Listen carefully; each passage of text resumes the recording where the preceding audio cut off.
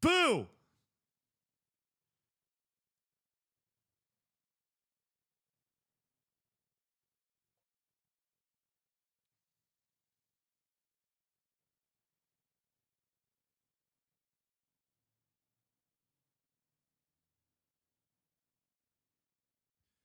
Sorry, dude. I didn't mean to spook you. That was my bad. I didn't mean to. Totally my bad. Wasn't trying to scare you, man.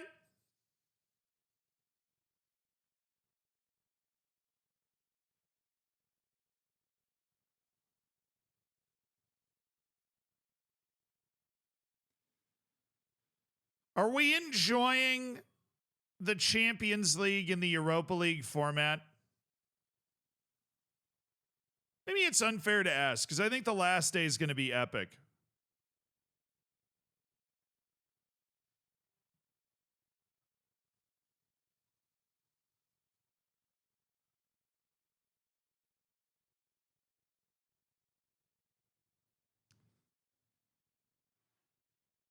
I mean, PSG and Man City aren't safe in the knockouts going into the final day. I think that alleviates some of the fear that it was going to be like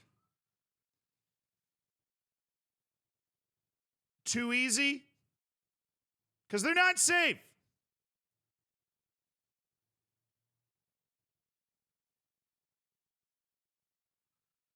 They're not safe.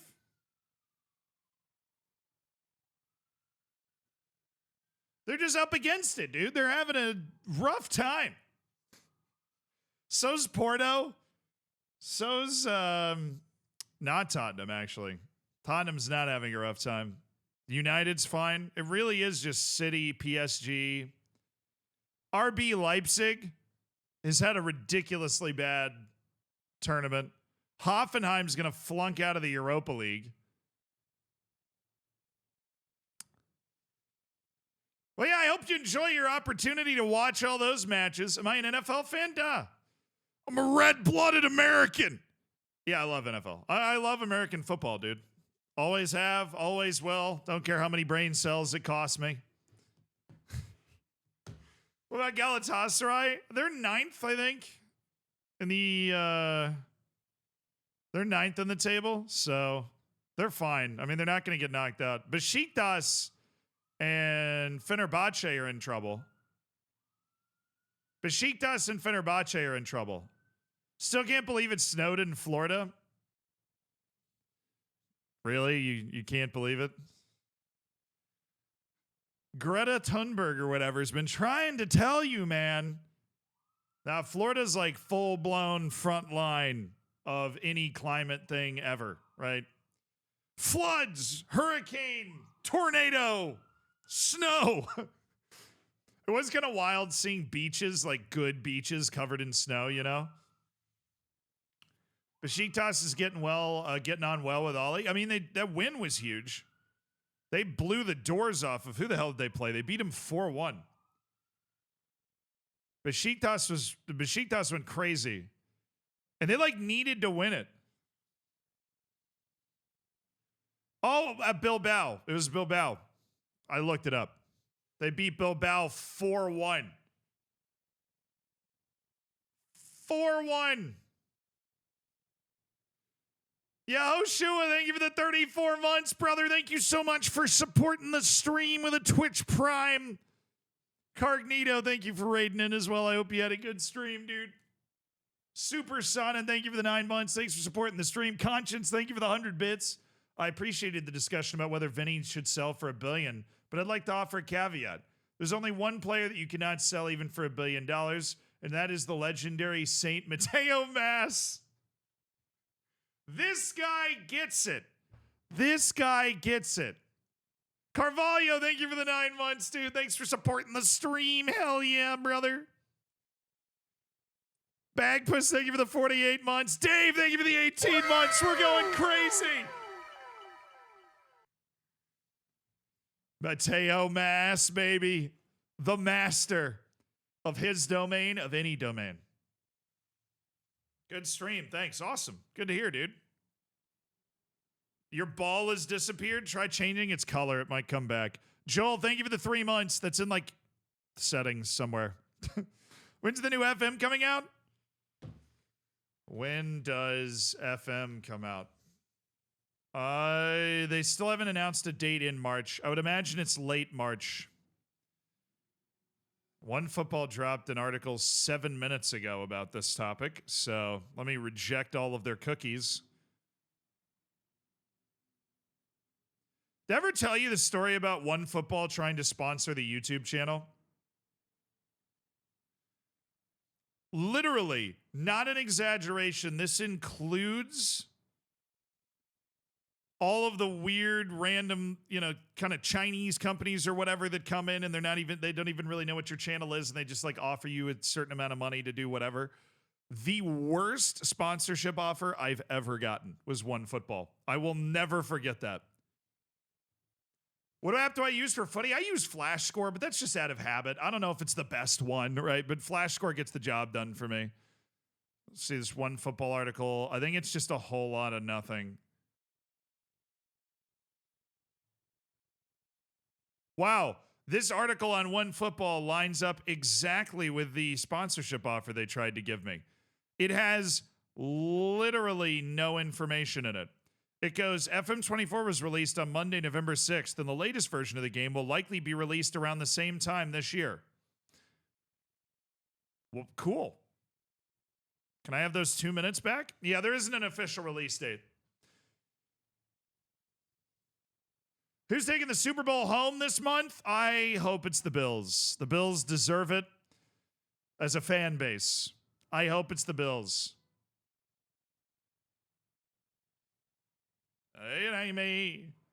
It's a vibe. I'm pretty sure I just went from Addison Rae to Creedence Clearwater Revival.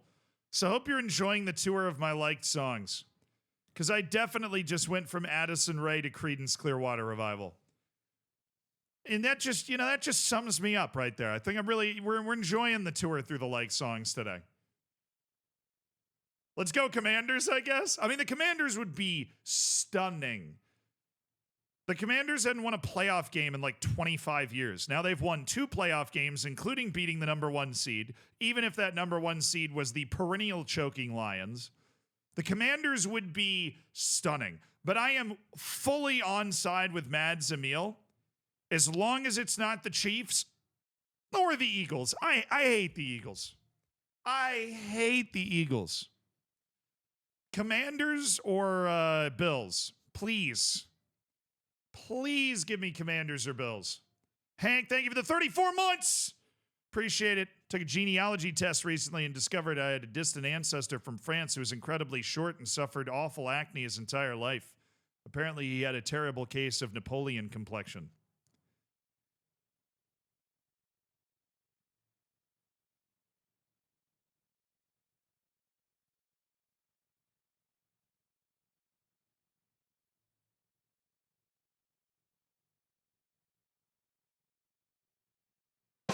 I'm going to go with a C on that one. We're going to go with a C on that one, Hank. Squid, thank you for the year. Do you know the owner of the Bills football team pays the Bills twice? Oh, my God. That's so bad. B-. Go Birds. Nah, dude, I hate the Eagles, man. I hate the Eagles. I hate them. We're the Commanders in football terms. Washington used to be the Skins. I'm not going to say the full name, obviously, because it's just hilariously offensive, right? If you really deep it. But my whole childhood, they were the Skins, right? They were always terrible. They had 1 year where they had a quarterback named Robert Griffin III who had like a flash in the pan season, and he was great, and then he got hurt, and he was never the same. They were really good in like the 70s. So maybe like an Everton type team, but they're just bad. They've just been bad type of team you just beat up on. Never good, terrible ownership, terrible management. But they landed a quarterback. They got this guy out of LSU, Louisiana State, and he's the truth. He's been great all year, and they beat my Buccaneers in a heartbreaking game, but we couldn't stop their offense, dude. They didn't punt one time. Every time they got the ball, they either scored or we stopped them on like a 4th down at the 5-yard line. Like they almost scored, basically. I'm a Brit trying to get into American football. Who should I support?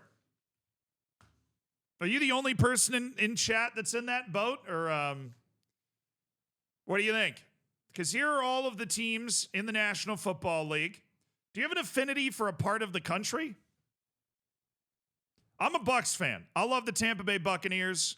The Tampa Bay Buccaneers, we have the worst winning percentages in NFL history. Tampa Bay Buccaneers!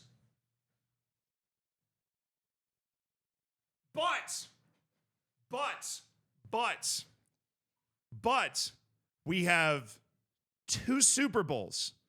Count them. 2. We've won 2 Super Bowls with the worst winning percentage in NFL history. That's what I'm talking about, baby. The Succaneers. Also, we have a pirate ship in the stadium. If you don't believe me, but you can support whoever. We'll take a tour through the teams. Raymond James Stadium. We have a pirate ship in the stadium.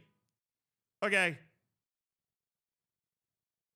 This is the only angle of the entire stadium where you don't see the pirate ship. Why would you want that picture? There it is. Can we okay, Raymond James Stadium, pirate ship. There you go. There's a pirate ship in the stadium, and every time you score, it fires blanks out of the cannons. If that's not the coolest thing ever. This is just in one of the end zones. There's just a full-scale pirate ship.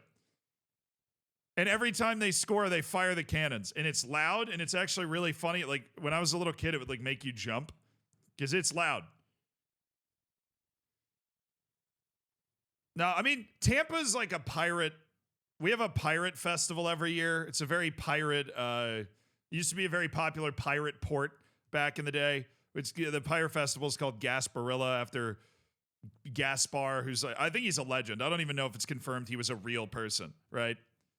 But Tampa and pirates is very, very, very together, right? A lot of illegal downloads. Well, they got to add a new one, dude. We've got 2 Super Bowls. Got to add a new one. How good are the Detroit Lions? They're actually very good right now. They went 15-2 this year. But they lost in the first round of the playoffs. They got stunted on by Washington. They got stunted on by the Commanders, who are right here, who went 12-5 this year. Washington is been really bad the last decade or so, but they got a new owner, they got a new group in, and they got a new quarterback, and all of a sudden they're doing it large.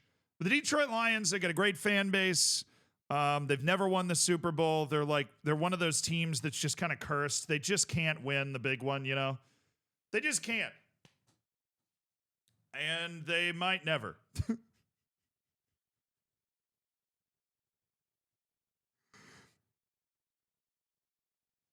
Do I know Tom Grossi? I do not know. I just did the 10 questions on the website of the NFL and it gave me Tampa. Wait, what is this?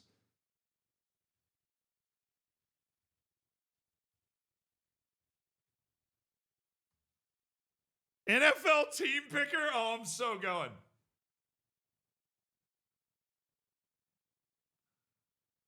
I'm gonna rig it to get the Bucks, honestly. If I don't get the Bucks, I'm gonna be furious. We have you take one class. What subject would you choose? What answer is... Oh, come on. If we ask your best friend which word would they say best describes you? It's not ambitious. Relaxed? You're an hour out for the big game. What do you put on your playlist?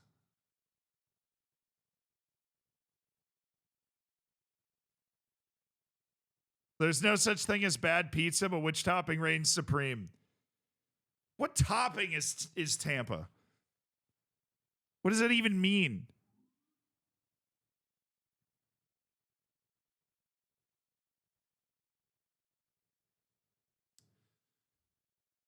I'm going to fail at this. I'm not going to get my team. This is going to make me sad.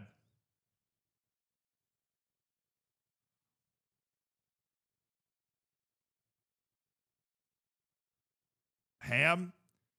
You have the whole day do it at, well, this is obvious. That's obvious. Everybody needs a fuzzy or scaly friend. Pick one. Fish. Give me bucks. We got all the snacks. You can snag one of them. It's not veggies. High fiber granola bar. What is that, Denver? Fruit. You caught a wild pass in the end zone for a touchdown. How are you celebrating? Spike. I mean, that's Tom Brady literally playing for the Bucks. Yeah! Yeah! Of course it is! Yeah! Let's go! Got my team! Yeah! Proper Tampa. Totally didn't pick all the answers that I thought would give me Tampa. At least I can guess the answers. That's actually hilarious. This is my dad's team. He roots for Tampa too, but he grew up in Chicago. The literal worst answer, if you get the Bucks, is the Chicago Bears. Rough. Go Bucks, baby. Well, I mean, that was easy. They're like color. And the do you like a beach? I mean, it's Florida. Of course, you just say beach. That's it. Can I say as a Brit, the thing I love about U.S. sports is that a team that has been poor for a few years can draft well and help them become competitive. And teams that dominate can't long-term as eventually they get nerfed. Though the Dodgers are trying to buck that trend. Well, baseball is different. Baseball doesn't have a salary cap. They have a tax. So if you go over a certain amount of money, you just have to pay more money to other teams. But the Dodgers just don't care. Where basketball, NFL, and hockey have a salary cap, right? There's all sorts of different rules around the salary cap, but NFL has a ton of parity, right? The Tampa Bay Buccaneers have won multiple championships, but we also have the worst win percentage ever. So that's fun, right? But this division, when I was growing up, this is our division, NFC South. And in the NFL, the way it works is you play the teams in your division twice a year. You play everybody else every once in a while, but these are your like big rivals because the U.S. is huge and you don't want to be having to travel to California every freaking weekend, right? So the NFC South, it's Atlanta, Tampa, Charlotte, and New Orleans.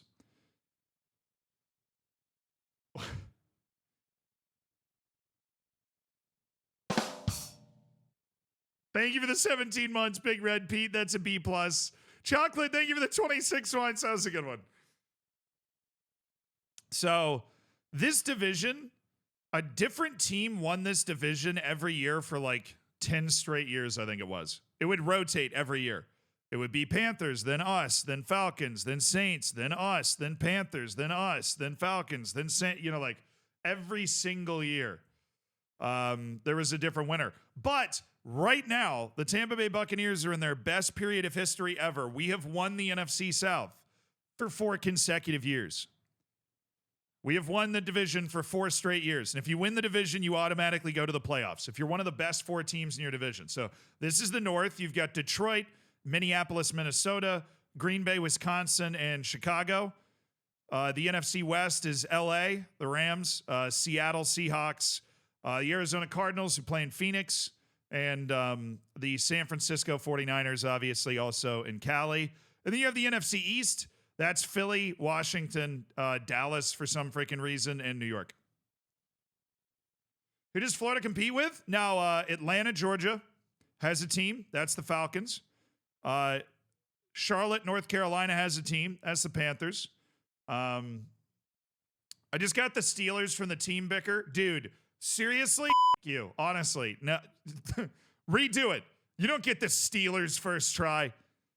Yeah, the Steelers are good. Steelers are historically one of the best teams in the NFL. The Steelers, let me show you the Steelers' records. The Steelers are on an actually unbelievable run right now. Hold on. So the Pittsburgh Steelers, we were just talking about the cyclical nature of the NFL, right? We were just talking about it. Look at the Steelers' record. This is wins, this is losses, this is ties. You can tie in the NFL, it just doesn't happen a lot. 10-7, 10-7, 9-8, 9-7, 12-4, 8-8, 9-6, 13-3, 11-5, 10-6, 11-5, 8-8, 8-8, 12-4, 12-4, 9-7, 12-4, 10-6, 8-8, 11-5, 15-1, 6-10. The last time the Pittsburgh Steelers had a losing season, I was 7 years old. The Pittsburgh Steelers are like the most consistent winning team. They also have a ton of Super Bowls. Don't clown me on this. The Steelers have like 5 Super Bowls.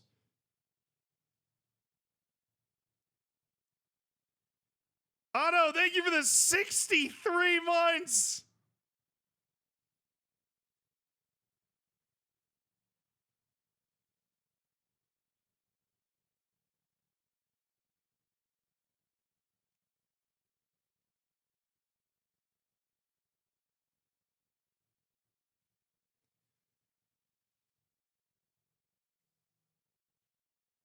How many Super Bowls in the last 15 years? Well, I mean, that's unfair because there's only so many teams that could have won a Super Bowl in the last 15 years. The vast majority of teams don't have a Super Bowl in the last 15 years. The Steelers have won a lot of Super Bowls. When was the last Steelers Super Bowl? It was with Tomlin. It wasn't that long ago. 2009. Like, what do you mean?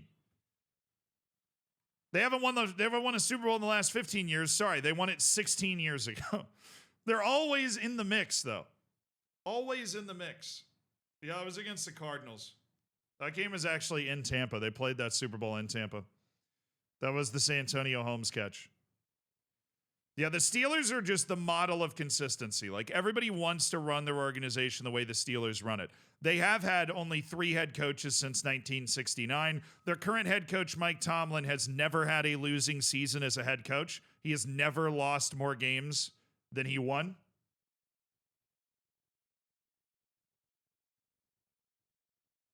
No, I think music was a little louder than normal. Charlie, appreciate it, brother. Nacho, thank you so much for the 3 months. Football Manager and NFL streams a good way to celebrate a new month. Wait, you like NFL in Argentina? I think they're playing those games in Brazil now. Yeah, so if you got Steelers from your they're in the other conference. So there's 2 conferences. It's because there used to be 2 major professional football leagues in the U.S., and then I think it was in the early 70s, late 60s, they combined, but they stayed as 2 conferences. So the winner of the AFC plays the winner of the NFC, and that's what the Super Bowl is. And you play a couple of interconference games every season. So the Bucs did play the Chiefs this year, the Chargers, the Broncos, and the Raiders. You play like one division cross-conference. 1966 they combined. There you go. So the Steelers, like that you just got in your online quiz, they're in the AFC. And the divisions are similarly organized, right? NFC and AFC both have East, West, North, and South, right? So the AFC South would be Houston, Texas, Indianapolis, Indiana, Jacksonville, and Nashville, Tennessee. And then the North is Baltimore, Pittsburgh, Cincinnati, and Cleveland. You got your 2 Ohio teams here. And then you've got the West, which is Kansas City, LA Chargers, Denver Broncos, Vegas Raiders. And then the East is Buffalo, New York, Miami Dolphins, the New York Jets, and the New England Patriots are basically Boston's team.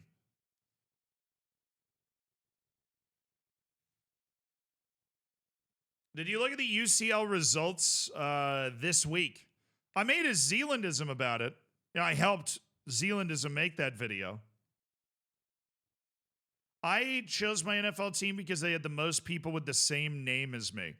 Another fun way to do this would be like, where are you from? Argentina. Largest Argentinian community in the U.S. Greater Miami. Boom, I'm a Dolphins fan.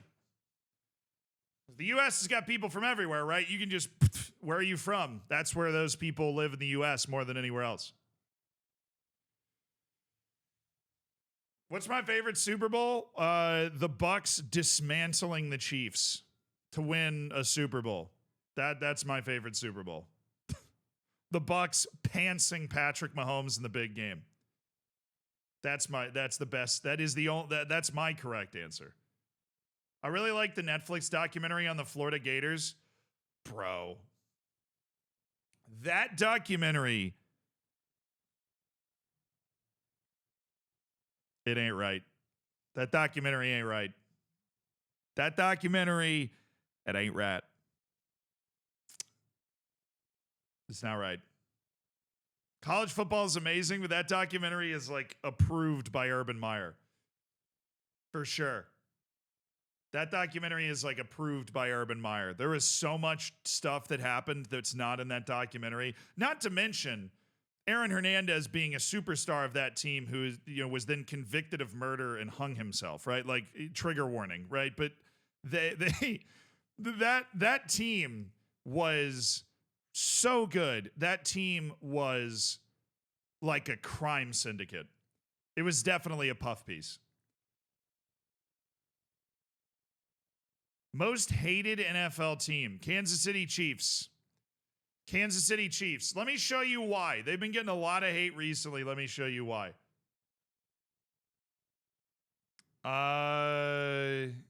Yeah, searching Twitter's scary, so I'll do that over here.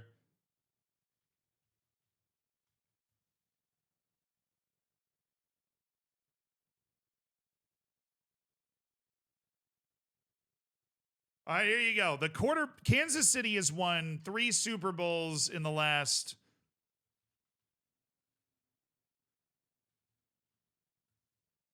They've won 4 Super Bowls. They've won 3. I think they've won 2 in a row, and they've won 3 of the last 4 or something like that. 3 of the last 5. And their quarterback is really good. And everybody recognizes the fact that their quarterback is really good. His name is Patrick Mahomes, and he's who we're looking at right here. Quarterback's the guy that takes the snap right from the center. He gets the ball to start the play. Kansas City, they've been the dominant team. They're very annoying about it because they're not obviously better than everybody else. They just squeeze out wins. They get lucky. And it's the same as the Real Madrid thing where everybody's conspiring that they've got the refs on their side. But also their quarterback, their superstar quarterback, does stuff like this. This is abhorrent. Watch this. It's been shot. Come on, man. There's no way. America is very averse to flopping, so he's been getting absolutely cooked for this. This is some soccer level nonsense right here. What is that? What is that? What is that? Flopped so hard. Just horrific flops. And no, there's like a penalty that he got too. But this flop he got absolutely cooked for. All he does, Patrick Mahomes is just a flop-o-matic 5,000. I'll be honest, I've always hated Patrick Mahomes. Always. Before he won a single Super Bowl, I didn't like him. And now I just really don't like him. Rowan, thank you for the 7 months. Danny's, thank you for the 14 months. I just never liked Patrick Mahomes. The dude's never dealt with any like actual adversity in a competitive sense in his entire life. And I can't handle that. And he doesn't handle it well. He once lost a primetime game because of a penalty against his team that was, by everybody's measure, the correct call. It was the right call.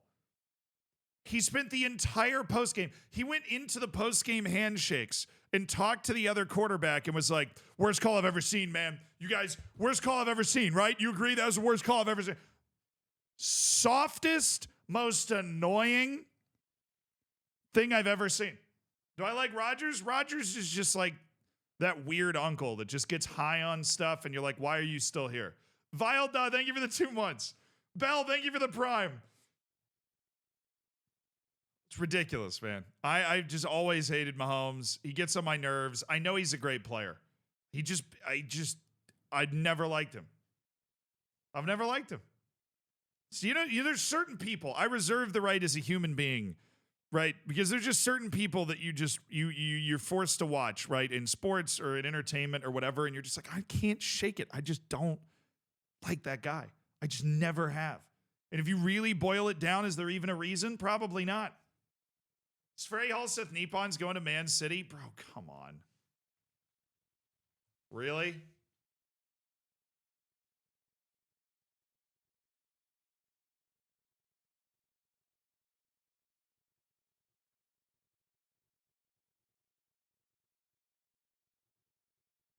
Great. Another FM Wonder Kid vacuumed up by Manchester City. Tom Brady's not nearly as good in the booth as I thought he was going to be, and that makes me sad. Hopefully he'll get better, but he's not very good at broadcasting right now. Tom Brady switched to broadcasting. Igor, thank you so much for the 4 months. Every South American will root for the Dolphins. If we go by community, that's fair. Actually, that's totally fair. But the Dolphins are a fun team to root for. Miami is also way more culturally similar to South America than basically anywhere else in the U.S. Like if you're from Brazil and you start rooting for the Vikings, if you ever went to Minnesota, you'd be like a fish in a desert, But if you go to Miami and you're a Dolphins fan, you go there and you'll be like, oh, this is awesome.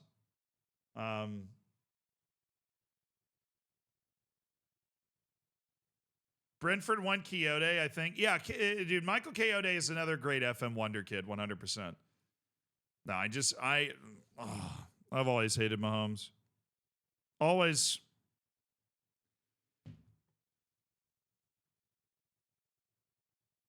Tom Brady just needs Joe Buck to get injured so he can take over the starting job. Then he's going to be a successful broadcaster.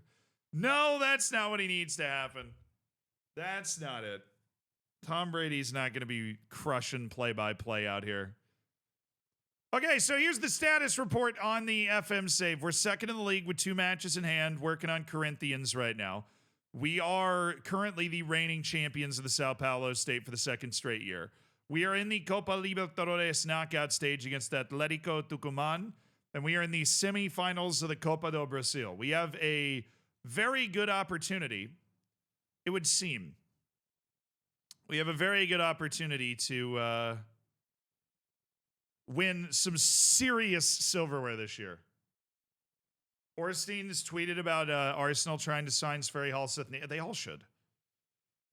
I mean, anytime you have a player like that everybody just agrees is great, you should try to sign him. I don't know why people don't. Hey, Daza, thank you for the 54 months. Looking good today, brother. Good evening. But yeah, we didn't even talk about the Champions League format. We just talked about NFL and who are the like teams and whatever. But if you ever need help picking your NFL team, I got you. Or there's apparently a 10-question quiz on the NFL website to help you out. But I have a new respect for foreign NFL fans because I was in London for one NFL weekend. And I went to this place called the Hippodrome, which had this like TV room in the basement. And there's just a bunch of British NFL fans there. And, they were all wearing their jerseys and going crazy. And Jets fans were being Jets fans, even though they were foreign, which was refreshing.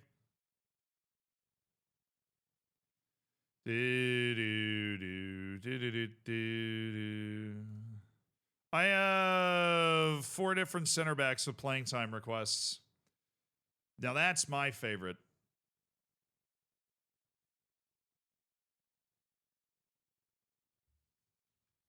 No!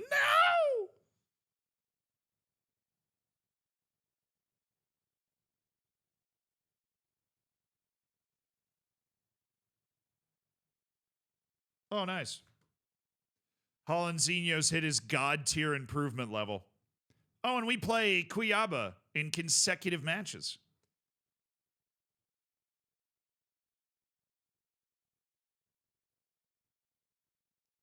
Oh, I think this guy was like on a short list or something, so I'm currently following him. I thought they just hired somebody away from my team, but that was totally not what it was telling me. That ain't what happened. Leon Sheik, you've got a little bit of game. You've got a little bit of game. We'll keep an eye on you. Keep our eyes peeled. Hamid Mahmoudi. That's pretty solid. Hamed Mahmoudi. He's 16 years old, though. We're not...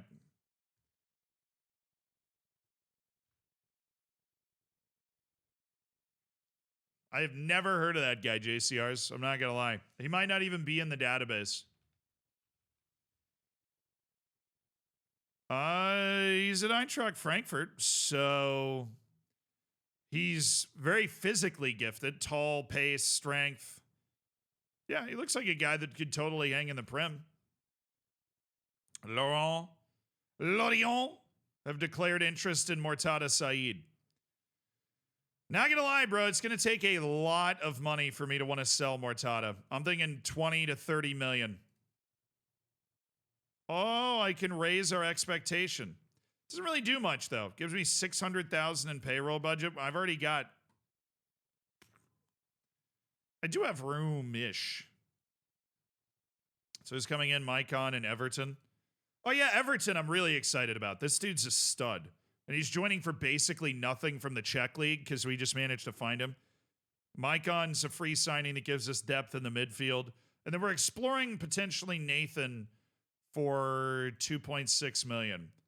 But I haven't quite decided whether that's something that I want to do yet. We are a little thin at right back. Mainly because I'm still playing that one guy. What's his name? He looks like he's... Where is he? Guilherme Mantuan is still playing fairly regularly at right back. I don't love that for me. I feel like we might need another right back on this team. That could be tough for Lucas Suarez, though. I don't know. I'm not going to change your expectations. I'll take you just absolutely loving me so you keep giving me stuff from the board. Okay, signings are here. Transfer window is open. This dude is a beast. Okay.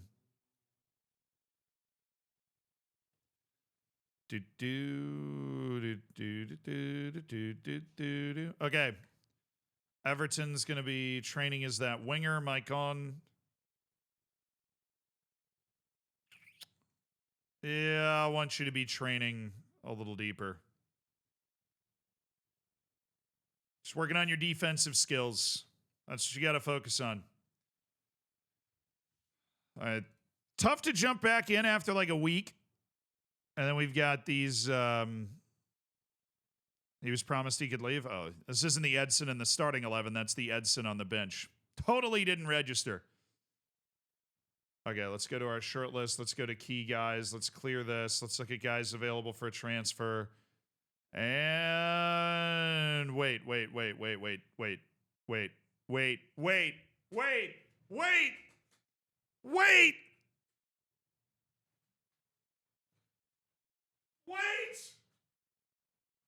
Oh, Hoddle. Simnius, thank you for the 8 months.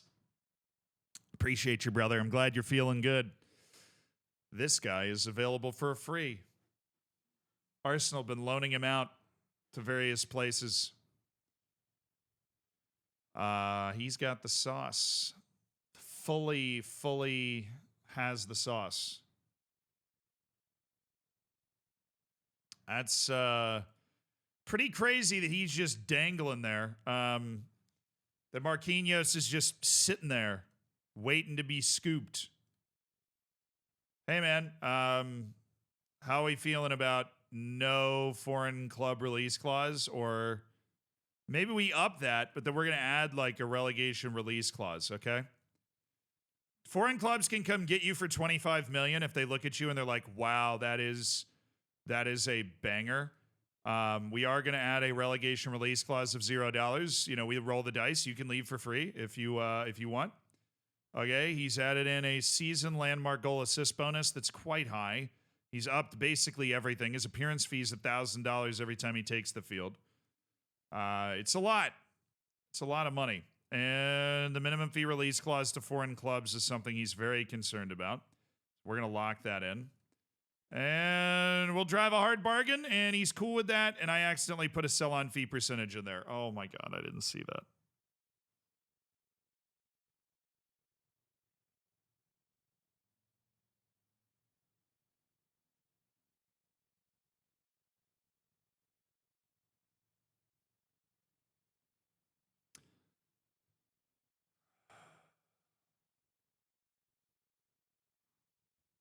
Those things are like ticks too, man. You can't get them out once they're there. Once you like propose an offer with them there, you're never going to get rid of it.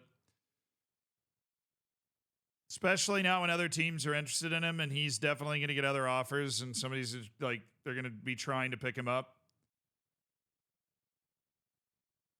That's just poor, you know, that's just going to cost us a couple million, basically. If we ever sell him, that's just going to cost us a couple million. Straight up.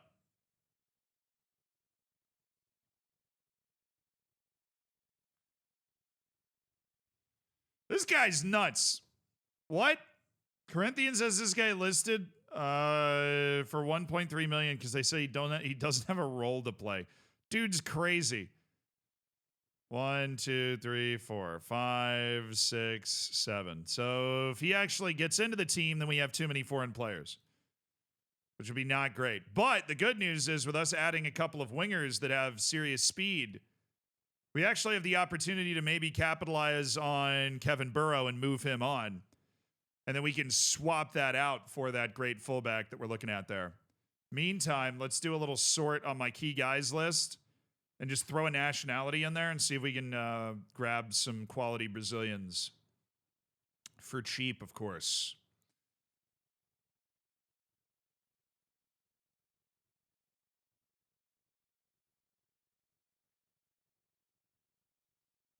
Yeah, I think I got enough center backs, bro, honestly. Mateus França. Yeah, but is he really playing for you, though? Or, you know, how much is he really playing? Be honest. Okay, now because that one guy was free, I'm actually going to come in here. We're going to get rid of this nonsense. We're going to get rid of this. We're going to go to nationality. We're going to look for Brazilian, and we're going to look for expired contracts. We're going to look for people that are interested in a transfer. Well, there's something else in here. Let's clear it.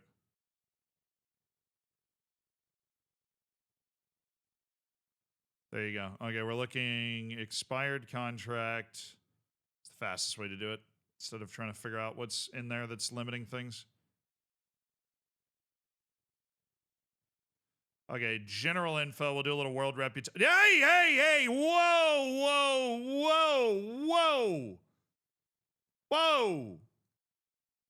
Richarlison's here. Okay. Also, some dude named Palmberg that my scouts clearly haven't looked at for a long time. Okay, Richarlison. Screw you, man. The financial muscle. I'm very strong, I'll have you know.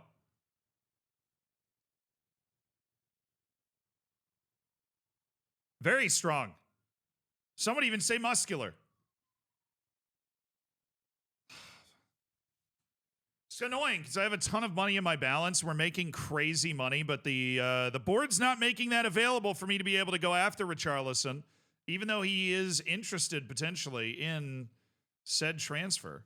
Everton and Maicon, welcome to the team. We've got two other guys that could be freaking boons for us. Would be amazing. Let's win a league match first. We'll settle things down. We'll win a league match. Artur Enrique, you're going into the starting lineup. Holancinho and Elias Kubo. Do any of you guys play any other positions that I might be able to put you at to satisfy this? Ah, yes. Kubo, you're going to go onto the left side. Hologram's cleared, so we're going to send him out there with Holancinho. Bright area MB is going to go here. There you go. Okay, so Ivan, Suarez, Graham, Holancinho, Kubo, Skelly Alvaro, Martin Tavares, freaking exhausted, so we can go with Nonato. Then Burrow, Lucas Fernandez. My boy right here is also quite tired, Marcinho. And Marcinho's tired, that means we played a lot of matches. And we have played a lot of matches recently. We'll put the salesman in, Arthur Sales. I should add this as like a preset to my tactic to have that on the opposing team's fullbacks, because that's just necessary the way we set up the play. What if you declare transfer target? Is that going to lower his wage expectation?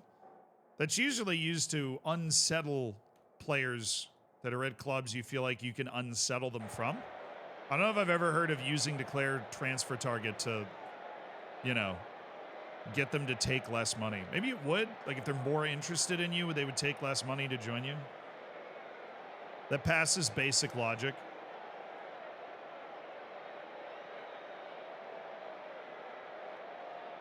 You can ask the board to help. Never, ever, ever do that.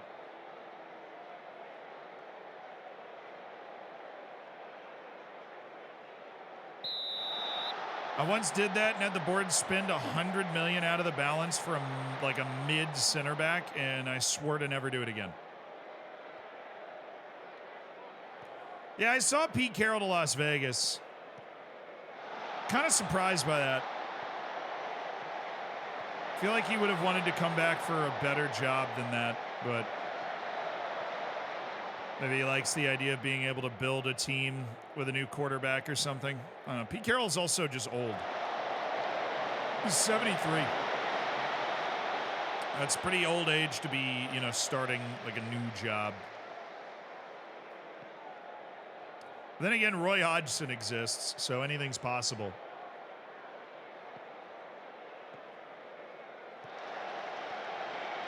Nonato. Luan Silva has been with us since the 3rd division. Skelly Alvaro, lovely ball to the donkey. Nonato!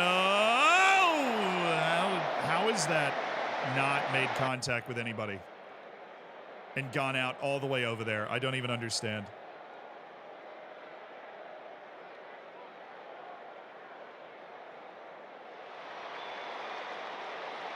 There we go, lads. No shot. Ivan's there. The combined age of the coaches of the AFC West is now 250 years old. Well, Andy Reid's what, 66? Carroll's 73.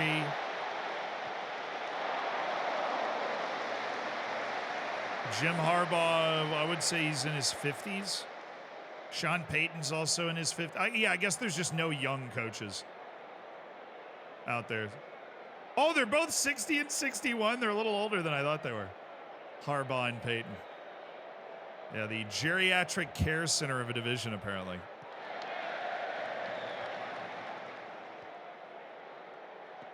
All right.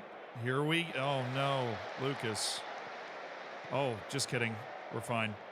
This is our highlight. Nonato. Lucas Fernandez. Feeling it. Skelly Alvaro!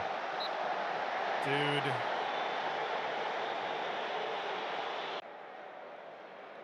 We're not really creating that well, either. We're just not. Hello, 6'8", man. Dang it.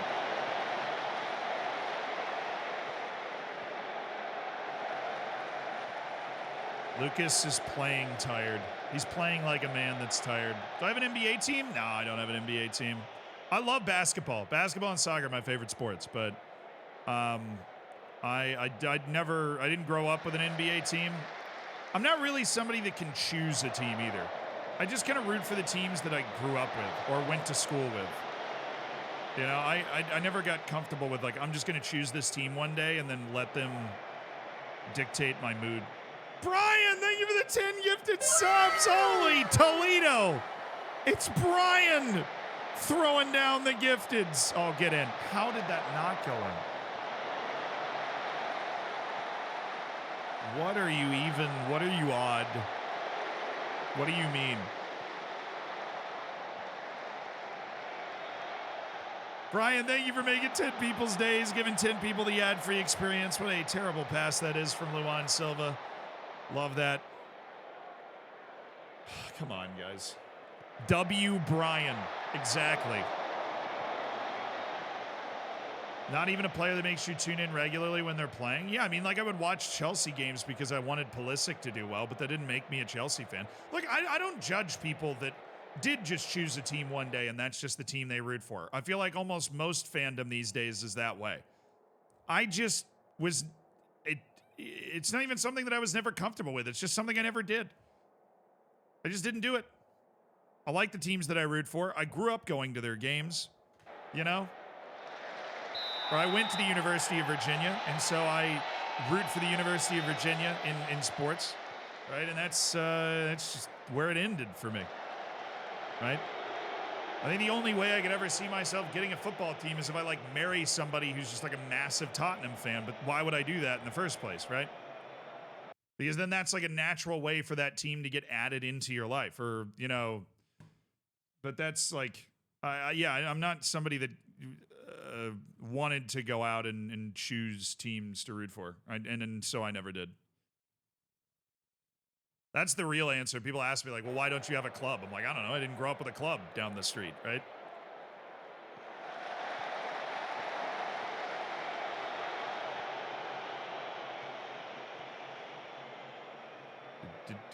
Same with me in American sports. Dude, that's totally fair. I also think it's fun for the people like Dr. Benji, right, or Work the Space that have an NHL team and they watch all their games and they get to enjoy. You know, it's fun to be a fan of more teams. And it's cool that I get to talk about hockey with them, you know, because they're friends. And now we can talk sports.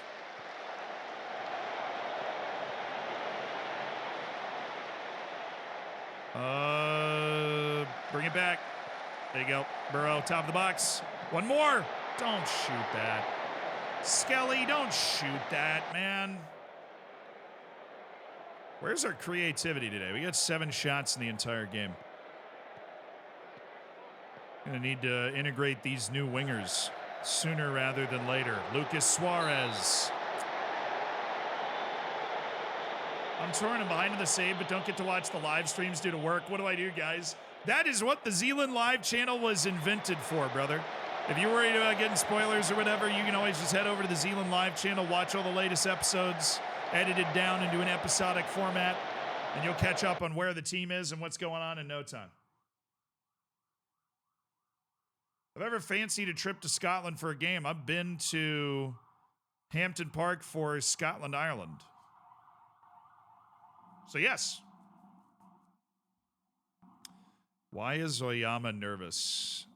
I don't really know, but we're going to go ahead and drop. We'll put them both in. Oyama's coming in. Wesley Nothing's coming in. Actually, we'll bring in Martin Tavra since this is winning time. Elias Kubaut has been terrible, so we're going to bring in Mateus Pereira as well.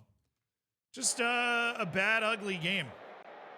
Not getting the right plays from the right players. But we'll sub in the guys that might actually be able to do something. This left back's good. I've had him on my short list for years. Nice tackle. Praise a la Graham. Oh. It's getting a little Rudiger going here. What the hell is that? How did that end up not costing us?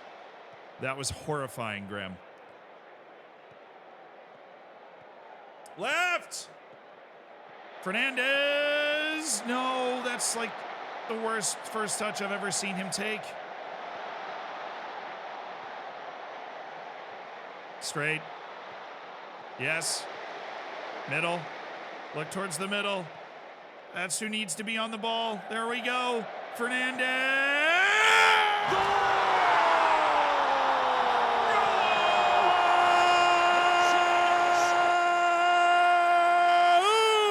Lucas Fernandez! There we go. That'll wake him up. Screw all this passing. I got this. Boom. Bomb goes off. Ball's in the net. Boom. Lucas Fernandez. Great players can win games full of malaise like this. And Lucas Fernandez is a great player. A bit lazy with the defense there, boys. A bit lazy with the defense. Nice, hologram. Nice. Can we get a nice save by Ivan? Whew. You woke up my cat? Very sorry about that. My bad, brother, my bad. Through on. Get that out of here. Get that nonsense out of here. Nice save.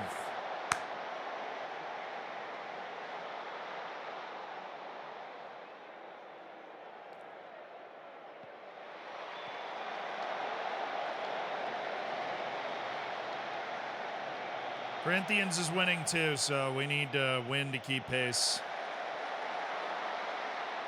Good. Good patience. Good patience. Oh, there were pass. Oh, Burrow leaves him for dead. Guy can't score ever. He's so allergic to goals. We'll throw some time wasting on before he heads over to the corner because it is just 1-0. Employ the dark arts, brothers.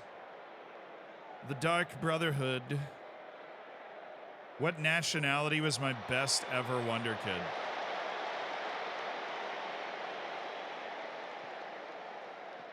What do you guys think? Some would say Beaver, but we never really got to see what he grew into because he popped up right at the end of a save. Ansi Karlainen was Finnish, which was definitely a surprise, and he's certainly one of, if not the best player I've ever coached in FM. But then you also have guys like Heiko, newer guys like Heiko Reinhardt or Bellarmino Seca, perhaps. A couple of FM Saints. Oh, Martin Tavra! Oh, it's brilliant. That is brilliant from Martin Tavra. I have no idea how he's squeaked that one by the goalkeeper, but he's just chipped it by him. Round world, thank you for the 3 months. And it's the 2 star turns in the midfield that have done it again. Fernandez and Tavra. The Brazilian and the Peruvian. Look at the sauce on that. Keira Knightley's jealous of that one and bend it like Beckham, I'll tell you that. Ah.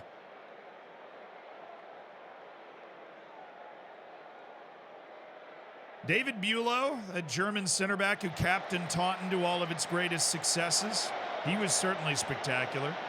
João Silva is probably the most pure wonder kid in that we were playing a match and the dude was dominating us and we went, who's that guy? And we clicked on him and he was a 16-year-old. And I went, I'm spending every penny I have to buy him. And we did. And then he stayed with the club the rest of the save. Until Champions League semifinals and everything. So João Silva is definitely a shout. Not Clavinho. Seca was the best player Zealand ever inherited. Yeah, I think what's special about Seca is I didn't even sign him. He was on the team when I got there. And he was just that good. He was just clearly one of the best players in the world from the drop, from the moment we got there. Good win. Would have loved more team dominance, but we just had the 2 best players out there, and Tavra and Lucas Fernandez let them freaking know, dude. What's the longest save I've ever done? I've played till 2048 in a personal save before. Longest save I've ever done on stream was Bate was like 9 years. ODFC. How far did we go with ODFC? 13, 14 years? I mean, we went from the Portuguese 4th division to the Champions League semifinal.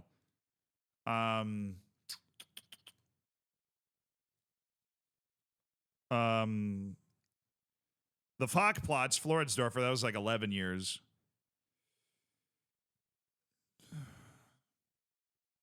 The Journeyman we played was pretty long. It was like 15, 16 years. Was it? No. The Journeyman, how many seasons did it take for us to, how many seasons did it take for us to win the Champions League unemployed with no badges? Took us a little while. Journeyman was 8 to 10. Wow, we went through that pretty quickly. Pats on the back for me there. And then, of course, there was Taunton, which was like 15. So maybe Taunton might be the answer. Because, I mean, we 6th division all the way to Champions League winners. Brian, thanks for gifting I'm not a pleb. Thank you for gifting I'm not a pleb a sub. Pleb, was you just cat jamming through the ads? Well, guess what? I'm not a pleb. No more ads for you, courtesy of Brian. Shout out Brian, W. Brian. Said, don't worry about your ads, bro. What a G. And we run the minimum amount of ads that allow there to be no pre-rolls, so you can click on the stream and always come right in. We run the minimum amount of ads that Twitch lets you do without pre-rolls. So we do what we can to dodge the Twitch ads.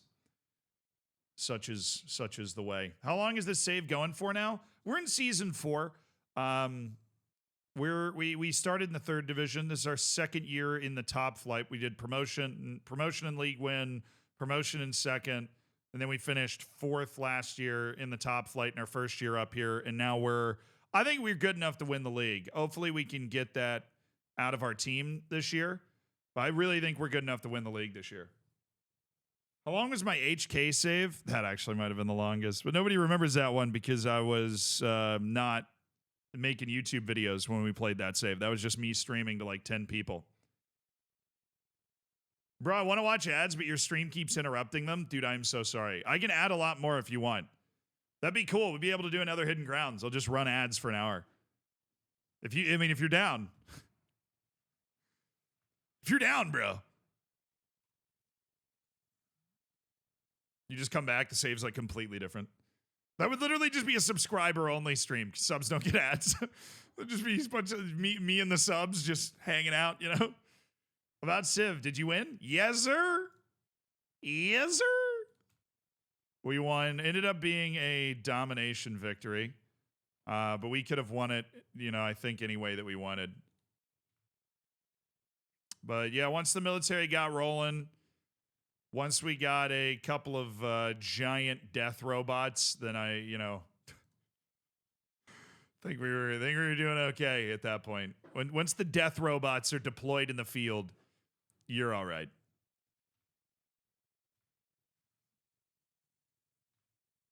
Vinicius Senior.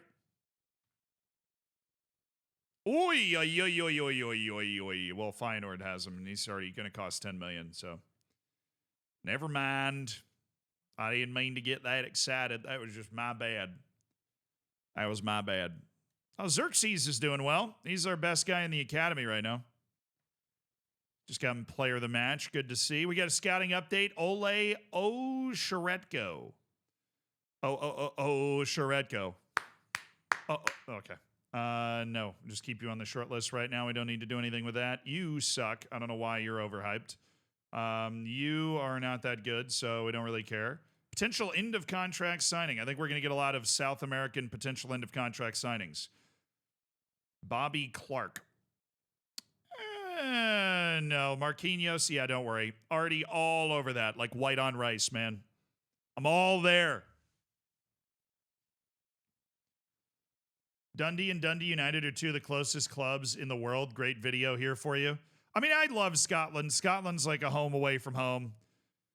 I could live in Scotland for sure. I love Scotland. I just,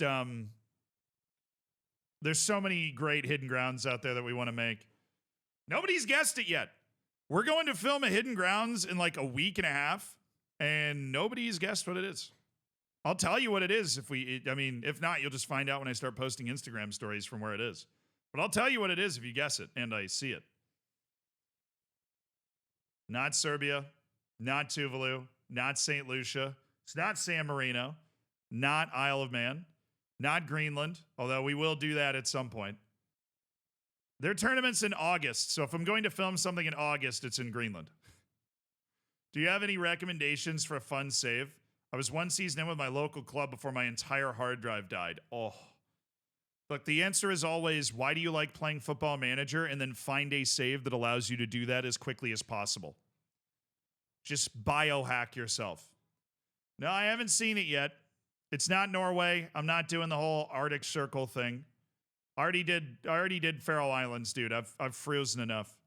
Brazil, I'd love to do a Brazilian story, but it is not Brazil yet. Although I love the Pipo Brazil. Pipo Brazil gets me going every time. Portugal, fan of that. Doesn't necessarily have to be somewhere sunny. I mean, it's very hard to guess. It's very hard to guess. It's very hard to guess.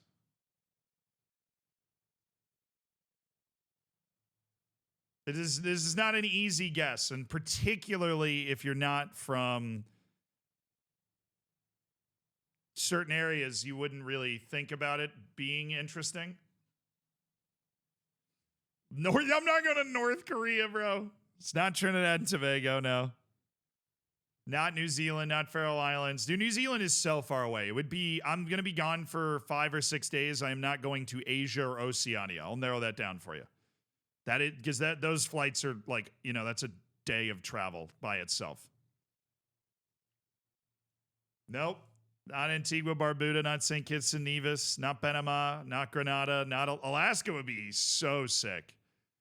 Yeah, Alaska would be so sick. Is it? It's Merrick. It is not in the United States. I'm going to a different country. It is not in the United States. I am going to a different country. It's not Mexico. It's not Jamaica. It's not Canada. It's not Iceland. It's not South Africa. It's not Albania. It's not Puerto Rico. There are actually two answers that would be right.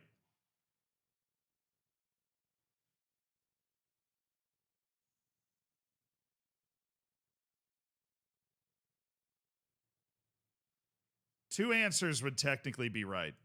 We're going to be kind of in one place, covering another place from that one place. Honduras, no. This is fun. I feel like it's driving you guys crazy, but nobody said it. Literally nobody has said it. Latvia, no, that would be, with RFS playing super well, Latvia would be really cool, but no. Narnia, no. UK, no. It's nowhere in the UK. Somebody got it. Somebody got it. Somebody got it. First person I see that got it was Rosalie. First person I see that got it was Rosalie, and then somebody came in and kind of cleaned it up, and that was HMI Nudo. Rosalie got it, and then HMI Nudo cleared it up. It is not Jamaica. We are doing a Hidden Grounds about Haiti. And the Haitian club that will be playing their CONCACAF Champions League match in the Dominican Republic. So technically, two answers were right. Because Haiti is so in so much disarray right now that the club that qualified for the CONCACAF Champions League they have to play their matches in the Dominican Republic. That's also what the Haitian national team has to do.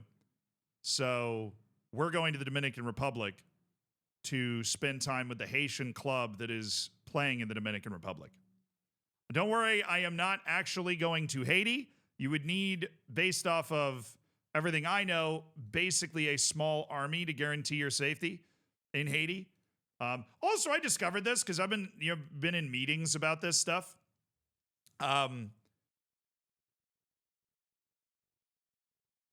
Haiti. Do you guys know how messed up Haiti is? Because I've been in like production meetings about us going down there, and I don't think people don't really realize how messed up Haiti is. It's like Somalia in the Caribbean. It does not have a functioning central government. The capital is run by various collections of gangs. Yeah, gangs shut down the airport. Yeah. I don't know. I was surprised. I had some friends in the UK that had no idea that Haiti was. I mean, they knew that it wasn't great, but they didn't know how bad it was. You know what I mean? No, I mean, the UN sends UN peacekeeping forces in that the gangs don't touch to try and just do basic normal stuff. But it is a very dystopian state.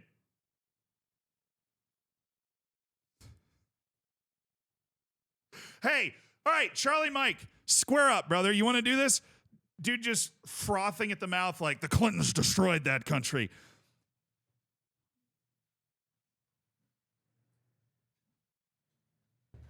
Hey, okay, so Haiti was the only successful slave revolt in history, all right?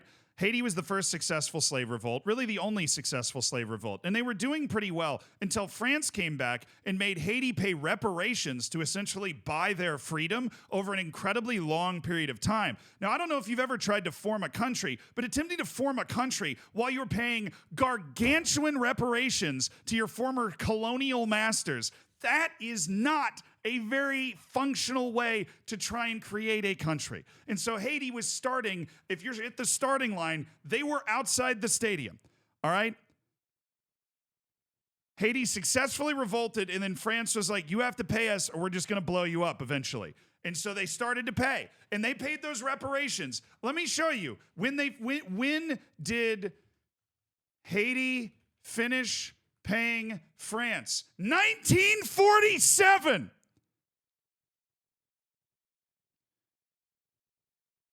Don't give me some bull about the Clintons. Get your head out of the sand, read a book, learn some history. France was charging Haiti until 1947.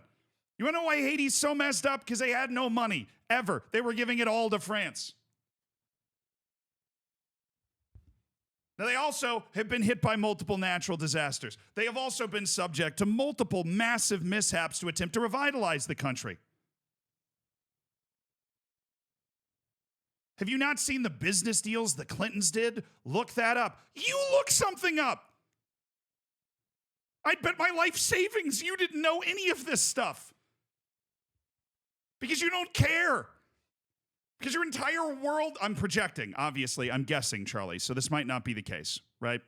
This might not be the case. I'm projecting. I'm just taking an opportunity because I'm obviously frustrated as somebody that loves history with the devastating misunderstanding that people have of like historical reasons that thing exists. The reasons that Haiti are so messed up, it starts with this and other international efforts to try to help Haiti that have gone horribly wrong. Like when they tried to provide a good food source to Haiti, they gave them a bunch of hogs. And instead, the hogs bred like crazy, destroyed all the crops, and took the island over. They tried to give them a food source and then destroyed whatever crops that they were growing. Haiti's been screwed from the drop.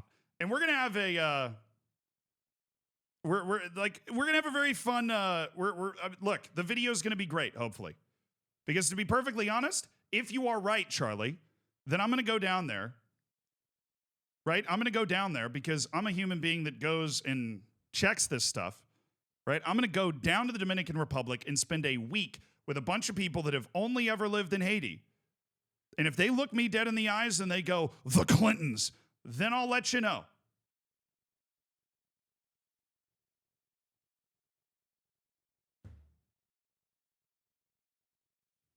I'll let you know.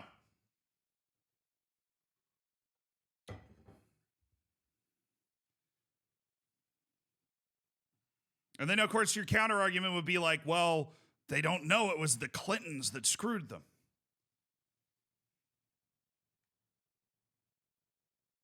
He doesn't want to go to Portsmouth. Why is Portsmouth trying to sign my Wonder Kid center back? That doesn't even make sense to me. I already told you you could go somewhere else. International. Oh, dude. Oh, they're in the Bundesliga. Oh, we are so screwed.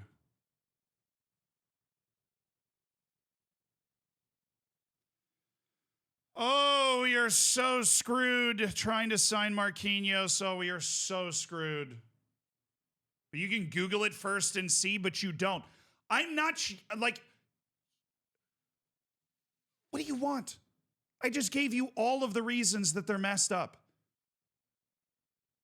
Like, this is called false equivalency, okay? This is something that Joe Rogan falls for all the time. Joe Rogan understands false equivalency as, let me bring on an astrophysicist, and then let me bring on a guy that thinks the world is flat, and put them on the same pedestal, and give them the same amount of airtime. That's not how this works, okay?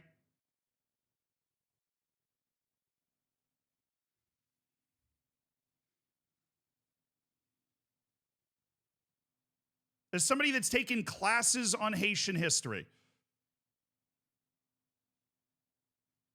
I'm not going to waste my time reading about business deals that the Clintons did that I'm sure were messed up. I'm sure they were. There's always a kernel of truth in these things. But to be perfectly honest, everybody's been dumping on Haiti for a long time, brother. They have. Literally from the moment that it came up. Read dispatches from around that time. No, we don't need to ban him. I'm trying to make a larger point. I honestly really do enjoy conversations like these. These are conversations that need to happen. You know what I mean? But like, The false equivalency to different conversations is it's just not like not good.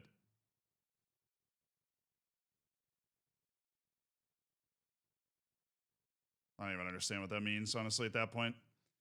Didn't Haiti's government only really collapse in the last 10 years? Yeah, they had some like African style dictatorships going for a while, but those guys lost power. The meltdown has really been the last couple of years, where Haiti has gone from a really tough place to live to anarchy. That transition. But I'm going to learn a lot more about this because we're going to be hanging out with people that grew up in Haiti. Then we're going to be hanging out with a club that plays in the Haitian League and is from Haiti and is playing in the CONCACAF Champions League against an MLS team. And we're going to hear their stories and tell their stories. And that'll be great. I'm really looking forward to that. And then we'll get more answers, right? You denied it, that it wasn't even part of their recent demise. No, I made fun of you for saying that Haiti was messed up because of the Clintons. That is an objectively false statement, provable by every metric possible. I was making fun of you for saying that. Who are they facing? I don't remember exactly. Did I look you dead in the eyes and say the Clintons' business dealings had zero impact on any hardship in Haiti? No, I didn't. Minutia. You sit alongside news signing Micon. Are you pleased to have got your man? Yes. I am happy. We signed this guy in like March and he finally was able to join us. What on earth is he talking about? Bro. Well, we're actually talking about Haiti because I'm going to do a Haitian Hidden Grounds. We're going to join up with a Haitian club that's in the Dominican Republic playing their match there. You know? Any ETA when the video should be out? Oh, a couple months. It'll be a while. Those videos, we take a lot of care with the production, with the story and everything. Those take a lot of effort. So if you really like those videos, please do support them because they take a lot for us to do. Why do I do press conferences? I only do them for new signings because I want guys to get off to the right start mentally.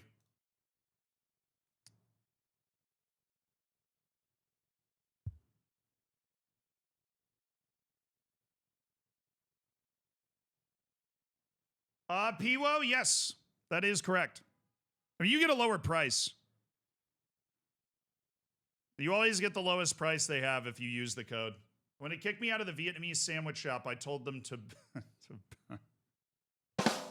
That's a B+. That was good. That was a good dad joke.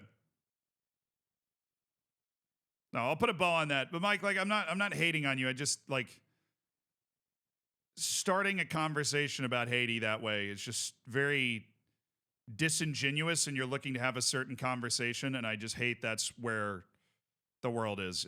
That's the sort of stuff that creates these massive misunderstandings. That's how these little things get blown so unbelievably out of proportion, you know?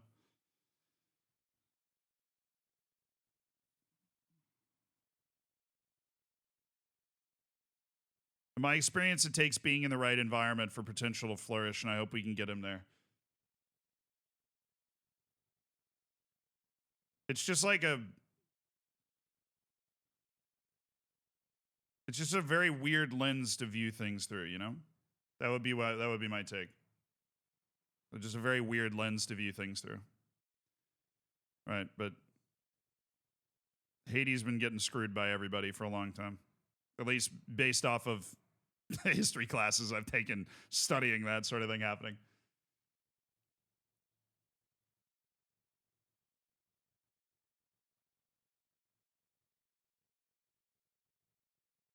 And Zealand in office would give billions to academies and try to loan in one kids. Yeah, you put me in office and I'm going to be like, so what would it take for us to build a national system of football academies? Can we put that under the NHS? Like, can we put this under like what branch of government can we put a national system of academies under in order to properly develop American Wonder Kids?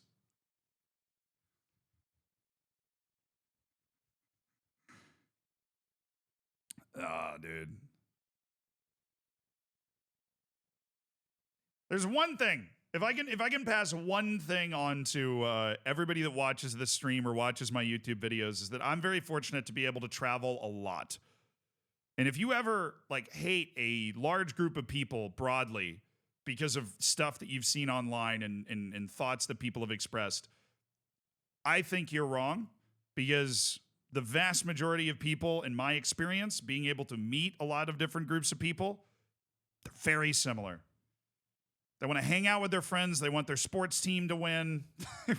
They want to make a decent living. Like it doesn't matter if you're in a Moroccan Casbah, if you're in, Hong Kong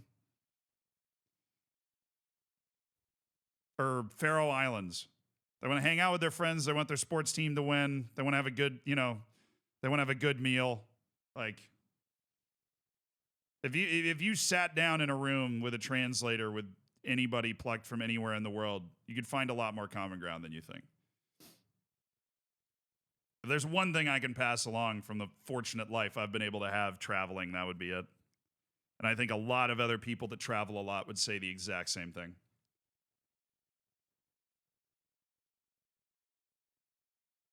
Zealand's form of neocolonialism is just, yes. I'm very kumbaya, everybody gets along sort of thing. Unless you have wonder kids, then we're colonizing. Then we're colonizing.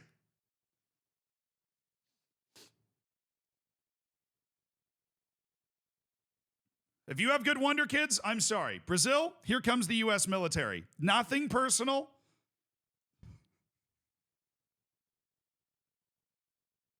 But if we turn Brazil into America, our national team would be the best in the world.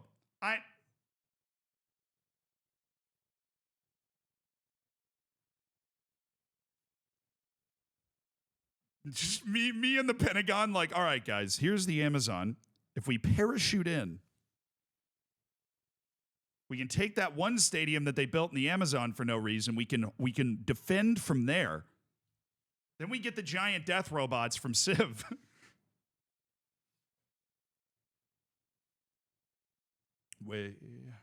Maicon and Martin Tavaro will draw very similar comparisons. You prepared? Oh, dude, they're not similar at all. But sure, yeah, I'll play along. All right, Maicon's happy. Yay! Don't you dare invade my country. Look, I told you, I'm only in favor of, I get elected president, right? There's only one thing I'm looking to do. Find wonder kids. If you've got wonder kids, which you do, Phasia. I did win the Civ 6 game, yeah. If you've got wonder kids, there's nowhere to hide.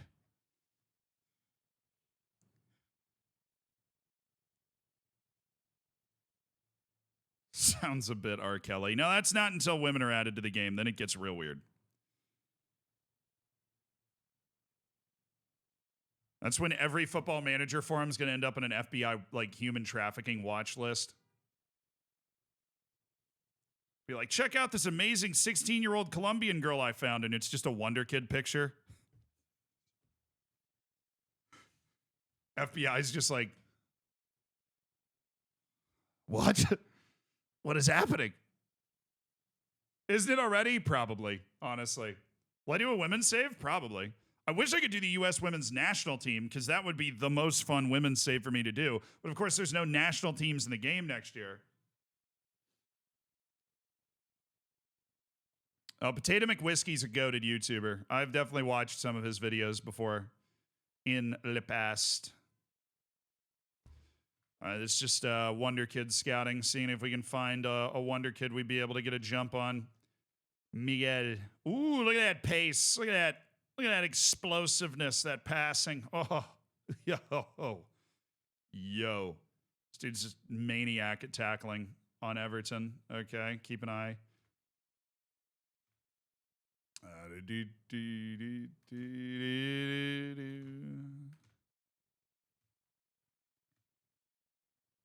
Sidney Seitel. He's not very good. I don't know why you're hyping him up that much.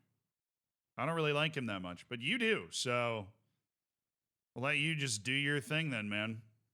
Hey.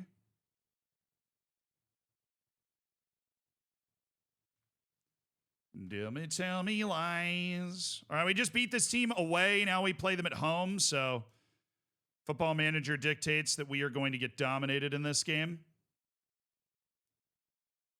Dang it. Dang it, dang it, dang it, dang it. That's the one I wanted. This is the one I wanted. I wanted Diego Palacios at left back. I think he's an improvement to our team. And yet you have decided there's no offers for Kevin Burrow. That just annoys me. We're adding one good winger. We're not adding two good wingers. Probably not anyways, because we don't expect Marquinhos to sign with us when there's an offer from the Bundesliga on the table. And then there's Nathan. And I have no idea how many times I've delayed this offer for old Nathaniel. But this guy's a 25-year-old Brazilian right back. Kind of an idiot.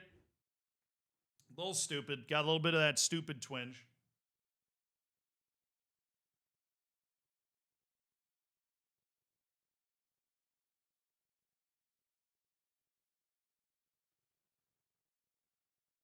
Are you worried 8 more days of January is very quiet over at Sports Interactive? No. Because they have to release the game. They're going to drop something. What do you mean worried? They delayed the game 5 months. I'm out of worries to give. Oh, Brian, I think you nailed it too. Just ask the board for a budget increase. That's how we solved the debt crisis. It's easy. Have you seen the Brazilian player named Tsunami in a game? No, I have not seen a Brazilian player named Tsunami, although that is awesome. Miles is holding me hostage unless I praise his game. Is he paying you? If so, how? Can you get me one of those contracts?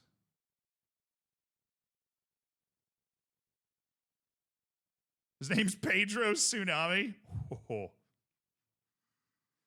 Apparently, somebody said Orstein has a tweet that says Nippon might be going to Arsenal, or at least that they're trying to make that happen. They might be trying to make that happen.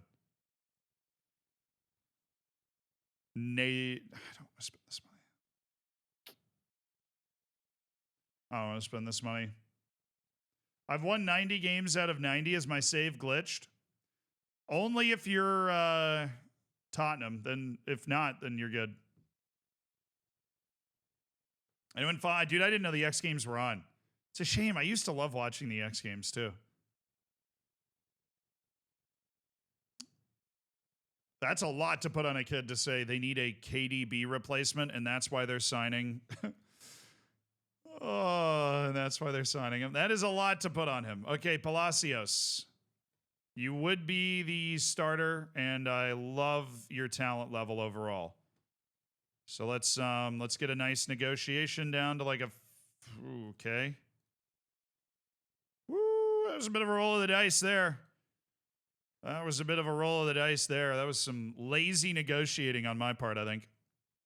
Very lazy negotiating. Oh, this dude's at Man City. Yeah, no wonder he's good. He's looking like the next Sverri Halseth Nippon out here. How much recent revelations about the game affect your gameplay? I don't pay attention to training nearly as much. I'd say that was like the most important. Hey, we've hit 200 games. I don't really pay attention to training nearly as much. I've got a couple of presets that we know develop attributes very well, and we just throw those on now.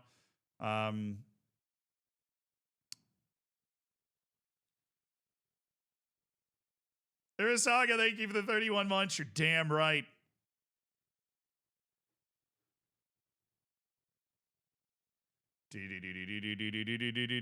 Fab says City. Fabrizio Romano's an AI. Who knows? He says whatever the agents have told him to say, dude.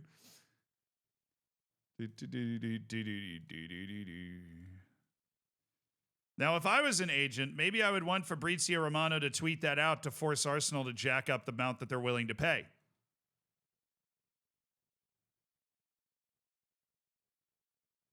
See how this works? Because that would totally work.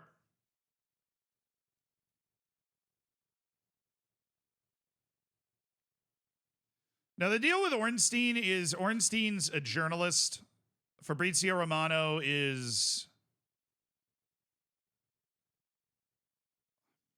I don't want to say reporter because I feel like people have mixed that up too much, but he's just a...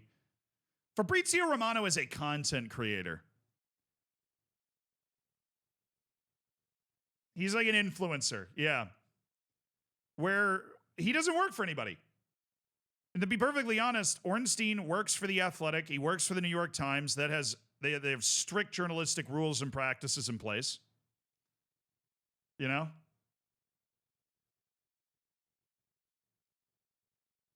And Fabrizio he's not held to those standards. I don't blame him. The only issue is that people treat him like a journalist, right? It's all about raising awareness for the fact that he's really just he's like an influencer. But Fabrizio Romano makes a killing. He's got massive social importance. And hopefully he's getting all the things that he wants, I guess. Dude, Holensinho, how are you upset with where your playing time is at, man? How are you upset with where your playing time is at? I don't even understand. Okay. At home, Cuyaba. We just beat them on the road. Now we play them at home. For some reason, we're playing them in 2 consecutive matches in the league. For whatever reason. C16, yeah. 16-year-olds, it's all potential. And his potential looks good. All right, hello. We have access to our new winger, Everton. Maybe we try and find out what Everton is capable of after all of his years over in Europe. How much or maybe, perhaps how well he stacks up against all of these dudes. You know what? Oh, I'm just going to toss him in the starting lineup. There you go, Everton. Off and running. Could play him there. Luan Silva was once again terrible from this left wing position, but that gives us a chance to bring Marcinho back into the fold. Lucas Fernandez can keep playing. I think Martin Tavera got enough of a rest that he's good here. I do need to rotate Edson in at center back, which is going to suck a little bit. We're going to put him out there with Holensinho to play this match because he needs more match time to feel good about himself. Can you play left back? You can, and you got a little bit of pace to it as well. So we'll put Bright Ariembi at left back for this game instead of Mateus Pereira because I think we can float that, and we're just trying to satisfy... I mismanaged my playing time this year 100%, and I'm paying for it. Definitely paying for it. Need a right back. Guilherme Mantuan. You give me Artur Enrique. Thank you. Oyama. We'll play him in the next match. Skelly Alvaro should be plenty tired by that point. Okay, what can I do? Can I go out to tactics, opposition instructions? Okay. For this specific opposition, I'm just wondering if I can set that for every opposition because I feel like that used to be in the game. Everton gets number 16. Okay. St. Lucas Fernandez continues on with number 20. The honorary number for our... Why are you nervous? Relax, man. Why are we nervous for this game, Bright Ariembi? You're a good player. There's no reason to be nervous out there. Maybe he's nervous because Edson's starting at center back. I'm nervous about that.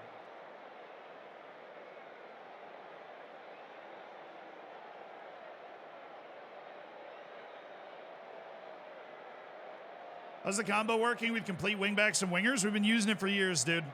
Works like a charm. Have your wingers cut in when they get on the ball.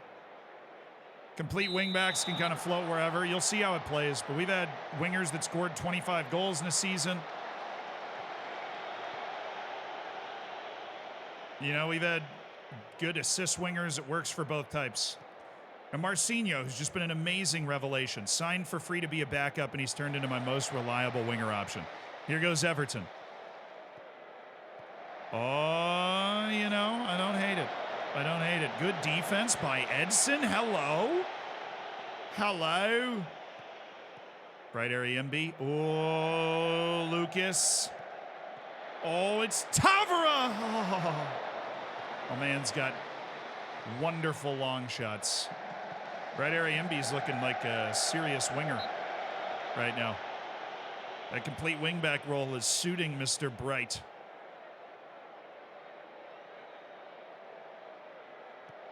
Does he have a set time to start his streams? We try to start between like 11 and 12 Eastern Standard Time. The problem is I've gotten into this habit of doing some recording in the mornings that tends to push that back a little bit.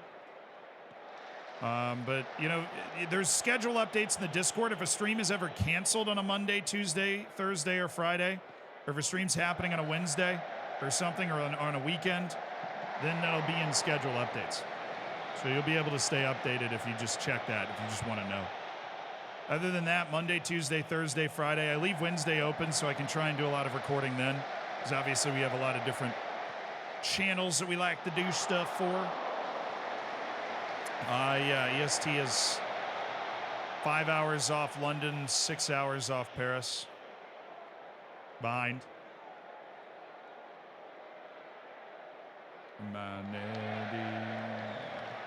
Oh, nope. Yep.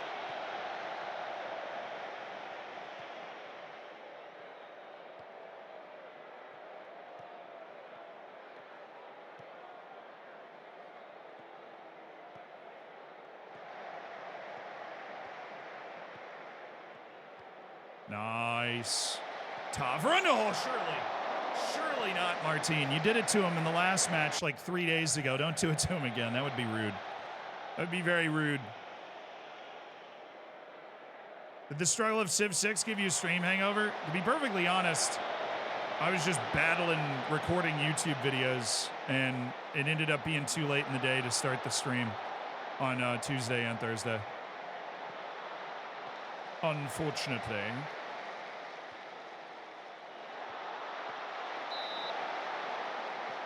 I gotta go get his. Are we on comprehensive? No, we're on extended. It just feels like we're on comprehensive because we're dominating them. I need to get a snack. I'm suddenly starving. Hopefully we score.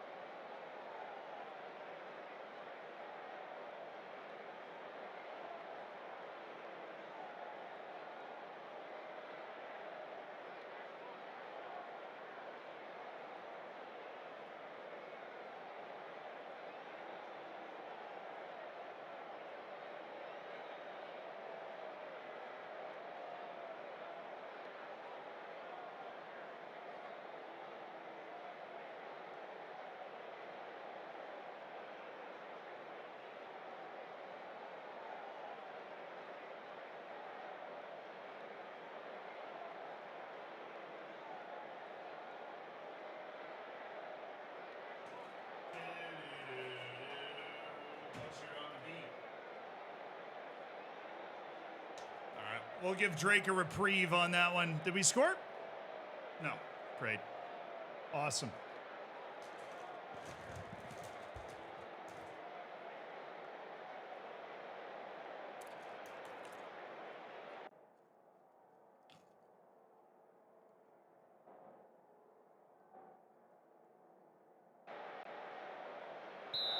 We dominated that half statistically, so I back us in this second half. I do. The chair used the wrong shouts. That's okay. Honestly, I do that sometimes. Shouts are going to be obsolete anyways.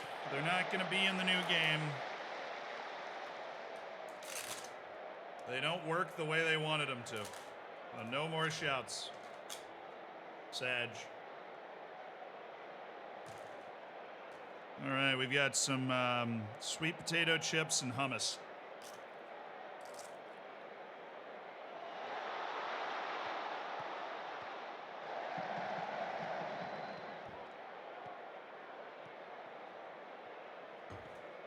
What'll be the new shouts? I mean, I think they're just removing them from the game. They're not like adding new shouts. They're removing the mechanic.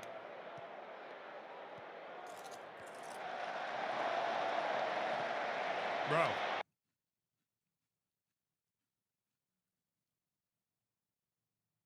No, I was afraid of that.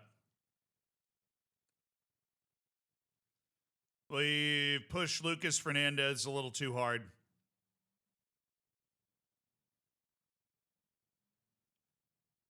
Can't get a good rating out of either of these positions. Burrow, you're in. You guys flip. You guys both go on attack. Now we're playing inside foot on both sides. Go get him. Come on, Burrow.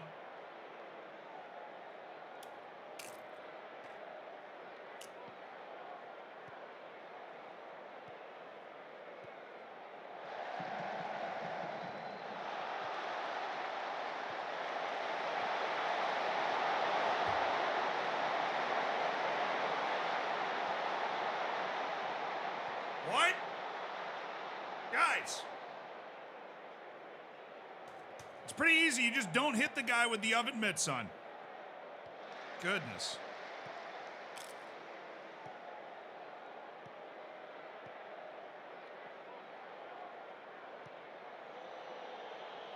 What's up, dude? Love to Sweden.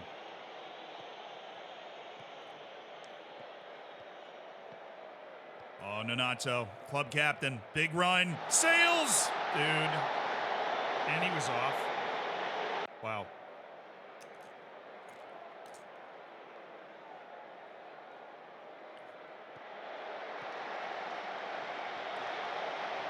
Wait.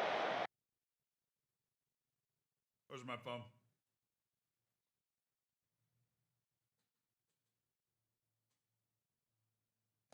Oh. Totally forgot to do something.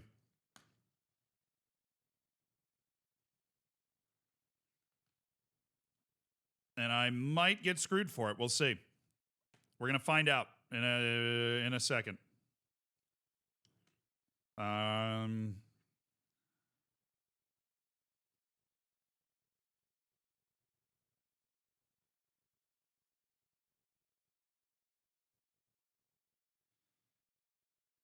Totally forgot to do something. And it's not OBS related, no.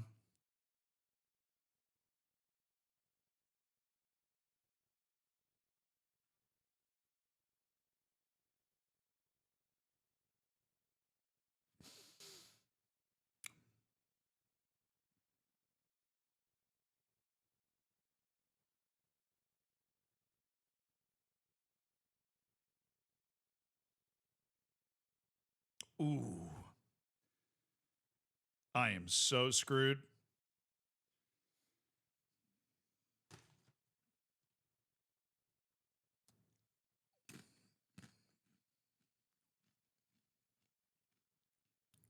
Maybe. I might be screwed. No, I'm definitely screwed.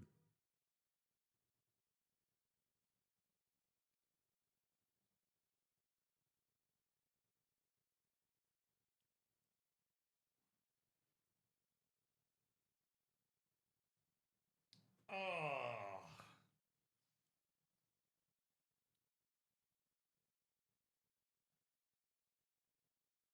Yeah, the Clintons called.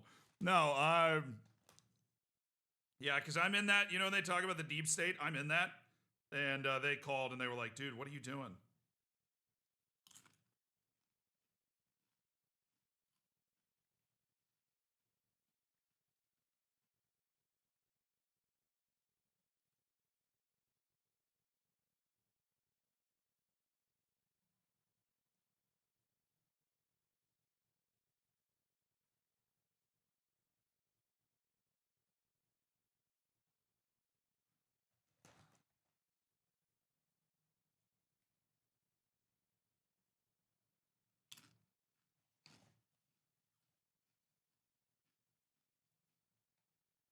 I'm just figuring out how to handle it. Hold on.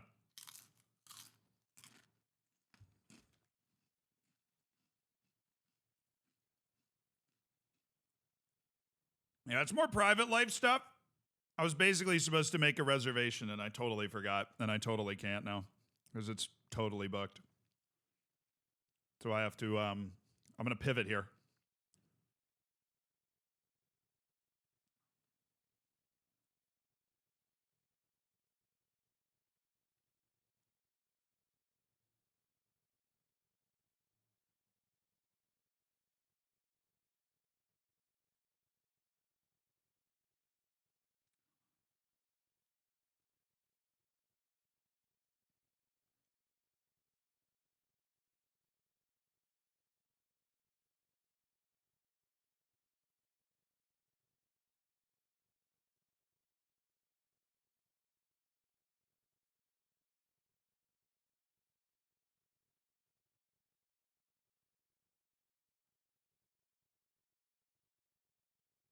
I'm figuring it out.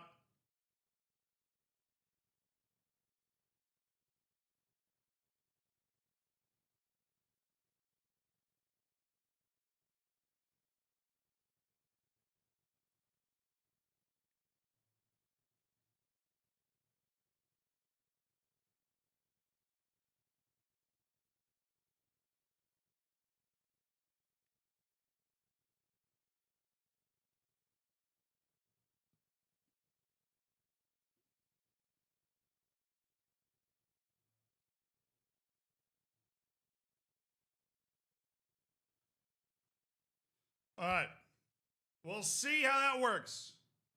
Play FIFA like a real man? No.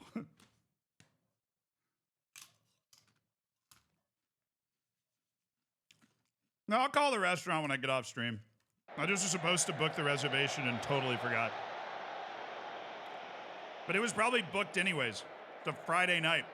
I was supposed to book it 2 days ago.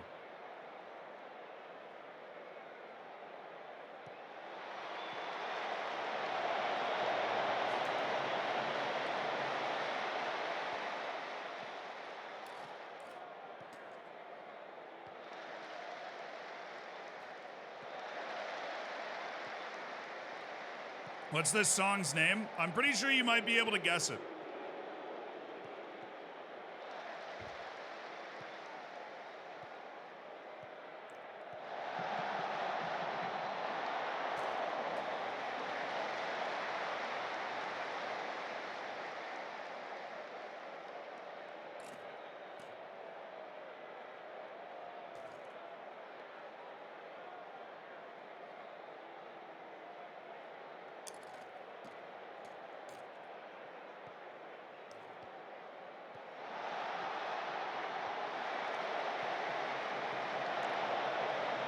Louisiana, exactly.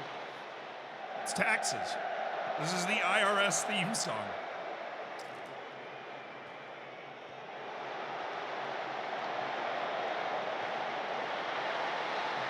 Goal! Absolute thievery. Right at the end of the game. It's complete nonsense. Unbelievable. They've only gone and done it. 87th minute deflected goal for the prospective dub here. Unbelievable. Of course. It was Suarez who scored. We're instantly going to take him off.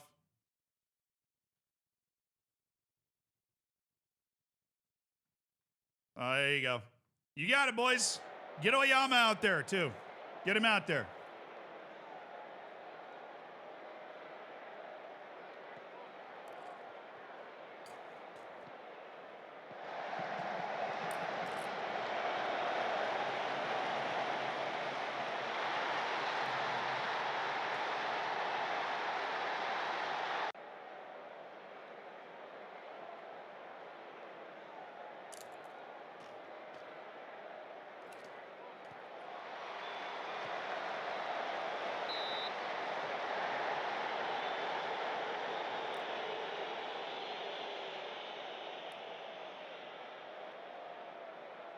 We skipped Kendrick, but this is playing for 2 to 3 minutes. No, I skipped I don't know why. I skipped Kendrick because I feel like that's maybe a particularly vulgar song, but sometimes I'm just not listening to the lyrics and just grooving out to the tunes while I'm streaming, so I just happened to notice that it was on and skipped it. It's in my liked songs. All of these songs are in my liked songs.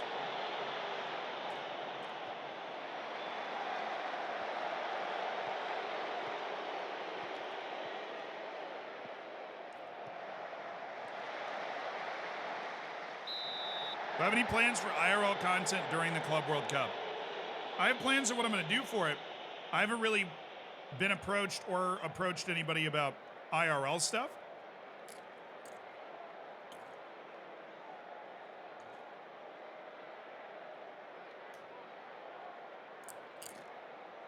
We'll see.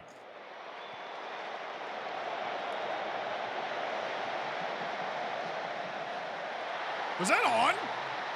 Oh my God, it was! I thought he was offside!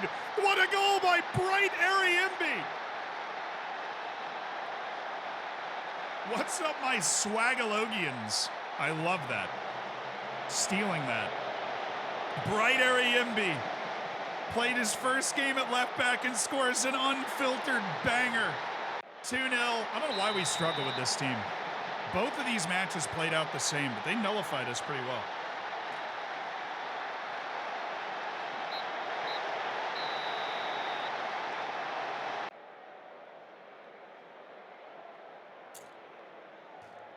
Okay.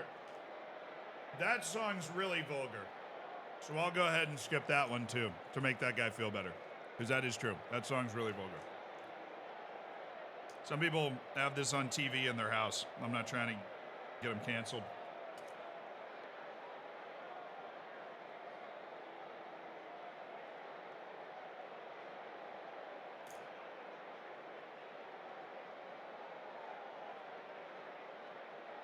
Do people follow the Club World Cup? No, but I think more people will now that it's a 32-team tournament.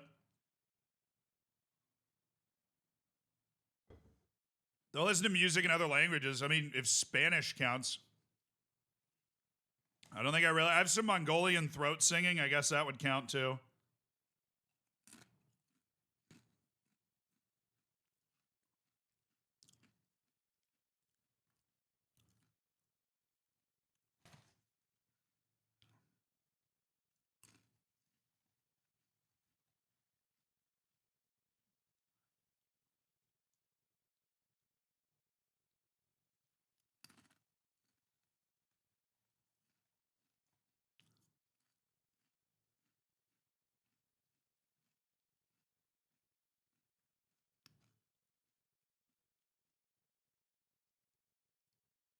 United are coming in for Sebastian Ferreira. Intriguing.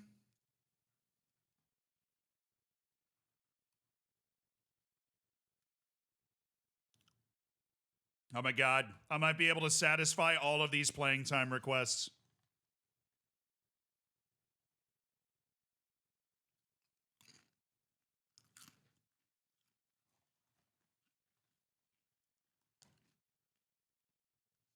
$58, Vladimir. My goodness. We go way back, dude. That's how you know.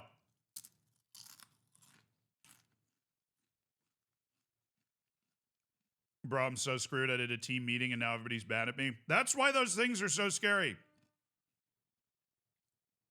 You can end up accidentally ruining your entire life in a team meeting. You're just like hanging over the precipice.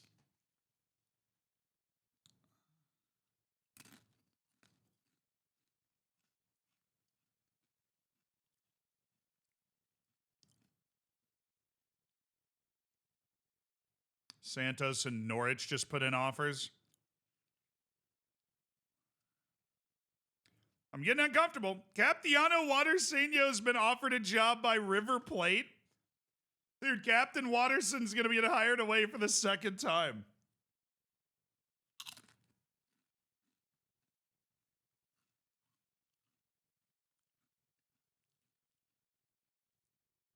My name is Jeff. Jeffinho. Oh, Jeffinho. I don't think Captain Watterson's here today either. So he's going to get hired away and he's not even here.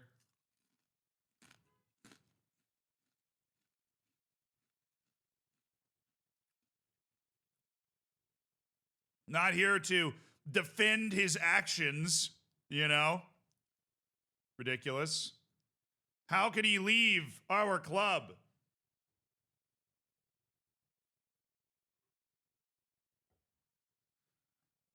I did a team meeting after an AFCON final loss. I had one option to select from. Everyone hated me after I selected it.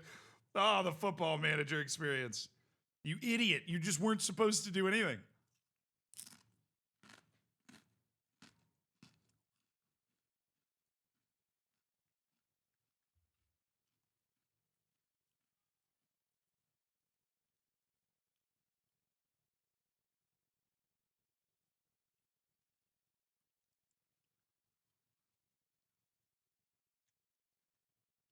Zealandism guy live?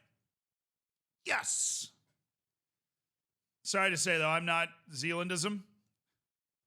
That's another dude. He's been like copying my likeness, and I don't know, it's kind of awkward that he would do that. Oh, no. Why is there no undo button?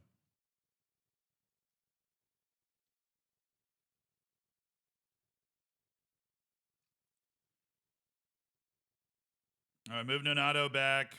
Move Basquilia into the middle. Then we have Everton, Marcinho.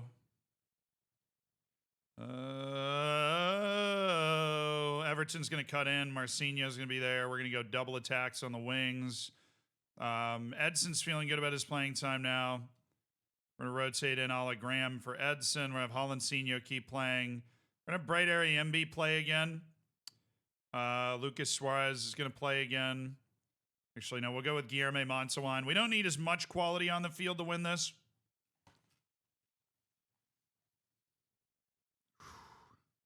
Yeah, dude, I can't imagine the bet on this is very divided. It is currently, hold on.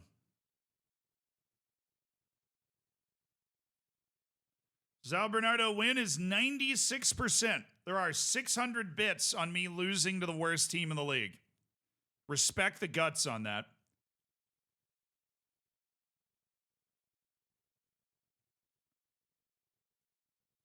Whoa. All right, Mike on. You get to be on the bench today. Congratulations, my brother.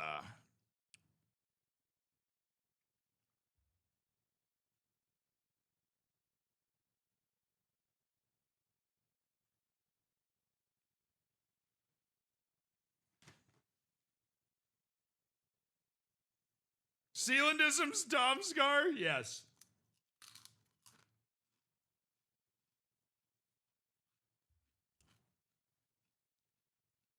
You know what's funny? I think I might have ratioed. I did.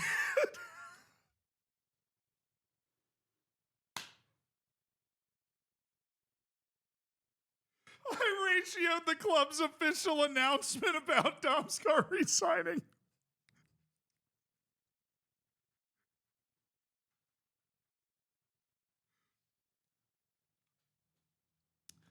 All I said was I'd like to thank the fans and the club for the opportunity to continue living my double life as a Premier League footballer. Got 4 likes in the official announcement. Oh, man. Now, every time Domsgar does something, my mentions blow up.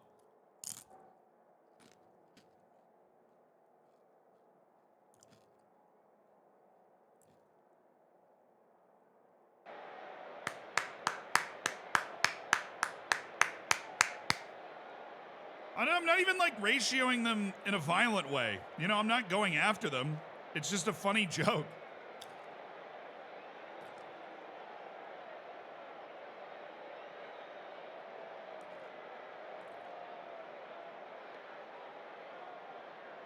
All right. That was good. Very good snack choice.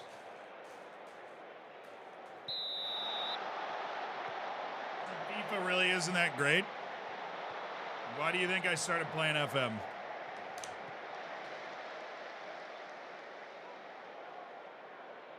Alfsy, thank you for the 9 months, dude.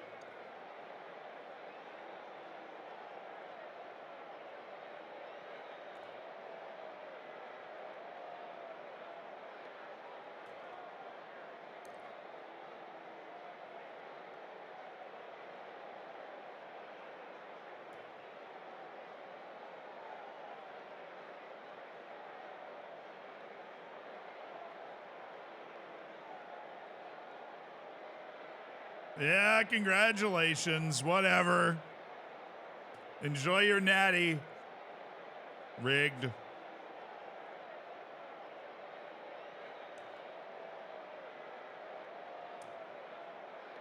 Wait, Meek. Who are you?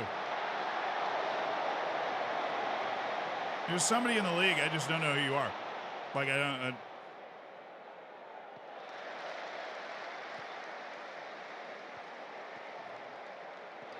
Oh, Gio. I hope not, dude. I'm trying to get promoted.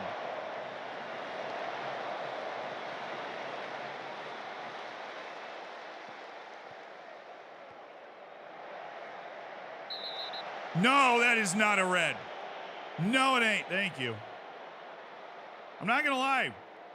Doubters are kind of winning right now. We are not beating the worst team in the league. And I don't know why. I'm going to try and lift them up, but we are not playing particularly electric football right now. Probably has something to do with the fact that I've taken most of my stars off the field for this game. That might be a contributing factor.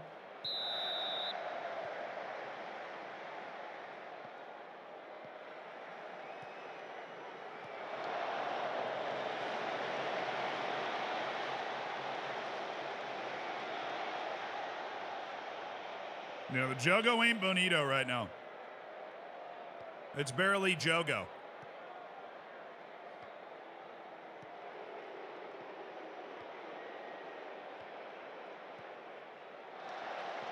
Yeah, one more.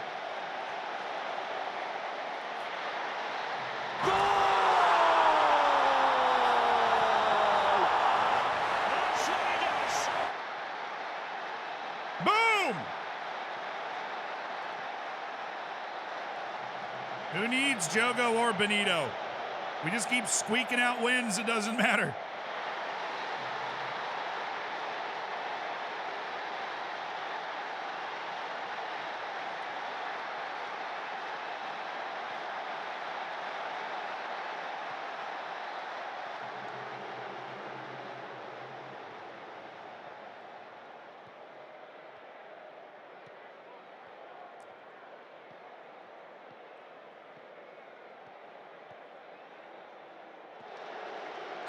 Basquilia, you old such and such. What the hell?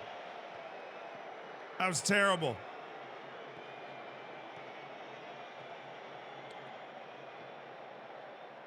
Oh, there you go. Oyama, one more. Nonato!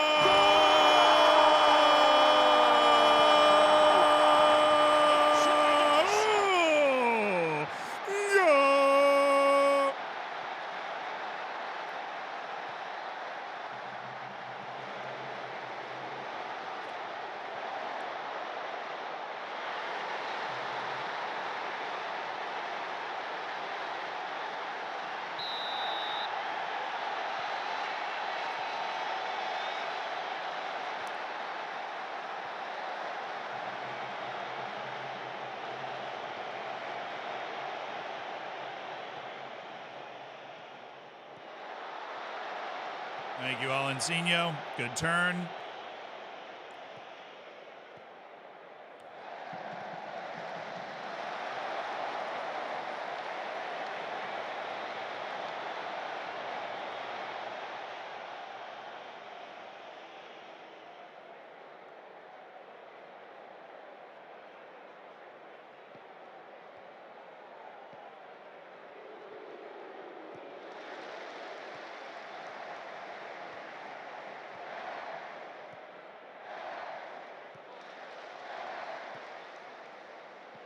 Graham, there's no room there. We can make room, but it would be easier to just swing it. Now we're going to end up swinging it eventually. There you go.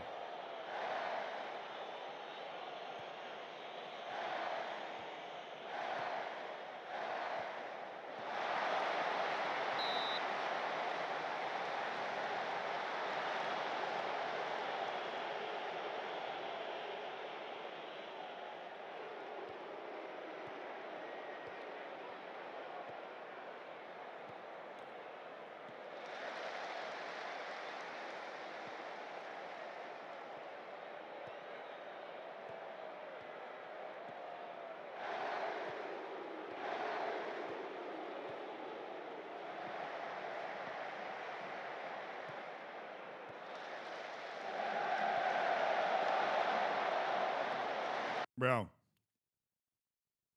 I just want us to score one goal that looks like we were supposed to score. Is that really, really too much to ask for? It feels like it is. I'm going to make some fitness subs. We're not done. Mic on.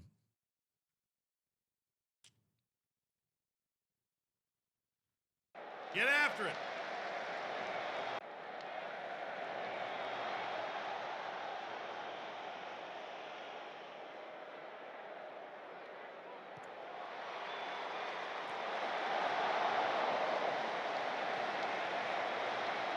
Hey, what's up, lad Ben? Hope you're doing well.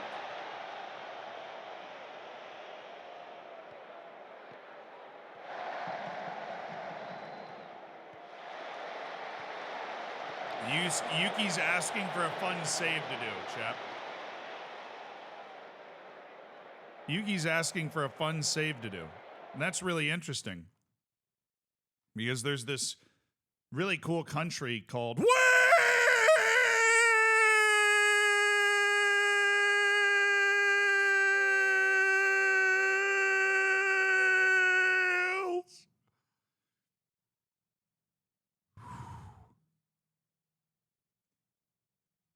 Yeah, it has like a super interesting league in it. And I feel like if you ever need a recommendation, right? We just scored a pen.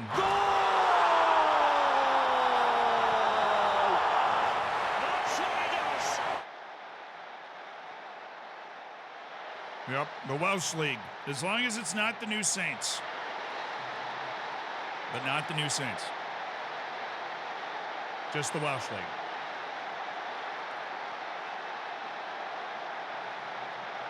Easily accessible, huge pool of free agents. Competing for Europe, trying to overthrow a big giant. Beautiful.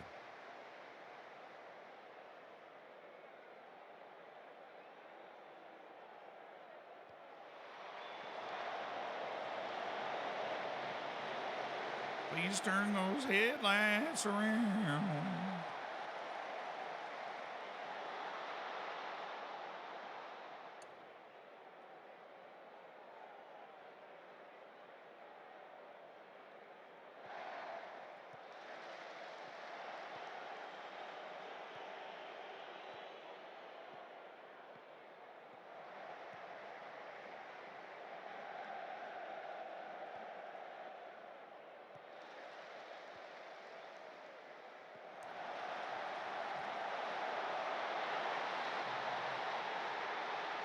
That's a classic clean sheet bonus saver right there.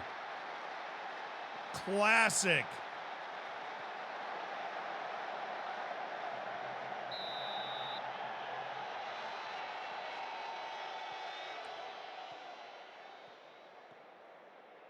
Come on, draw. Hockey Sticks has got the bet down. I don't think the draw is happening. But I did just save money on all my clean sheet bonuses with that last second nightmare goal. I don't get it. I mean, we managed in Wales way back in the day, and we hated the New Saints so much that the original idea was we'd convince a bunch of people to go manage in Wales so that the New Saints would lose in more and more saves.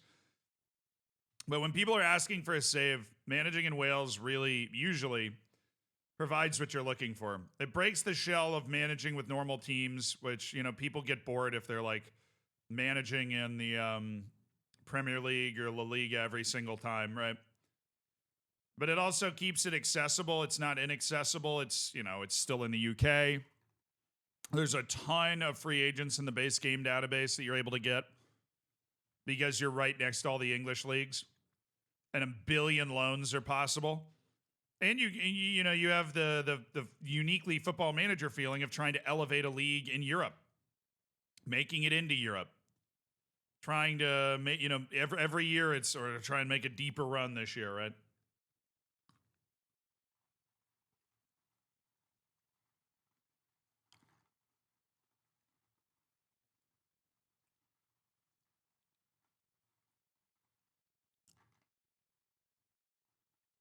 I hate Wales ever since I learned that the Clintons flew over the country. So true, dude. So true.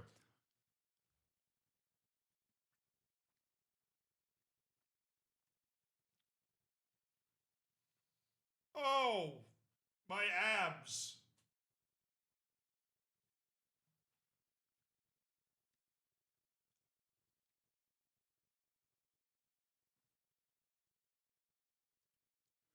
This dude's loaned in. I'm kind of jealous that they managed to loan him in.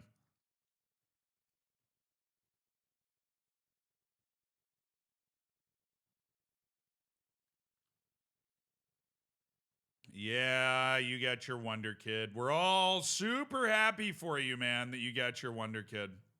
All right, I need to get water, though. I forgot to get water when we went on the snack run, and I need to get it now.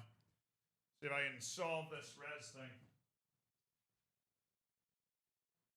You guys just jam out to a little John Lee Hooker. This is a lost banger.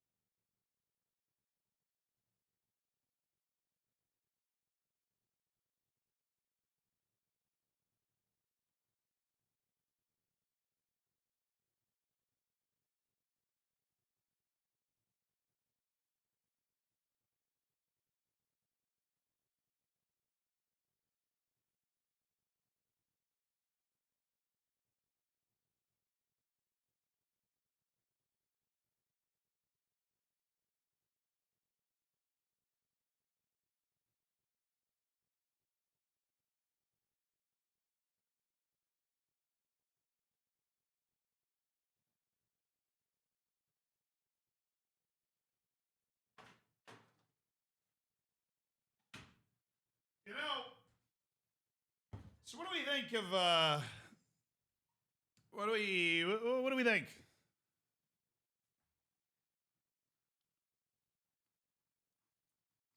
Banger? I know, isn't it? You know how what do you think I found him. I found that song by John Lee Hooker because Rolling Stone, which we've always had in the house I lived in growing up, we always had a subscription to Rolling Stone, right? My dad loves music, whatever. They did a top 100 guitarists of all time, and John Lee Hooker was on it. And for each member of the class, they did like 2 or 3 key songs. And Boom Boom Boom by John Lee Hooker was one of his, like key songs, one of his pinnacle songs. And I listened to it one time. I was like, wow, this goes dumb hard.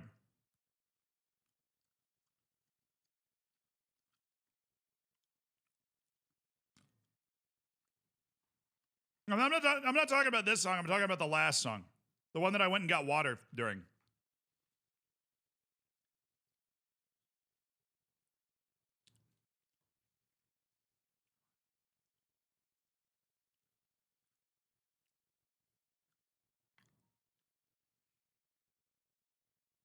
And the times where I go.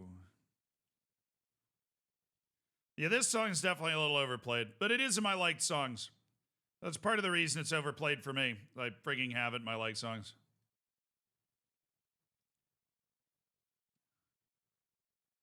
All these guys' contracts are running out. And I'm just looking at them like, what have you done for me lately? You know? What even are you doing?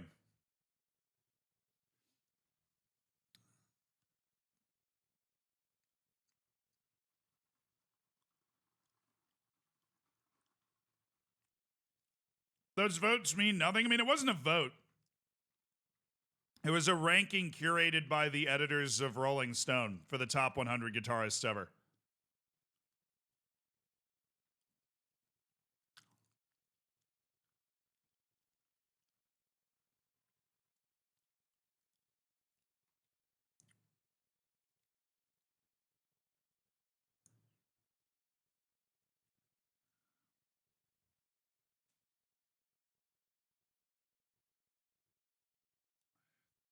Do you think your stream and YouTube channel would be different if not for your sports commentary background?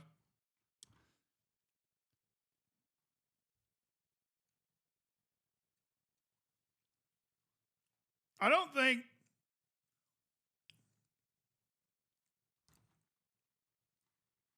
it's possible to answer that question because I don't think my professional experience in sports broadcasting mattered that much. I think I've just always been a sports broadcaster. When I was 6 years old, I would play video games and announce the game. You know, like, oh, touchdown! You know, I was doing that when I was 6 years old. That's just always who I've been. I've just loved that. So I think I was like that whether I ever did it professionally or not. So I don't think there is an alternative universe where I just never was into sports broadcasting at all, but ended up doing this.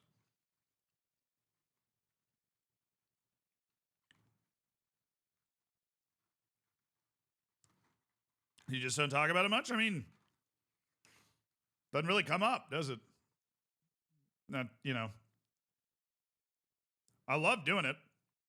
I would do both if I could.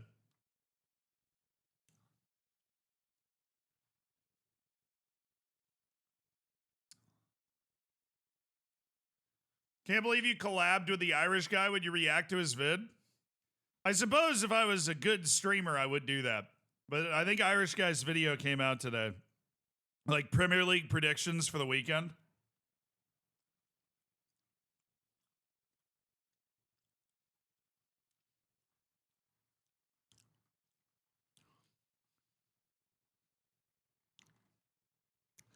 Baby with me. Do do do do do. Iconic song.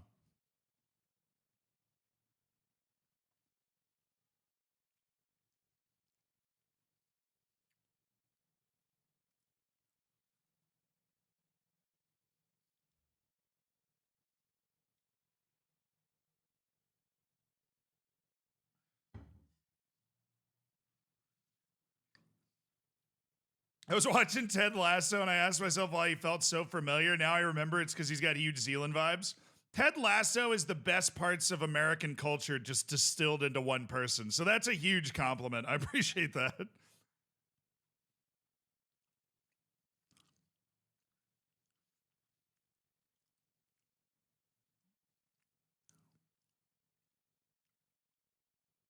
Do do do do do do do do do. Oh yeah, dirtbag.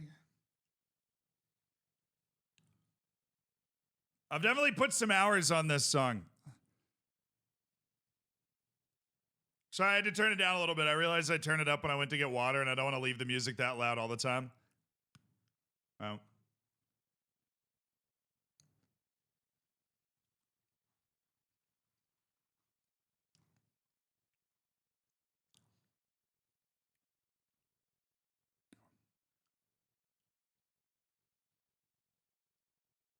Yo, look at that balance and agility. Have you ever considered a career in acrobatics?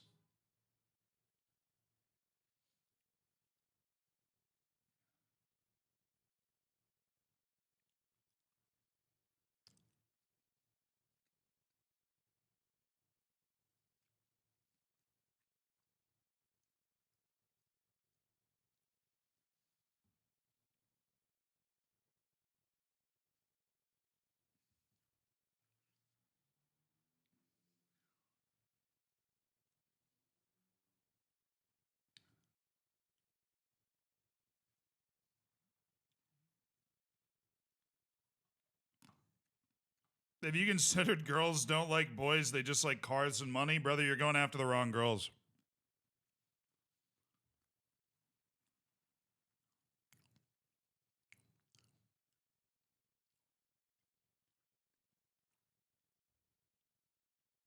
No, there have been no updates on FM25. Oh, that's a song reference? Okay. Yeah, I didn't, I obviously didn't get it. I showed a girl my lone army and we've been married for 100 years. Hey, yo, check out all these loans I've got. Who is this? We're going through my like songs. I don't remember. Oh, this is Artemis. The new like UK guy.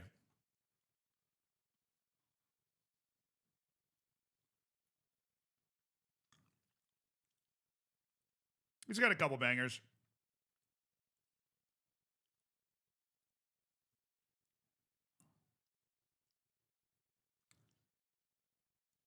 There's a FIFA song? It sounds like it. I don't think so, though.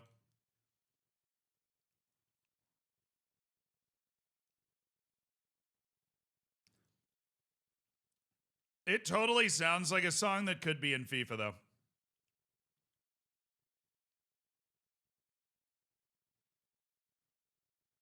Do-do-do-do-do.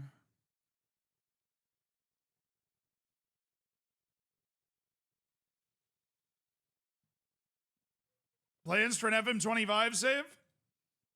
Let's make sure it's coming out first before we get ahead of ourselves. Let's get like an actual release date and a few feature announcements before we get ahead of ourselves, all right? One step at a time, brothers. One step at a time. This is the first guy named Majid I've ever seen from Ghana. That is definitely mixing it up. All right. Majid Ashimeru. Richard Bravo. The man has 20 flair. You just don't get that kind of creativity around these parts. Definitely worth keeping track of his career. I mean, you don't get that creativity anywhere. Hey, AD, nice work stealing a Wonder Kid from City.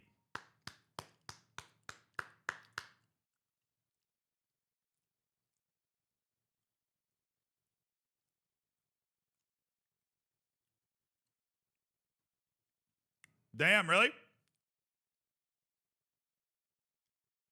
They have it set to March 4th, 2025? That's earlier than I would have thought, dude.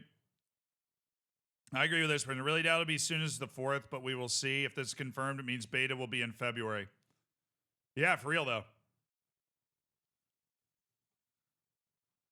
Just a placeholder date? Oh, okay.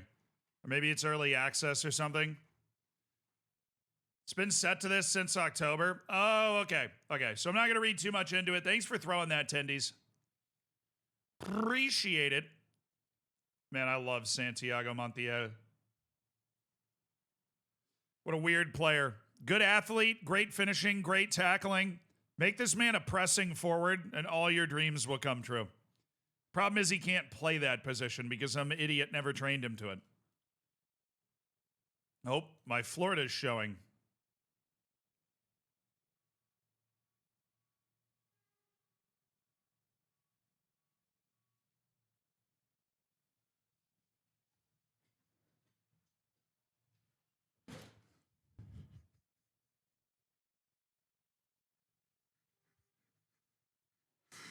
Oh, fun. All right.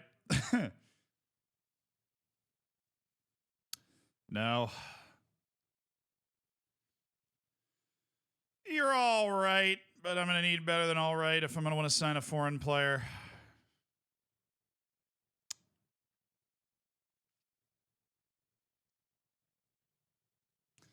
There we go. We've got Copa Libertadores coming up. Away against Atletico Tucumán. Got to get our best team on the field for a change instead of all these weird rotations we're doing, trying to make sure everybody's happy.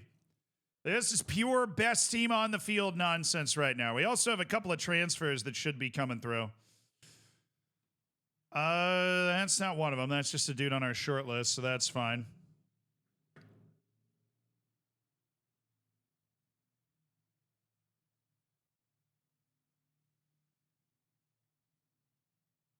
I just finally watched this movie. Yeah, I didn't know this song was for like I didn't know they used this song in the Twisters movie.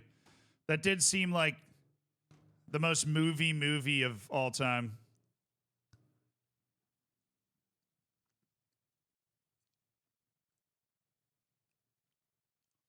But you want to know what's like?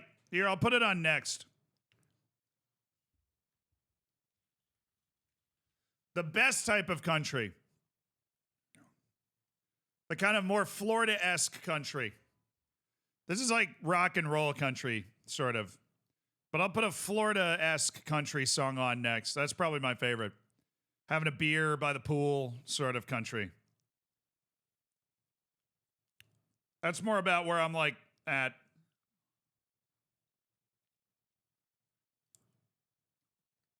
Florida Georgia Line is the most fake country I've ever heard in my entire life.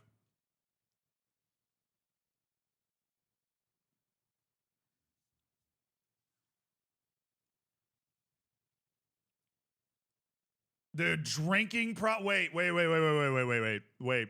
Drinking problem by Midland might be that is drinking problem by Midland is like such a classic, just good country song.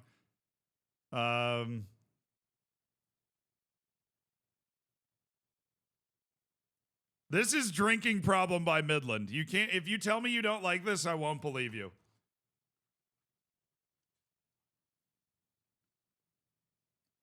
Just embrace it. Don't cringe. Just embrace it.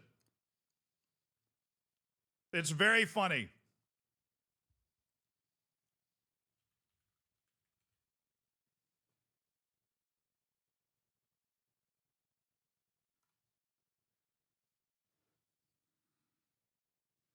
Well, people say I got a drinking problem. No reason to stop.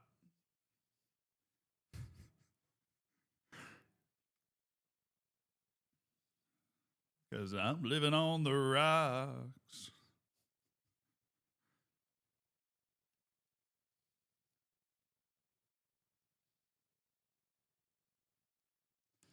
Do, do, do, do. Drinking problem, but I got no problem drinking at all. It's such a good line. Oh, it's such a good line.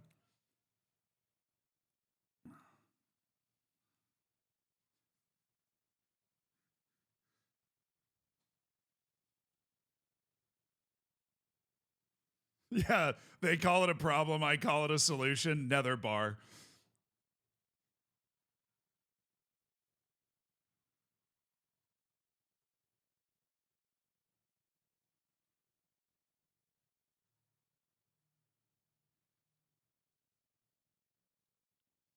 Just because.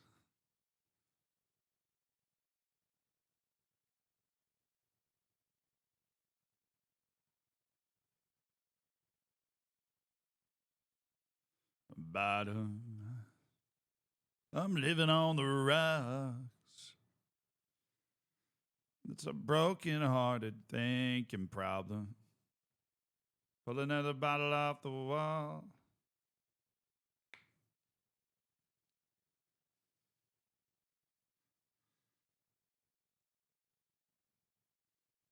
I'm talking, drawn conclusions.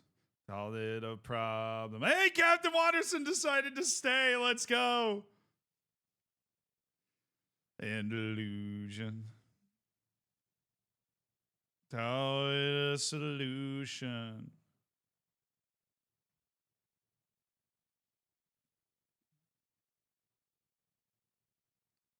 This is a solution.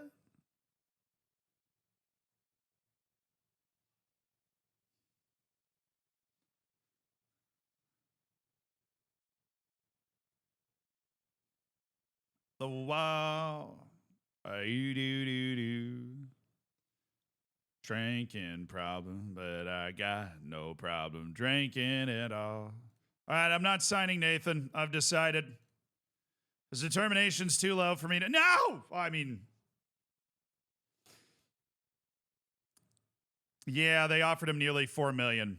And I'm not getting near that, so. Nathan would have been our starting right back, but I don't like that low determination when it comes to being able to stick in big matches. I don't care about determination for development. I care about it for how they play on the field. This is my favorite type of country, though. This is like Florida country type. This is Zach Brown band. This is where the real bangers are at.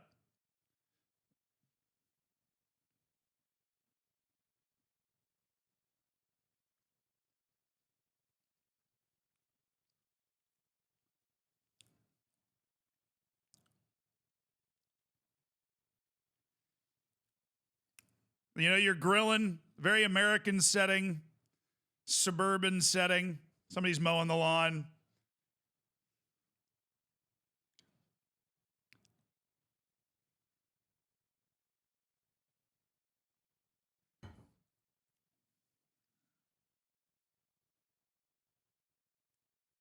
Have I heard body like a back road? Yes. That was on like my middle school workout playlist. Body like a back road. I haven't thought about that song in so long. Oh.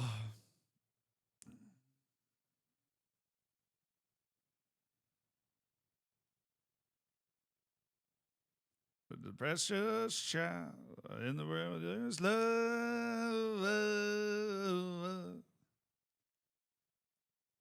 There's some good British country. I'm sorry, I just can't. I can't say that without laughing. I'm sure it's probably good. I mean, Mumford and Sons have like some good American folk music and they're British. So I can't hate on the music. It's just weird, right? Little bit of chicken fried.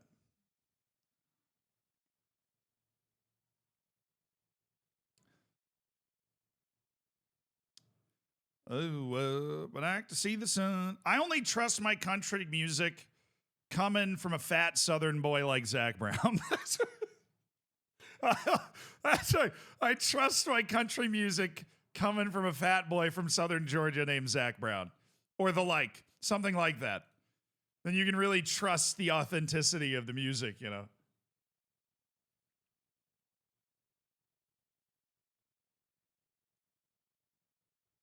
It's like beach country, you know. Who do we sign? Oh, no, this is the press conference for our continental competition. These matches are often decided by the slimmest of margins. Make it the decisive difference. Yes, of course, of course, of course. Everybody knows you have to put together good results. You know, keep working hard. Rodrigo Ferreira, of course, announced his decision to retire at the end of the day. He could still do a job for us. Hell yeah. Rumors abound that you pulled out of a deal to sign. Yeah, of course. We have second thoughts throughout the process. No, it's going to remain a private matter. Sorry. Cold beer on a Friday night. Pair of jeans just fit just right. Hey, gaming! C9 Gaming. Thank you for the tier 2, dude. Appreciate the year.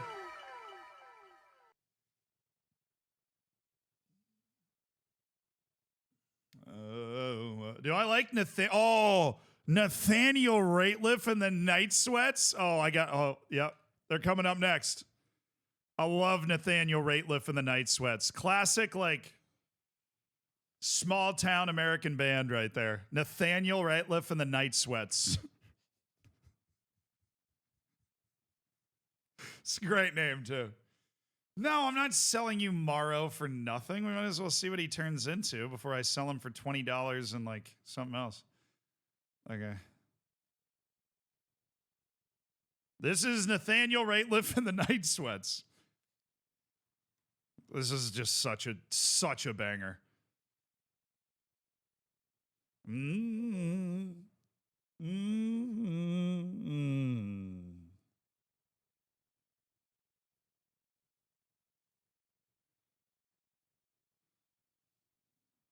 Like, you walk into a bar in Nebraska that has like a live music sign playing outside, and you're hoping you get a band like this, you know?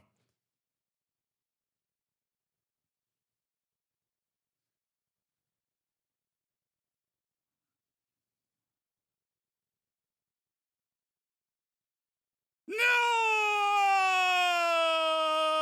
I'm sorry. I blew it. I don't really have a...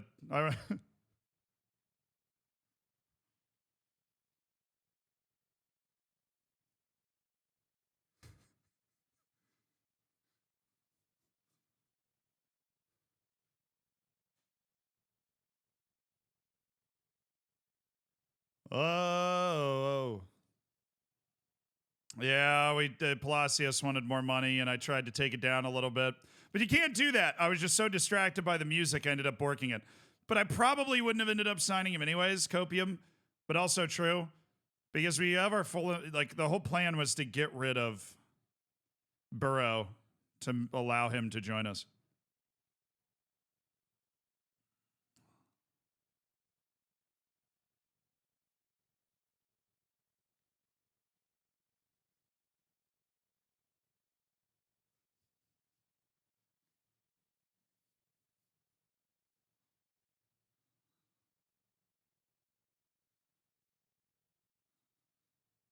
Do. Oh, Some dude said, "Why would you be in Nebraska?" They do have Nebraska does have a huge college football stadium, the Nebraska Cornhuskers. Go Huskers, baby!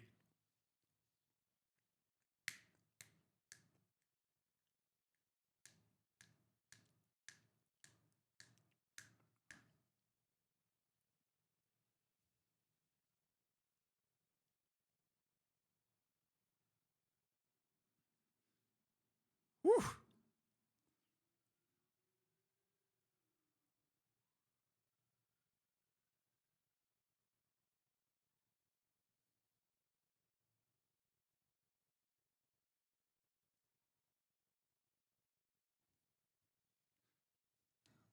Yeah, we're putting up numbers with the playlist today. I'm not gonna lie. Give me Montana, open plains with mountains in the background. That is literally the whole state. Somehow you're never actually in the mountains. I've driven through Montana. Not through all of it, but through part of it. I beat Immortal, yeah.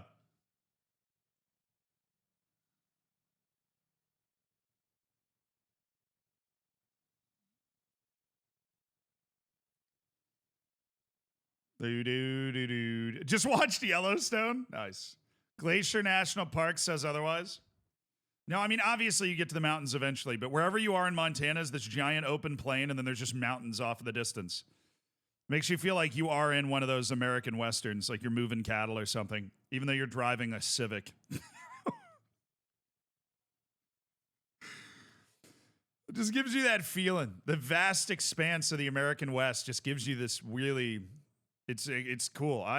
They call it big sky country, and it sounds stupid, but the sky is just so much bigger out west. There's just no trees. Oh wow, this is the I have this in my like songs. This is an hour of Western ambiance. Let's keep on moving.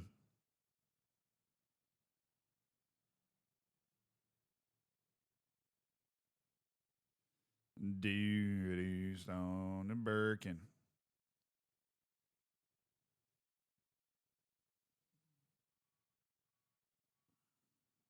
Yeah, the Rocky Mountains are like a wall, dude. I have family in Colorado. A family that's been in Colorado for like generations. And there's this, like, the eastern part of Colorado is just flat. And then it's actually like the Game of Thrones wall, you know? It's just boom, just straight wall of mountains just coming off the Great Plains.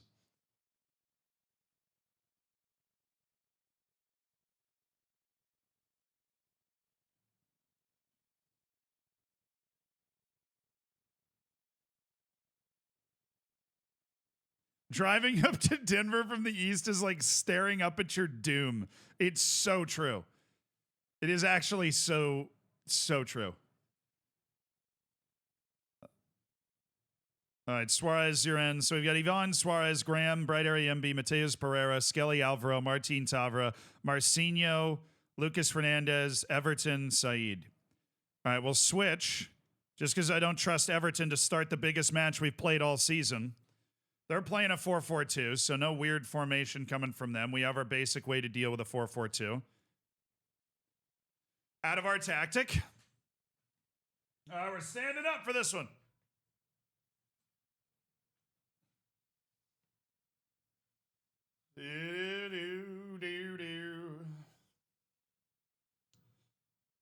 Well, the U.S. has got almost every biome going on. It's pretty sweet.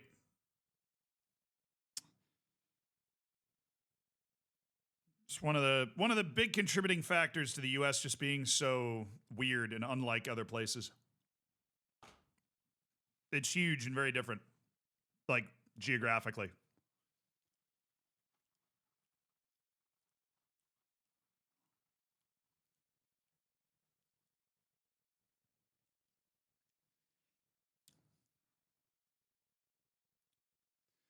I mean, Tendies, the point holds. The people that, you know, the Western settlers that settled the West, it's still miraculous they made it through the mountains, in part due to the Native Americans in the first place being rightfully very upset that they were there.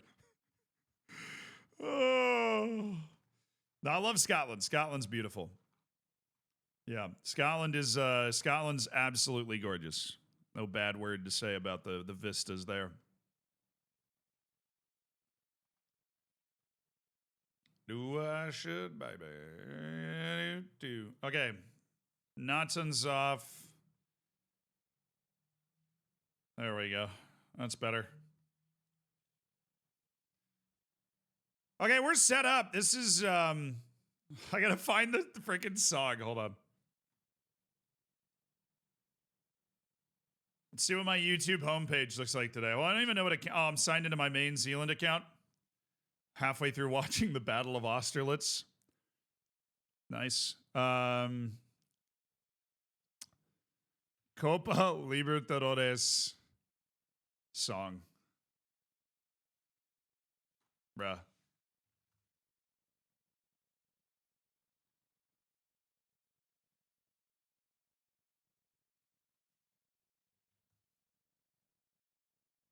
Where was we had it on tap when we were playing all the group stage matches. Hey, what's up, Alex?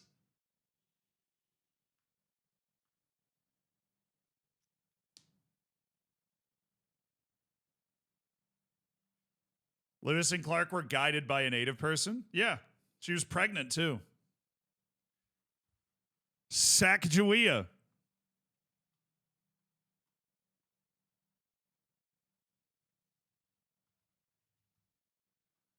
There it is. Okay. This song goes so incredibly hard. Are you ready, chat? For the Copa Libertadores round of 16, São Bernardo against Atlético Tucumán out of the Argentine League. Two teams that are not typically supposed to be at this level. Two teams that are unaccustomed to the knockouts of this competition. With an opportunity to make it to the quarterfinal in our first ever continental competition as a club. We are on the road first. It's a road trip to Argentina for the boys. Let's get it.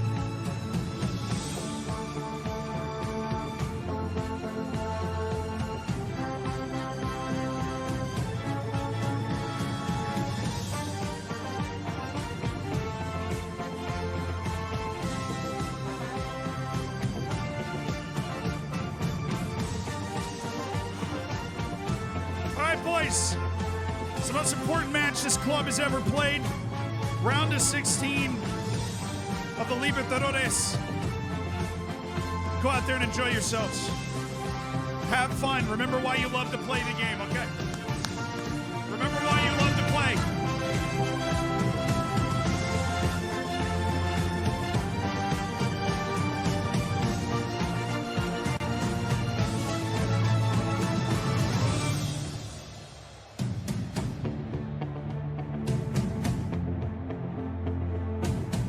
Show.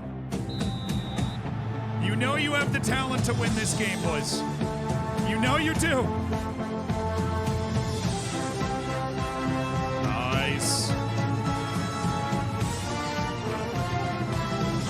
Saeed.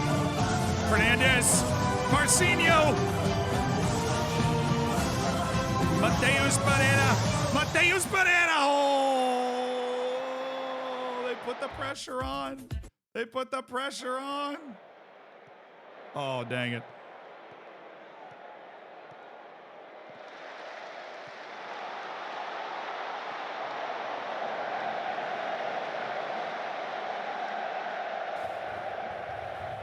It would have been so poetic on the drop, dude. Couldn't agree more.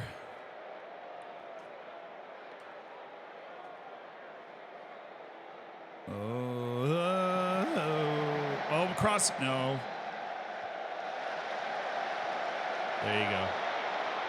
There you go. Keep it moving. Oh.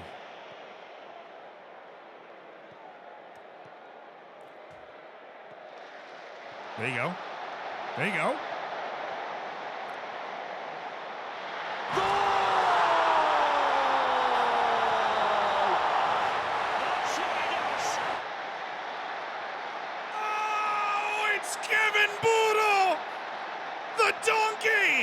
Has struck in the round of 16 with a sumptuous finish. He's not known for his goal scoring. He will be now. Kevin Burrow. Woo! Nasty work from Kevin. What a nice goal to settle down the nerves, you know? Put us comfortably out front 1-0 on the road.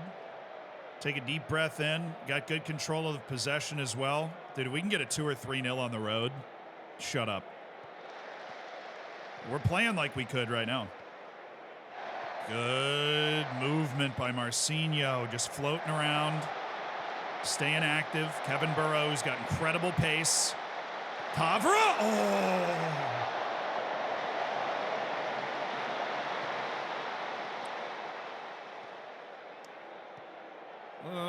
We're getting dragged a little out of position. Good recovery by Graham. And now he's keeping some guys on side. Excellent defense by Kevin Burrow. Okay.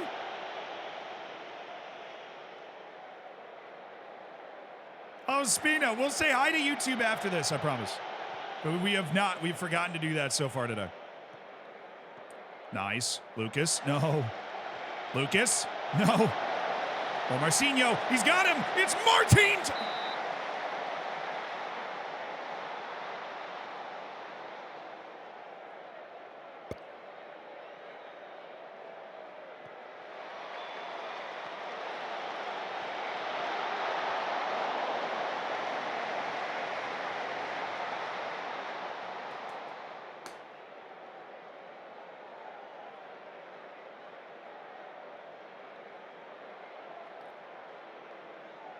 Bro, come on.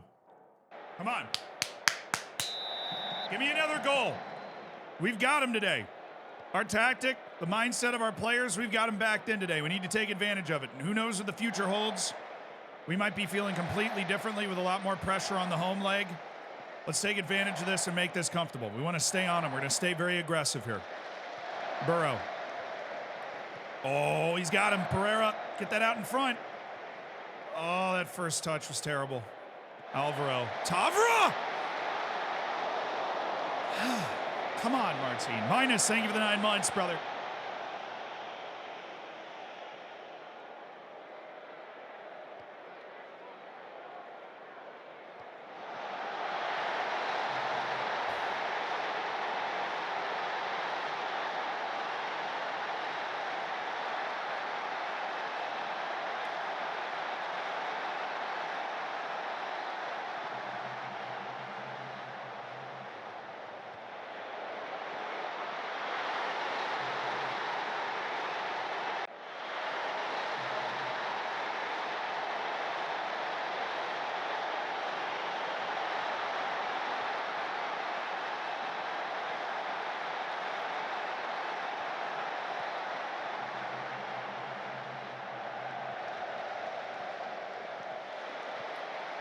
Nice. Great aggressive defense there from the boys.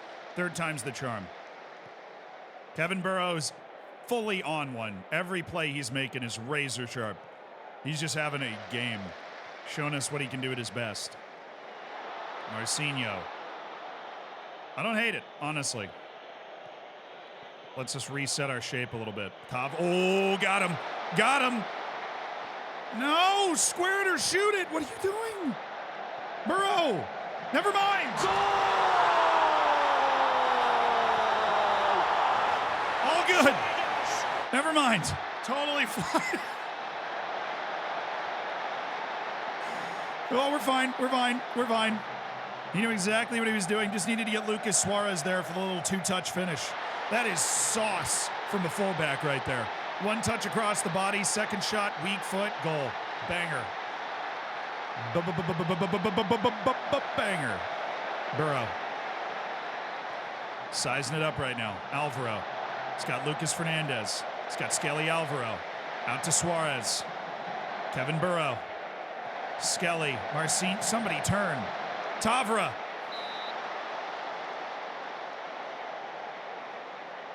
Yeah, Burrow's like, nah, I got this. Picks up the assist to go with his goal and his generally fabulous defense. Skelly! Come on, man. You're 6'8". Give me something.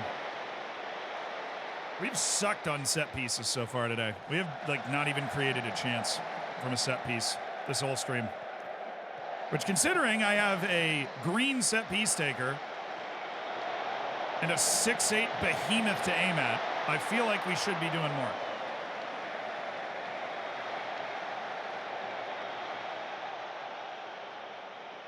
What's up? Hologram's getting a bad rating. We'll put in the giant himself, Holancinho, to see out the rest of it. Rare bad performance from Hologram. We're going to bring in... You know, we have not gotten a lot from Artur Salas recently, so I'm going to bring in Luan Silva, the man who's been with us since the third division. He's a little bit better on the ball, and I feel like that might be what we need for this match. We'll see if that ends up being smart. And I think I'm okay with that for right now. We'll watch the fitness around 70, 75. That's a good pair of changes right now, though. Let's get Luan Silva on the ball a little bit. Lean into his strengths. I would love another goal in this match. Marcinho just took a smack. He's feeling it a little bit. We'll get him off for Everton so he doesn't exacerbate that injury. And we need some sort of juice in the middle of the park here. I'm thinking we move Martin Tavra a little further up and we bring in the club captain Nonato in the middle to be the new focal point with the ball. And that gives us that energy in the middle of the park that we currently don't have because everybody's tired, which is fine. Tavra. He's been doing that playmaking for 75 minutes, and this is next dead ball. He won't be. He'll be out of there. Oh, yeah.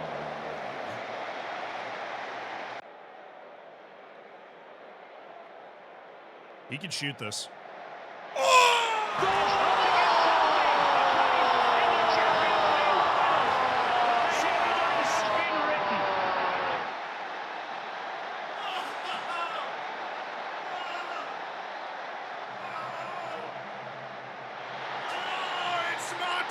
Tavra with that secret recipe that only he has. Unbelievable. 3-1. What a couple of goals put down by Zal Bernardo. They have shown their quality in the last 16 of the Libertadores, but they have conceded again. And I am furious.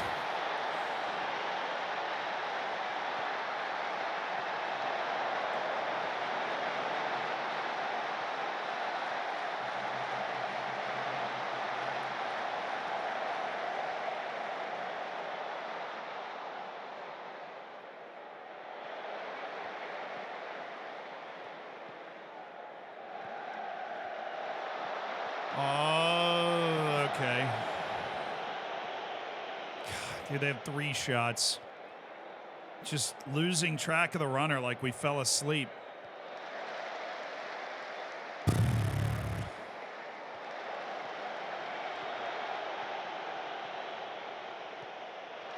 Nice, Suarez. Suarez tied that up. That was near impossible to score from. I was going to make a sub, but all right. Let it run. Burrow. Oh, what a ball. Oh, Oh, it was a Travella. I didn't know Burrow had that in the bag, to be honest. Everton? Oh, where's anyone? Literally anyone. Skelly Alvaro doing the Lord's work back there. Nonato. Burrow. That's not on. Bad pass by Nonato.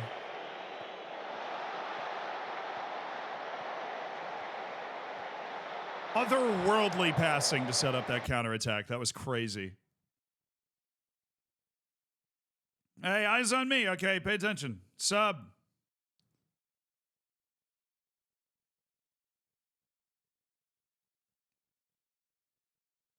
Elias Cabot. The Belgian.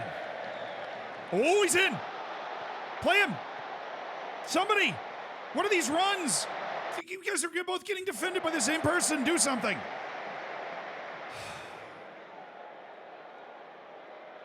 Luan, I had put you in there to be able to create something from that play. Oh, my God.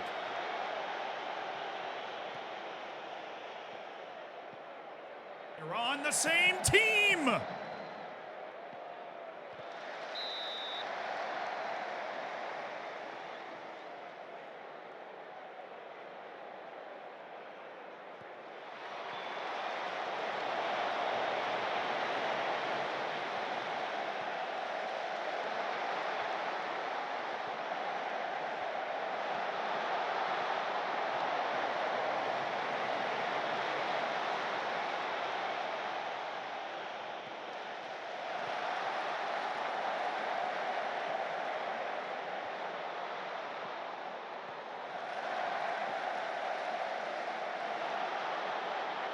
Why is it Hollandzinho that's making that run? My giant slow center back. Why is that the guy? He might be on because of some loose fullback somewhere. He's off. Thank goodness. Flag's up. Flag's up.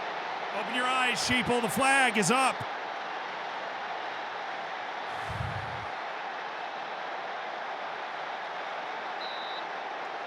Dude. Don't like this game. We've been pretty dominant, but all of a sudden we're very shaky. That would be so funny if we just scored right now. That would be so hilarious, dude, if we just, like, scored right now. That'd be so sick. We'll take it. We won on the road. We'll take it. We'll take it. I'll take it. I'm not going to be greedy. We won on the road in the round of 16. I'll freaking take it. Any surprise results? Not really. I'm not seeing any huge surprise. I bet an Ince beating Boca Juniors on the road 3-1. That is a surprise. Just get stitches and a bandage, man. It's a gashed leg. What do you mean you're out 2 weeks?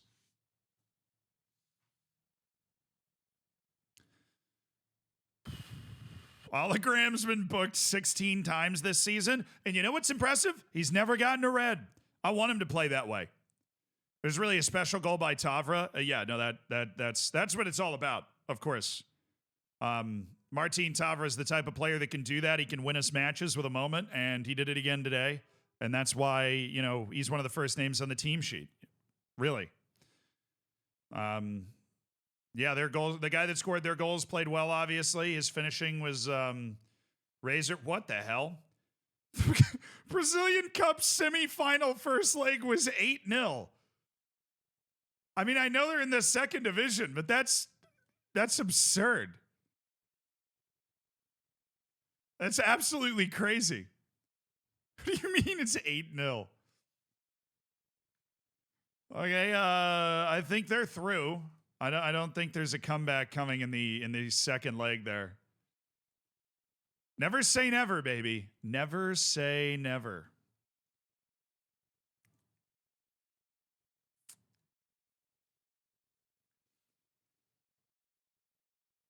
Okay, we've not been able to stick any other signings.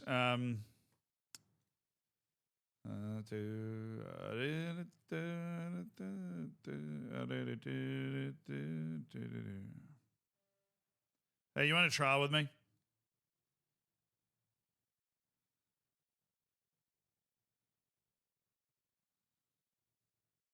I really hope this Chumbinho guy he's not.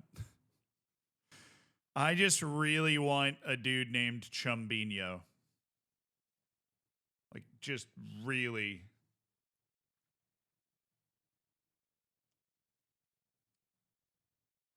Botafogo's Mateus Martins. It's a good asking price. This guy looks like a younger Marcinho, and of course we like Marcinho. I just don't know if we want to blow half our transfer budget on a younger Marcinho.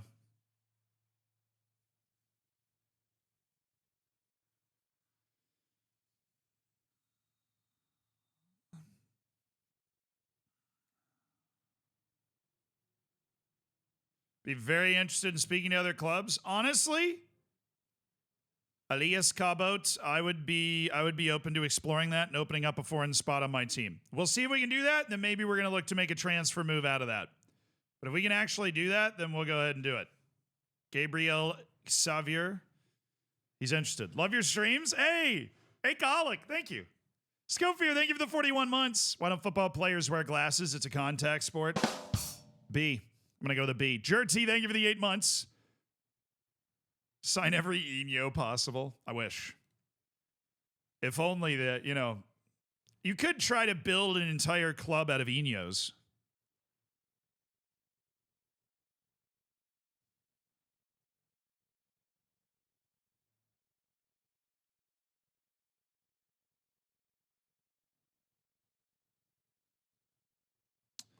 Yeah, I like Cabot.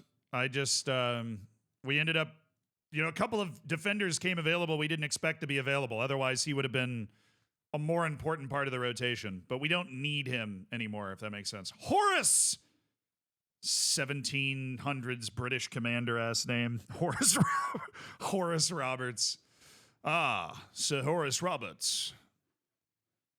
Yeah, that dude's definitely a bad guy in Pirates of the Caribbean.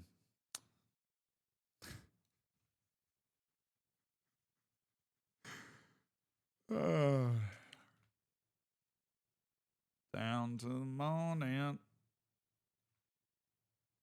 There's old Hamza Nafati. Look at that movement. Look at that speed. That explosiveness. Lons wants Hamza Nafati, but I'm not fooled. We've confirmed that his potential is not sky high, that he is not a potential world beater. He's just a guy. Papazinho, thank you for the prime. Thanks for supporting the stream. First name's Jeff. Thank you for the 27 months, brother. I appreciate it. Champ yet? We're hoping this year. It's our second year in the top flight, and we've got our eyes set on a championship. We're battling for it right now. It's us and Corinthians, and it is tight. Very tight.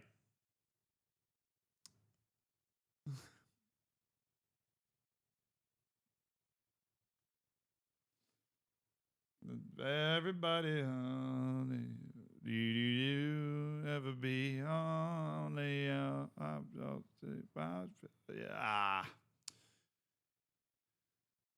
Elias Cabot signed for 71,000.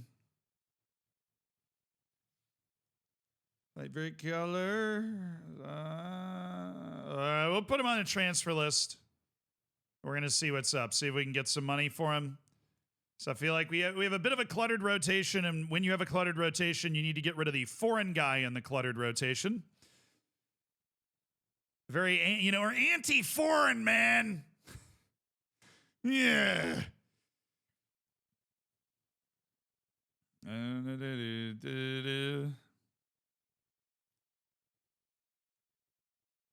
Everybody knows me. Okay, we do need to rotate. Very comprehensively rotate because, well, we just have to. Maicon, you're going to be the playmaker. I think you've learned everybody's names, and you're Brazilian. You already speak the language. You're fine. Everton, you're going to step out to that left wing. We could try to go with a Basquilia, but I think we'll go with Keiki. He had a really good start to the season. We're going to give him a chance here. And we're going to go with Arthur Salas.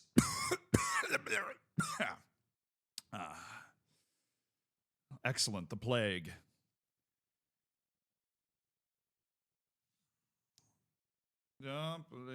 Properly, Esther Sammy.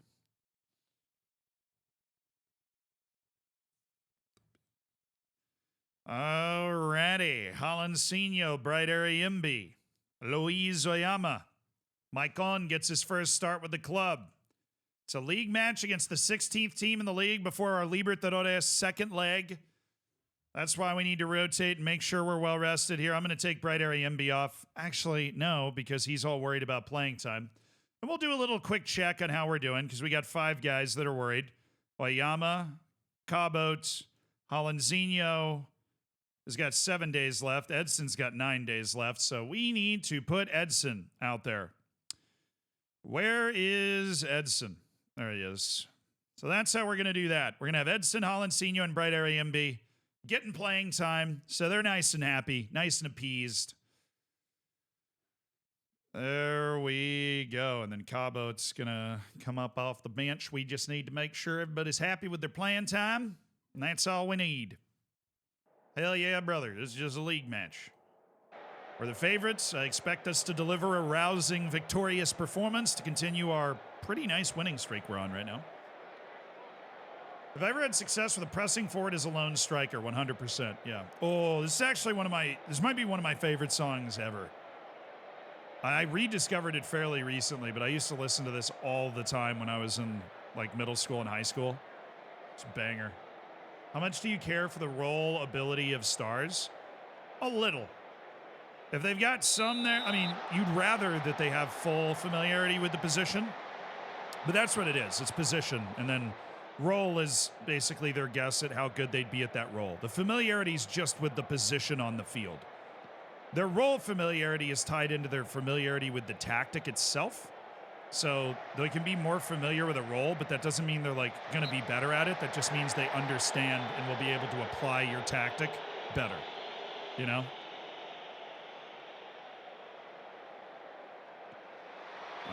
This is not... Keiki going to Bright Area MB is not the best our set pieces can be. Not even close. Shout out to the anonymous here that gifted me a sub a few streams back when I was AFK. Shout out to them, sheepies. Enjoy the bacon, the emotes, the lack of ads, the vibe.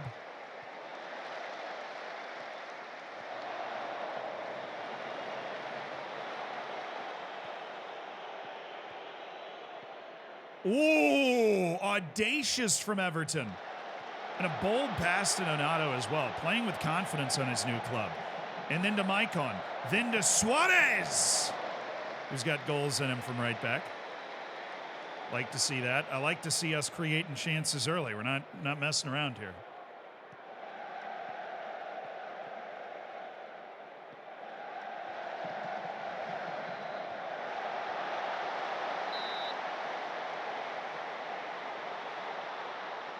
Well, I'm not going to turn the in-game sounds off. I love the tunes, but I got to be immersed in the game as well.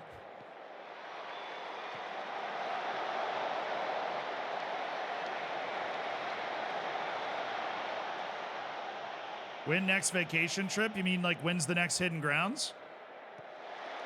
Well, we've got our Hidden Grounds. We're going to film in like a week and a half.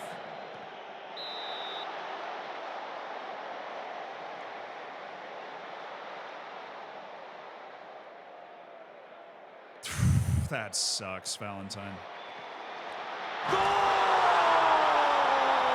I jinxed this. I reverse jinxed this so hard. I said, wow, Keiki to Bright Area MB, that's just not like a good set piece pairing. And then, of course, they're the ones that score the goal.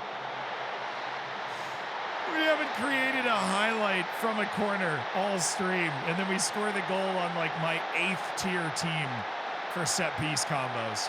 Keiki to Bright Area MB, and it's 1-0 against Fortaleza. Area MB. Very hot name in European circles that we've managed to convince to come to Brazil. Oh, come on, man. Nice. I've always liked Luis Oyama. Not a flashy player, but he steadies things. That was an excellent quick pass to just diffuse any counter press they had going. Dude, Hollandzinho, I thought you messed that up for a second. Oyama. Ooh, sauce!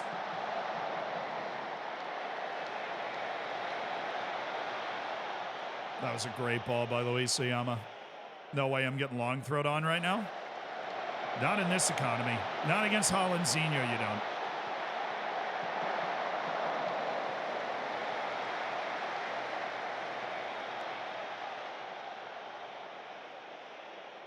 Hey, Z, can you say hi to my son? What's his first time watching live? Sure, Joel. What's his name? Created 2 highlights from this. Maybe I should put Keiki and Bright Area MB in more often. Oop, sorry. What's up, Mason? Welcome to the stream. It's good to have you. Your dad, Joel, pretty cool guy. He's been around for a bit, and you know we're happy that he's hanging out with me together. Everybody, say hi, Mason. Do a little hey in the chat. Mason's discovering Twitch and/or Football Manager for the first time. You can spend a lot of time doing both, Mason. I'm going to be honest. Very fun.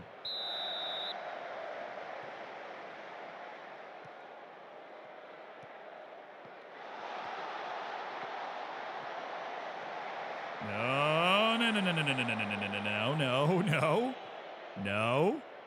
We don't. You see, Mason, we don't want to let the bad guys score. We are the good guys. We're in yellow. We don't want to let the bad guys score. There we go.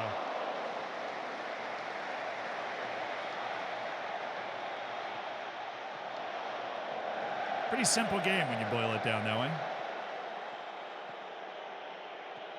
All right, I saw the press ambushing me in the tunnel. You can change.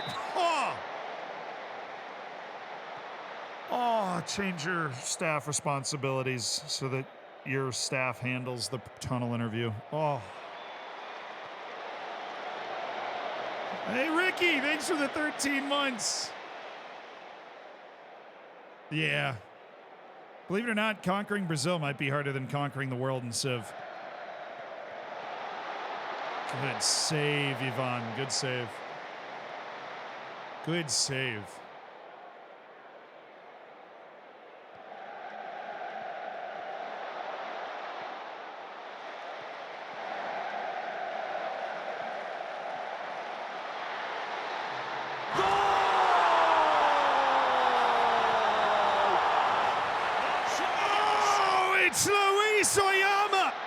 He was asking for more playing time, and he's delivered with that extra presence on the pitch. What a laser beam from the holding midfielder. It's his first goal of the entire campaign. And you have a feeling with a strike like that, it might not be his last. Wonderful goal by Oyama. Everton. To Liverpool. I mean, Nonato. Mike on. Ooh. Bit of a cue ball there, but hey. Z streams better than Coco Melon. Coco Melon does go pretty hard, though. This is kind of wild. Have you ever seen those videos of people playing like the Coco Melon intro tune? And like toddlers, like 2-year-olds just perking up and walking over towards the TV when they hear it. Bright, Ariembi, Edson. You better not lose the ball if you want all this playing time. Don't freaking lose the ball. Mike on. Ooh, Lucas Suarez, pocket of space. Terrible idea to shoot that. He's going to miss this next match, though, and that sucks. That really sucks. He's picked up a minor knock. There's no way he'll be fit fully in a couple of days. So that is very unfortunate.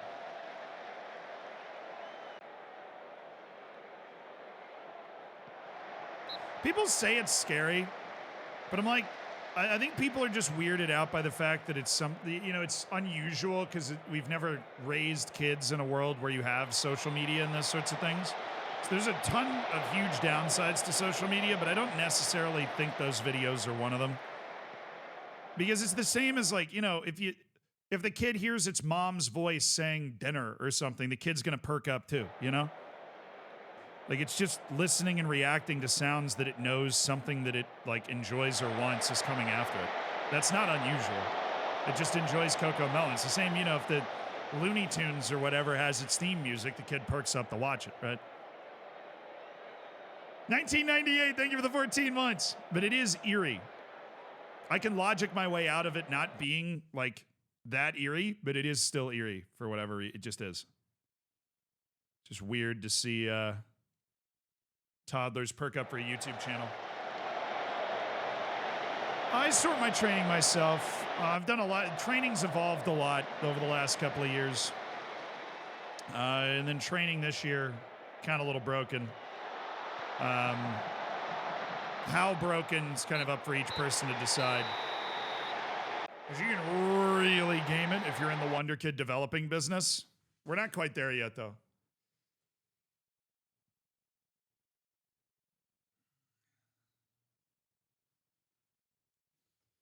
Bruce Shin, yeah, still. We're going to try and rest him for a couple of days, but I think he's going to miss the next match, or at least not be able to start the next match, which would be very unfortunate. Oh my goodness, this guy's outrageous. Deshiro Heesvood? 1, holy name. 2, holy. Technically brilliant defender, solid athletic base, absolute monster in the air. And I don't think we'd ever be able to get him, but if for whatever reason we end up with a ton of money, that would be the type of guy to buy. If we end up with a ton of money, that is the type of guy to buy. Luis Kinsombi at Valenciennes. Great base pace on that lad. Sebastian Aguirre. Marvin Mawete. Shout out to the DR Congo giving me a couple of dudes. All right. It's put on. Wow, that guy moves. That guy's all athletic ability, but it's really good athletic ability. Is he the starter or can we loan him? Yeah, he's the starter. Dang it. Screw you, Santos Laguna. Have I ever traveled to Thailand? No, but I have a lot of friends that have. Any advice? Rent a moped is the one thing that they always say. So do that. Also, make sure you eat noodles out of a stall once. For me.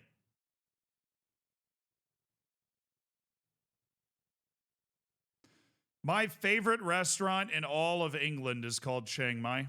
It's named after that city in the north part of Thailand. When I was at Oxford, I would go to Chiang Mai. It's like this restaurant down an alley near Uni College at Oxford, which is one of the colleges. I went to Uni College. And I would go to Chiang Mai so much. I just got flooded with so many memories.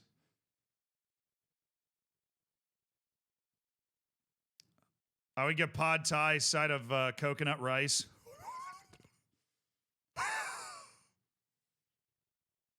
And in his front, put on.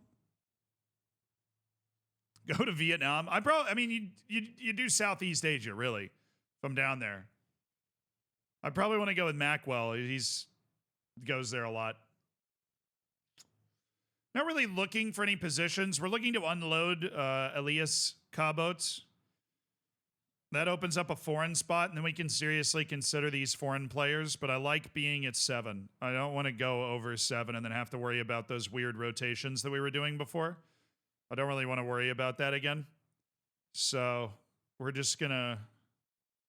Should really like this guy. A lot of sauce in Patrick. Plays a good number of positions as well, so he can contribute in a lot of different ways to the team.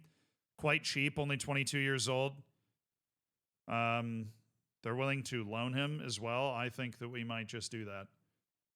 They want a optional future. Dude, this is a disgusting loan. Oh, important player. Yeah, probably not. Optional future free of 300,000. Get rid of position. Oh, they want a loan fee? No, I'm not. Look, I'll just buy him and negotiate a different contract. You want 5,000? Total cost of the loan's 135,000. Yeah, and then the optional fee. I think the flexibility that affords us is quite nice. We'll see if he takes that. I think that guy's got a lot of tools that would make him really useful for my team.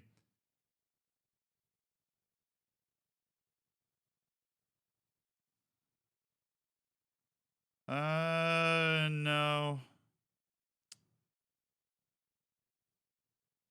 I always forget Z went to Oxford. It was just an exchange program. I went to the University of Virginia and they had an exchange program with Oxford. So I just went for a whole summer session. Spent like 3 months there. It was nice. University college was cool. My dorm room had a freaking piano in it. So I learned like one song while I was there. But I lived on the quad there. It was really cool. Really enjoyed it. Totally recommend studying in a different country, especially for something like history, because it was really interesting to take Oxford history classes, and it's such a different perspective. Such a different perspective. I took British colonial history class and comparative politics classes, and it was so interesting because they talk about things so differently. Even in high academia, like obviously basic education, if you go to school in Texas, they're going to tell you the Trail of Tears was voluntary, for crying out loud, right? But even in higher education, you have, professors that came up in a different educational environment, and then they just have different ways of talking about things. That's really cool.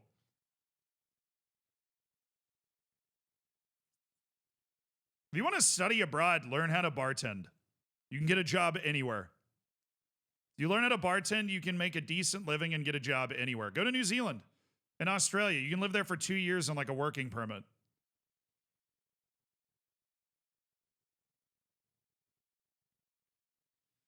Now, Oxford was fun too. You just wear like pastel colors, play croquet. There's not a whole, like, there is obviously a very wealthy group of people in the United States, but Britain has this just aristocracy that the US doesn't have, kind of in the old aristocratic sense, Obviously, there's still a whole freaking monarchy, right?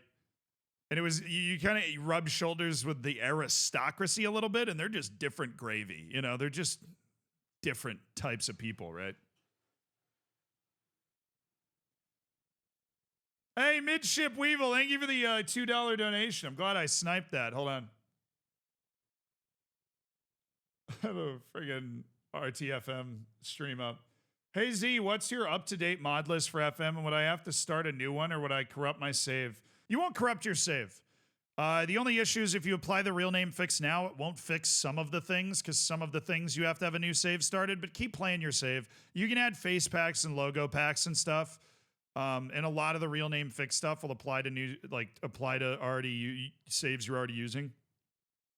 So I wouldn't worry about restarting a new save. It's all basic text file editing, so it's not gonna ruin your save. You can just go out and grab whatever face pack and logo pack you like because they have different aesthetics. Just Google FM face pack, FM logo pack. And then I obviously have the Zealand skin on. No idea if that's the best skin. We made it a couple years ago and ported into the new game. It just provides you with some nice information, some UI improvements that make my life a little easier and hopefully make your life a little easier. And then the real name fix. So I think I have the darkness real name fix on, but I'm sure there's good ones out there.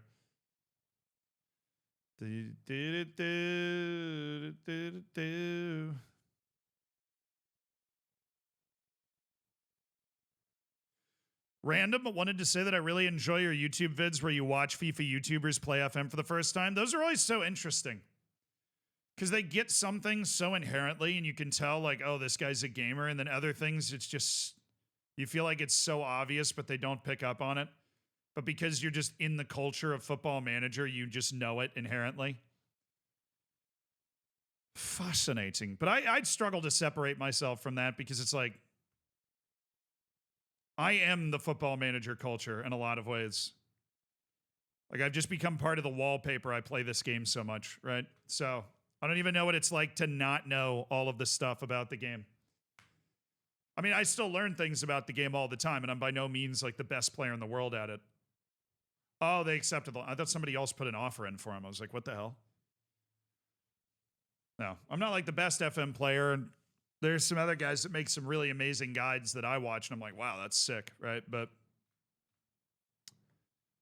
definitely played the game a lot. So there's a lot of things that I just take for granted that I understand that other people, that, you know, people that are learning the game for the first time don't see.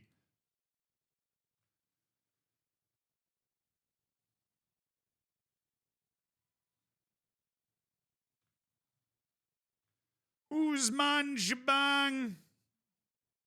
Hey, brother, it's Usman Jabang.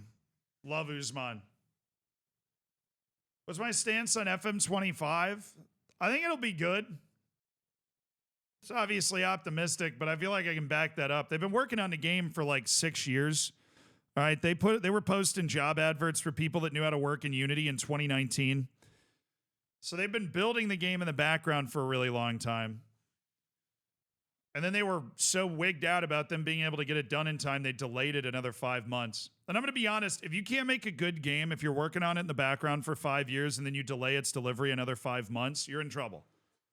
I think the real issue for them is what they do with FM26. Do you release it at the normal time and just do a half improvement? Or I think that's where the real issues start to come up for them. But I'm not going to be surprised if the game comes out and it's actually really good because they've spent so long working on it. It's so important to them that this game is good. Right? It is. They got to stick the landing on this one. And once you delay it, it has to be good. Because if you delay it and it's still not good, people are going to be sitting there like, bro, can you imagine if they released it in November? What happened with Marquinhos from Arsenal? We didn't get him. He went to the Bundesliga. Somebody gave him a $4 million a year contract. That's 4 times what we were able to offer. We just couldn't compete. Unsurprisingly, he was good, so somebody showed up that had a lot more money than we do. Was able to convince him to go there. You know where I actually got this song? You remember that guy that ran Africa? Hardest Geezer? He dropped his playlist like for running, and this is the first song on it. And I just thought it was good.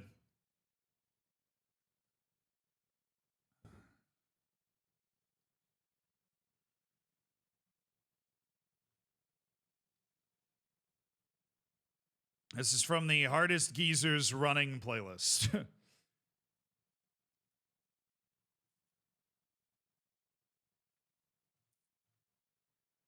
Right, Area MB showing improvements. We love to hear that, baby.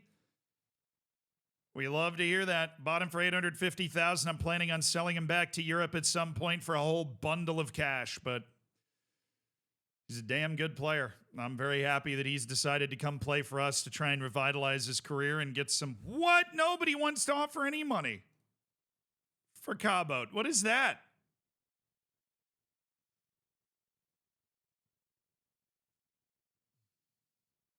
Why is nobody want to offer any money for Cabo? What is $150,000? The guy's a legit good player.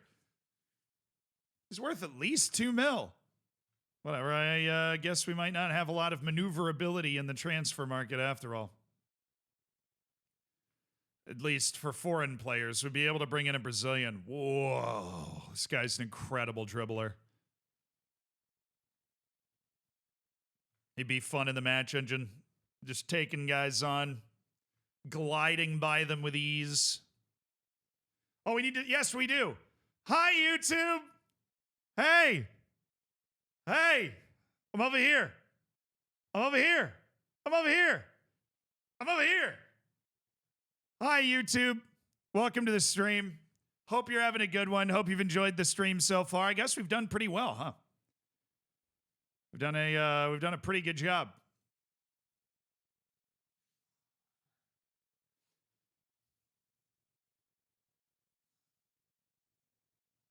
Yeah, I know. I still have the attempt number on a couple of those transitions. So hopefully you guys have had a good time, and I hope you're doing well. And, chat's saying hi to you too. We're sorry you couldn't join us, but we're glad you're watching on Zealand Live. Long live the Tigers of the ABC. I think we got a good chance. I mean, we won the first leg. We just do that again, and we'll be okay. You know, everybody's got a price. If Mortada Saeed's price is matched, then you know, we always knew that he might be destined for bigger and better things. I mean, the kid was winning player of the month in this league at the age of 18, you know, and there's a world out there beyond Zal Bernardo. We hope to be a club that can provide that kind of environment for players in the future, but you know, certain amounts of money that might come in for a player like Saeed, that could be club changing. So it's definitely something we have to consider. And if it's right for everybody, you know, we don't want to put him in a bad spot either, then we'll move forward. How's that for an answer?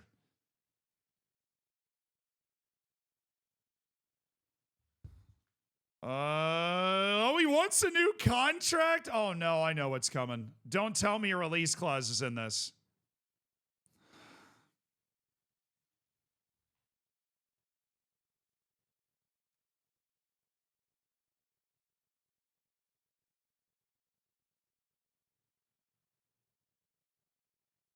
I knew it. The moment I saw it, I freaking knew it. The moment I saw it, I knew that's exactly why he was asking for a new contract.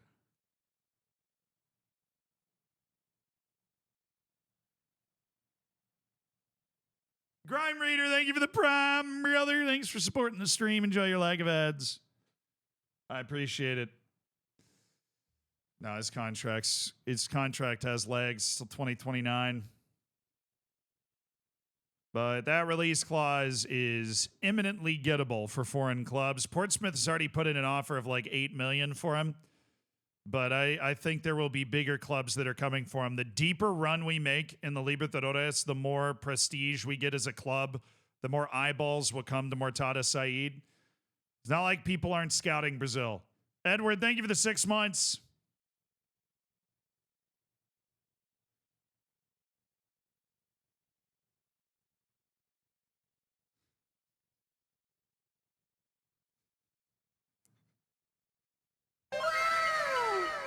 It's true.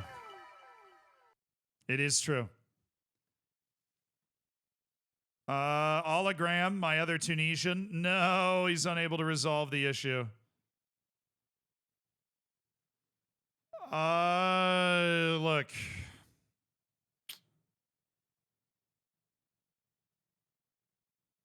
He's indignant, which is not great.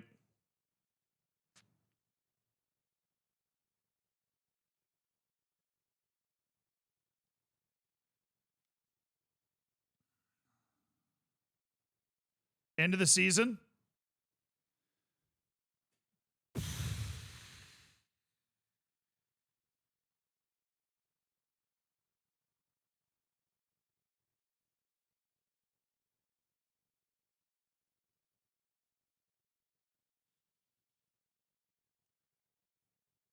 Joel, thank you for gifting 2 subs, brother.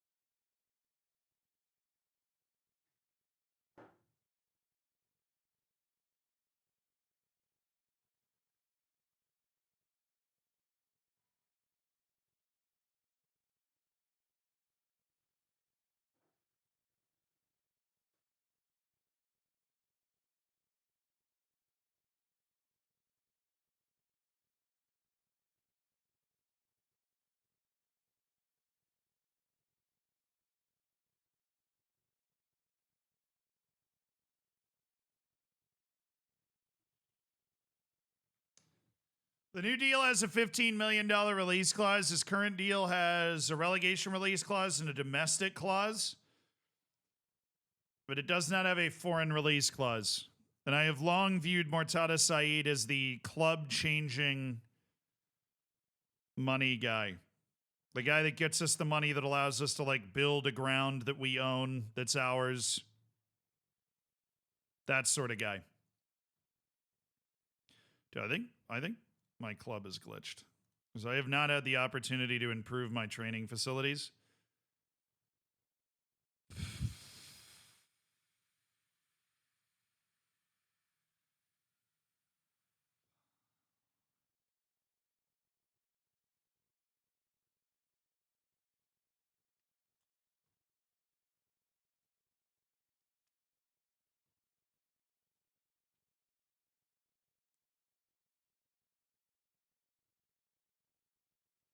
No, we can't sell him yet. He's not. It's not time to harvest yet. There isn't enough interest. It'll come in like a year. Trust me.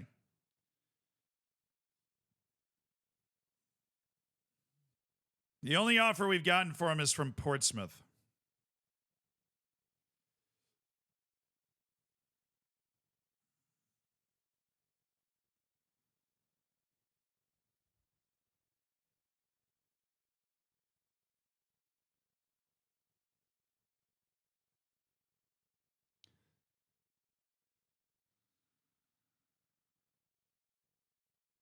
You should never be worried about your finances in the Prem unless you're violating FFP. That's the only thing you need to pay attention to. As long as you stay in the Prem, you're not going to be able to, like, unless you're giving away $1 billion in installments. It's, like, hard to go bankrupt in the Prem, actually. If you make so much money, it's stupid.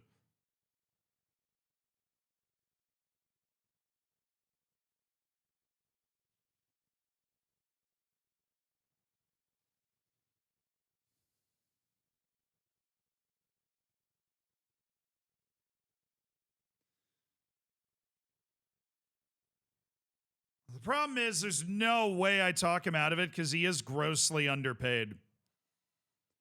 But we tried to offer him a wage improvement before, and he had a release. There was a locked release clause in it. The hope would be we start a little dust up with him, right? We start a little war with him, basically. We're able to survive that war.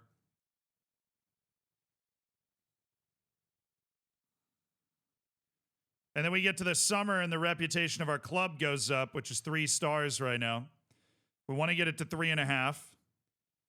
You know, one of the biggest clubs in Brazil and all that stuff.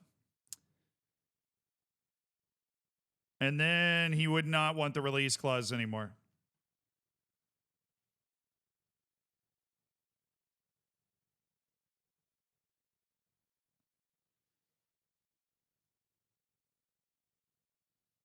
Hollandzinho is going to be gross. Hollandzinho is going to be a legitimate world-class center back at some point. So, I mean, we're also going to get a ton of money from Hollandzinho. I'm going to do it, but I don't want to sell him for this release clause. I'm going to do it, but I don't want to sell him for this release clause. We're going to do everything we can to not sell him for that release clause. Just remove the 10% salary raise. Okay, what we're going to do is once that's accepted, we'll set his asking price to like 14 and then just start rejecting when they come in. And try and just bide our time right there. Because what we want to do is get to a point where we're in the offseason and we can maybe give him a new contract that will at least raise his release clause. That's our goal. That's what we're looking for. But now it's time for our big cup match. We had good personnel decisions. Copa Libertadores, second leg of the round of 16 at home against Atletico Tucumán.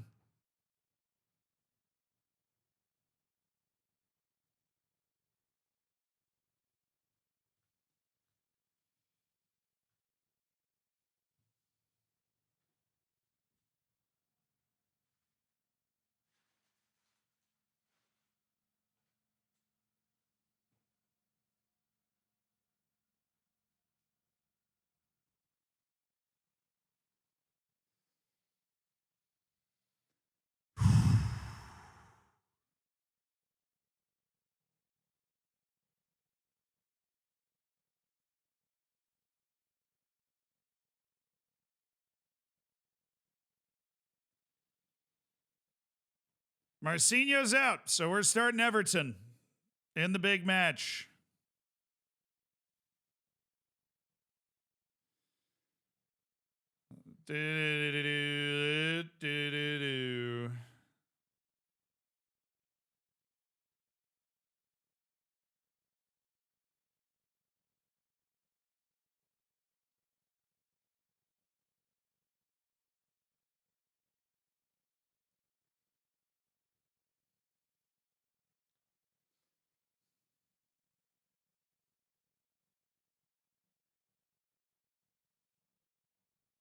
That's our starting lineup. Guilherme Mantuan, who's been with us since the 3rd division, is playing the second leg of the round of 16. Lucas Suarez is not fully fit. Ivan's in goal. Ala Graham and Bright Ariembi are the center backs. Mateus Pereira is the left back. The big beast himself, Skelly Alvaro, is the defensive midfielder.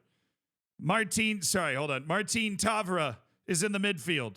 Kevin Burrow, Lucas Fernandez, and Everton, the attacking trio behind the Tunisian marksman Mortada Said.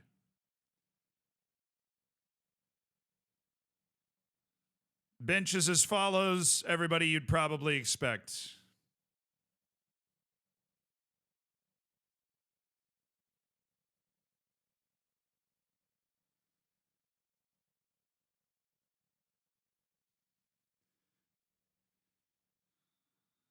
Bells.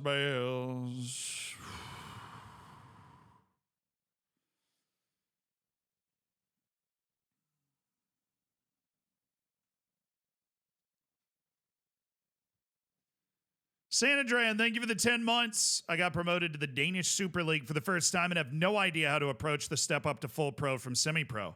Any tips? Also, shout out for the appearance on the Irish guys. Hey, yeah, thank you. So you're stepping up from semi-pro to pro. That step up should happen organically. You should be in a position where you're making so much money that the board does it for you. You're probably not going to successfully be able to do it if you ask for it. That's just kind of how that works. But yeah. You don't need to worry about it. It's going to be the same business either way. You're signing people that are free that can help you. Okay, that's just what you're doing. That's what you're doing. Signing people for free that make your team better. What's the Irish guy vid? I appeared on the Irish guy's channel. He messaged me a while ago. Basically, he does these prediction videos, and he had me on for the prediction, just straight forehead in the preview. We love that. So I predicted the Premier League matches this weekend, basically.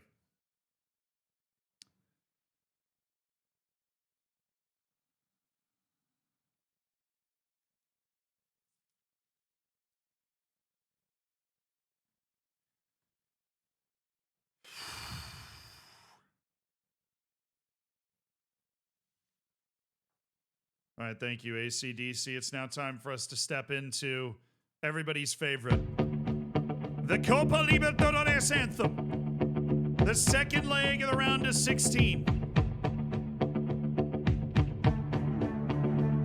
3-2 after our road trip to Argentina and a hard-fought shootout. We are now at home, the Tigers of the ABC trying to make the quarterfinals of South America's biggest competition. Team has been selected. We believe in ourselves. What a group of lads, from Guilherme Mantuan to Bright Ariembi, from Lucas Fernandez to Mortada Said. This is our time.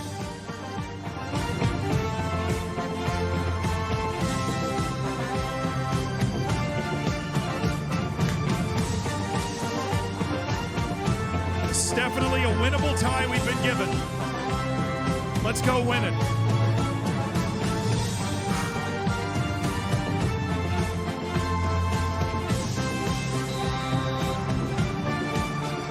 Minutes. A draw is enough. But we want to win.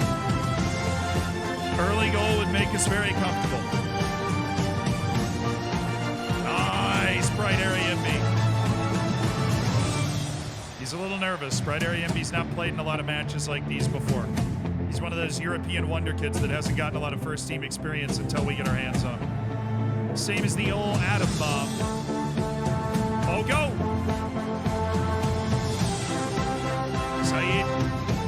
Saeed, Everton, Fernando!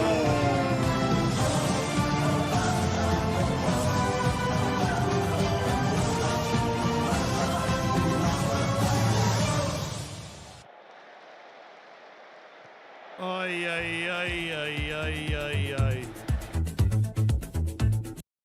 No, that's not what we want. That's what we want. Not the Suit America soundtrack. Thank you, Yvonne. We need just pump up music now. Oh, that's not good. Montawan just got hurt. We got to bring in Suarez, who's going to have to play the rest of this match. Wow, that is like worst case scenario. We didn't start Suarez because he's working with a knock, and now Montawan's down. That is tough.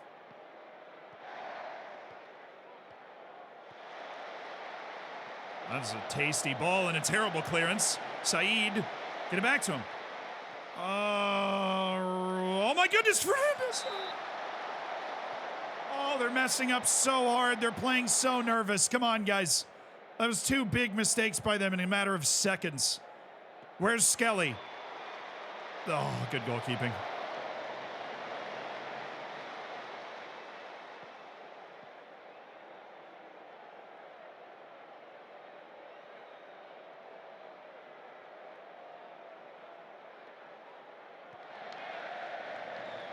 Nice. Oh, Saeed again. Excellent work by Saeed. Everton. Pereira. Is that it? It's...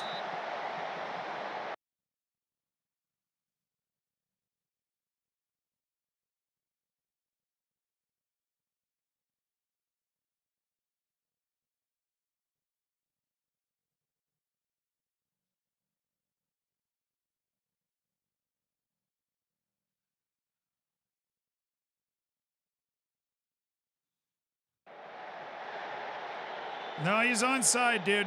That was called onside.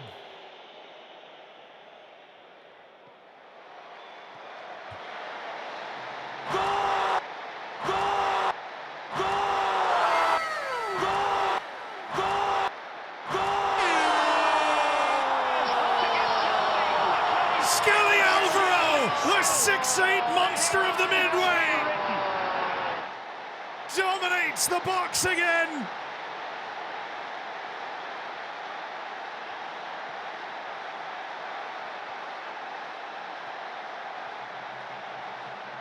It's one of the most deadly set-piece combinations on the continent. The 6'8", 215-pound Skelly Alvaro from the set-piece maestro Martin Tavra. And it has struck for the first time in a while at a very important time. Pereira. It's Pereira, and it's 2-0!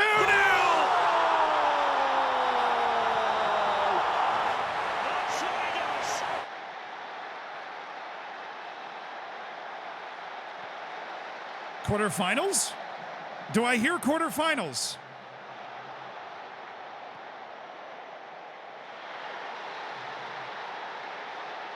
Mateus Pereira makes it 5-2 on aggregate. He's been a wonderful addition at left back for this team. Consistent quality.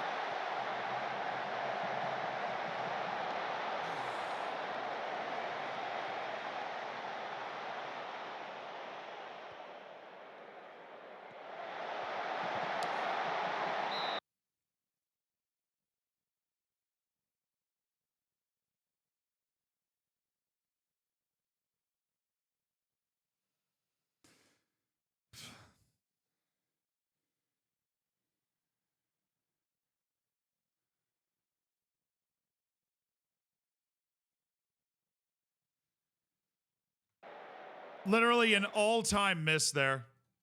Absolutely all-time miss. I don't even know.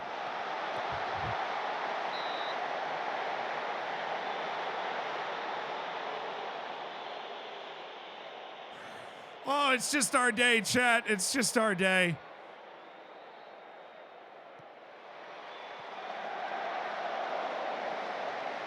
Flaky Flack, I'm hearing quarterfinals. These like weird whispers down the hallway. Quarterfinal. I'm hearing it. And our first ever continental competition with this club, and we got a really nice draw with Tucumán. Got to take advantage of that. This is no Boca Juniors, right? This is no Corinthians or something, right? It's Atletico Tucumán. They're as surprised to be here as we are, considering we were in the 3rd division 4 years ago. That's just house money, survive in advance. We survived that opening leg in Argentina with the 3-2 win. And we have jumped on them here in the ABC. Good into the middle. Skelly, keep it going. Yes, Lucas. Oh, Tavra. Oh, you should have played Said in, honestly. I don't know why we're shooting that.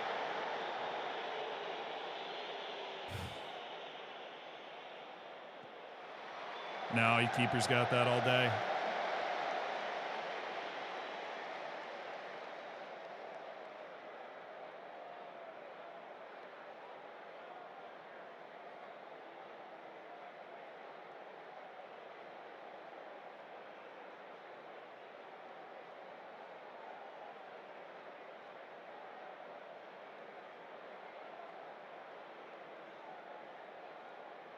All right, baby, good first half. Up 2-0, you kidding me? 5-2 on aggregate.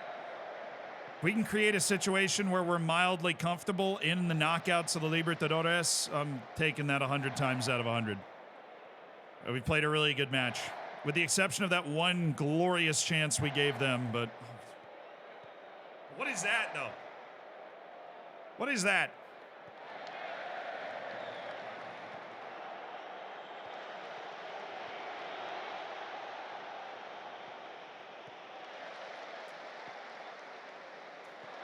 Oh, that's good stuff from Bright Area MB. That's proper defending from Bright Area MB. And to think he was nervous at the start of this game. Everton, right in that little half space. In between positions, making it tough.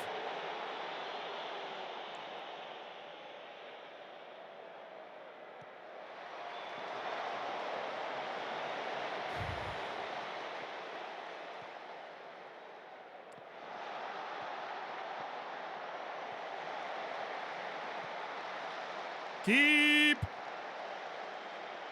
Too much air under that. Ivan all day. The steady hands of Ivan.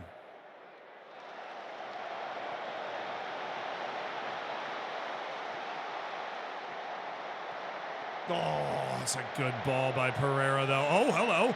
Bro! He hit that well. Keeper had a good read on it, was in the right spot, but that was a good shot. Take him to school. Suarez, head it back across. That's not great. Now Skelly's out of position, and we are scrambling.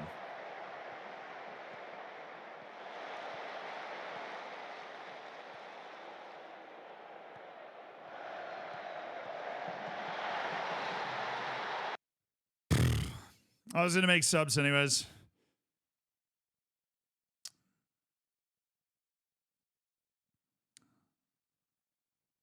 Nonato, you're in the middle. Let's move it. Everton goes there. Basquilia, we're just going to use you to settle this down a little bit. So we're going to have Everton moving to the other side. Basquilia, support. Suarez is like wheezing, but we don't have anybody else that can play there. Ola Grant can't play there. Alanzinho can't play there. Cabot can't play there. He's the only guy that can play there. So there is no sub coming for Suarez. These last 30 minutes are going to be very difficult for him. As a result, we'll go ahead and make this change now and put him on wingback on support so he's a little less aggressive with his movements. Try and save his legs.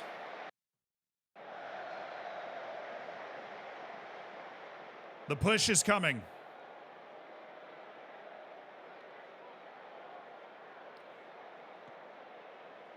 Good play, good play. Lazy pass. They are not playing well in this game. They came out nervous or something.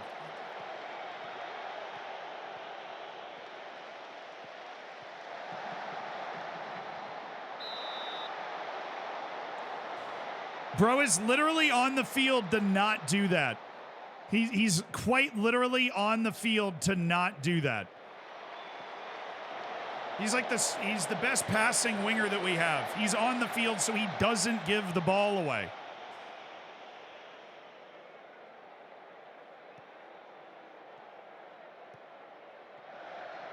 Come on, Bisciglia. Thank you. They're down a man right now. That might leave something open. Bisciglia, what the hell are you doing?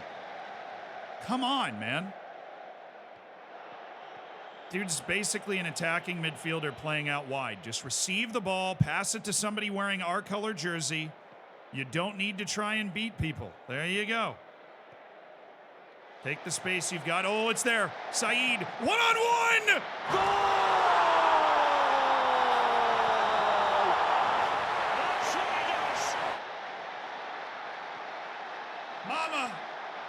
Mama, it's that man again. Somebody call the police. It's that man again. He's here. He's going to score another goal on us.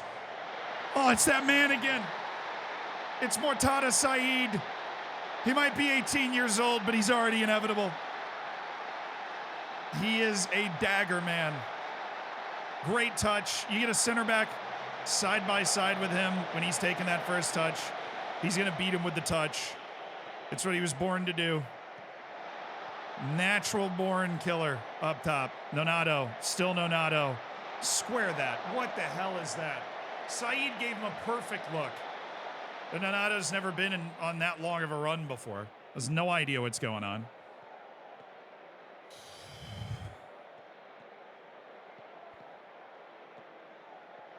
Nice pass. Good spot for Nonato. Love a decent off the ball and a playmaker. He's found the same space again. Alvaro, it's wide open. It's another goal for Mortada Saeed.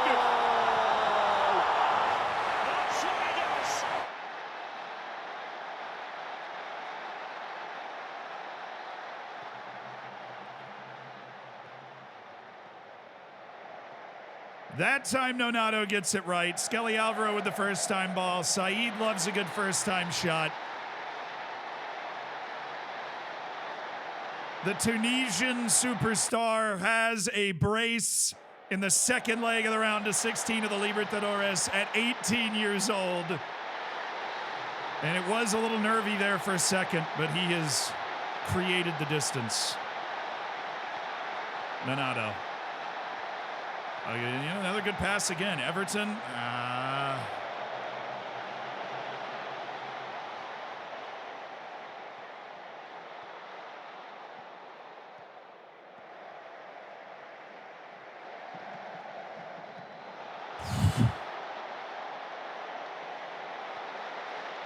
Hey, Devil Drummer, hope you're doing well. First season with Saints. Nice. You got your work cut out for you, dude. Yeah, Tavra has an assist because he assisted that corner we scored. Hey, when I signed David Luiz, he wasn't retired yet.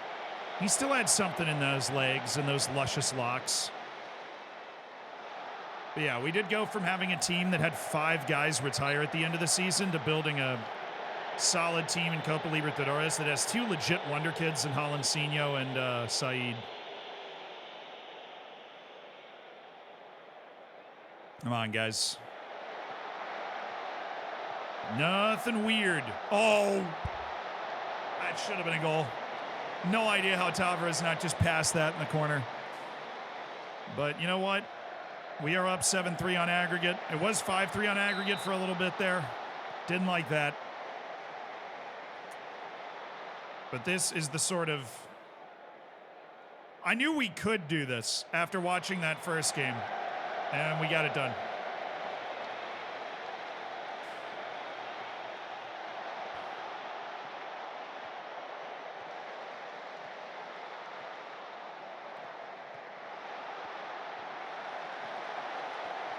I love that he didn't square that. Oh, most striker thing ever that he didn't score that. Let's waste some time. Oyama. Wait, why would I do that? Oyama, go get Martin Tavra. You move up. And we'll do a center back. We'll go get Bright Ariembi for Hollandzinho. Final substitution window. That adds a very tall guy for set piece defense. Better defensive midfield. Most importantly, we wasted 45 seconds. And then nearly gave up a goal. What a save.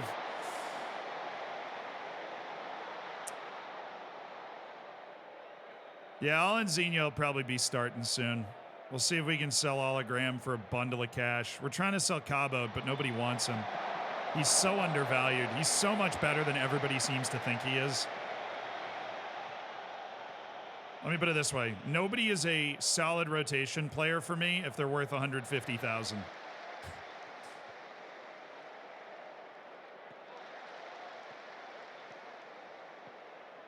Nice step, Graham. That's the type of play we expect out of Basquilia. Just taking the steam right out of it. Same thing from Oyama, yes. Quarterfinals, baby. Quarterfinals. Here we come. That's how you handle a two-legged tie. Took our chances in that second leg. They didn't. They missed two good goal-scoring chances. Mansawan's out a month. Oi, oi, oi, oi, oi. Oi. All right.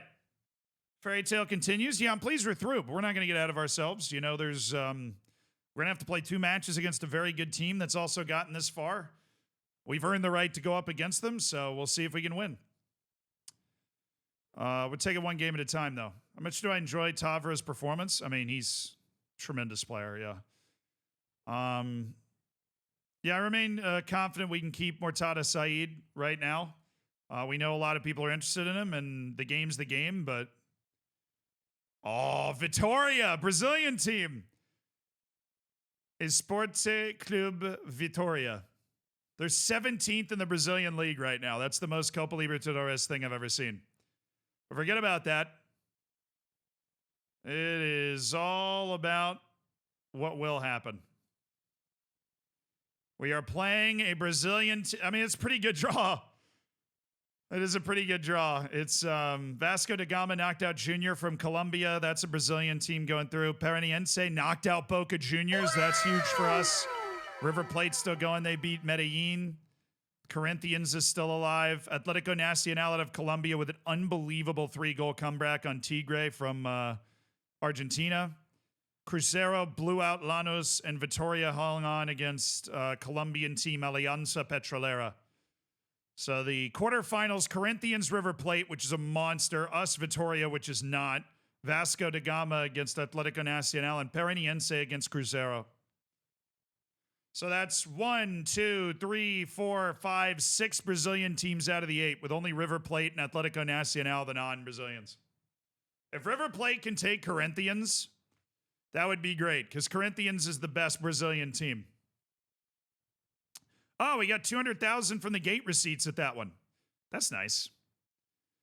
We're making the buku bucks. We're making all the money.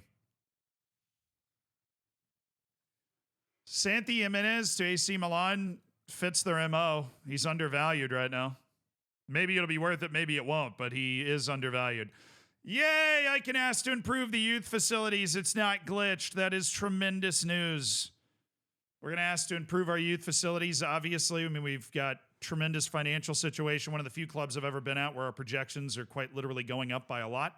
We make money every month at this club with our gate receipts, and a lot of prize money rolls in Brazil as well. All right. I think Hollandzinho is about to be happy with his playing time. Let's go. There we go. Let's slow it down a little bit. Been a lot of hard rock. I need to get the blood pressure back down after that dub. Do I have any tips about financial management in FM? Win matches and sell value players. When their value is there, because players' value in the market fluctuates pretty dramatically. So when that value is there, you want to take advantage of it. Oh my. Oh my.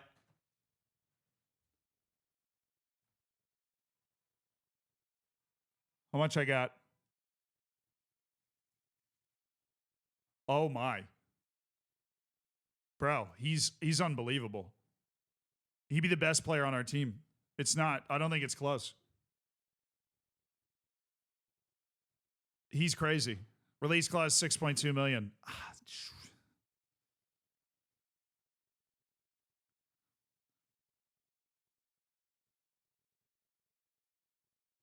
Bro, give me more of the balance as a transfer budget. Bro. Give me more of the. I'm going to do something that a lot of people aren't going to like. I'm going to see what the market is for Lucas Fernandez. Because he has interest in him, and he's 29. Maybe it's time to cash in.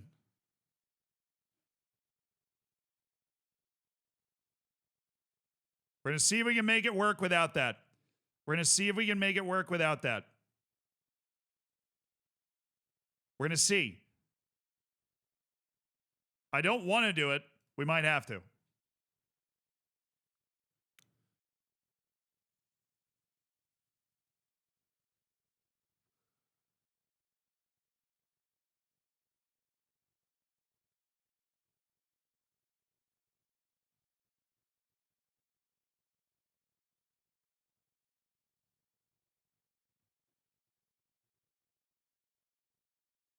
What does an intermediary say? Nothing huge. Oh, we'll give him another offer out.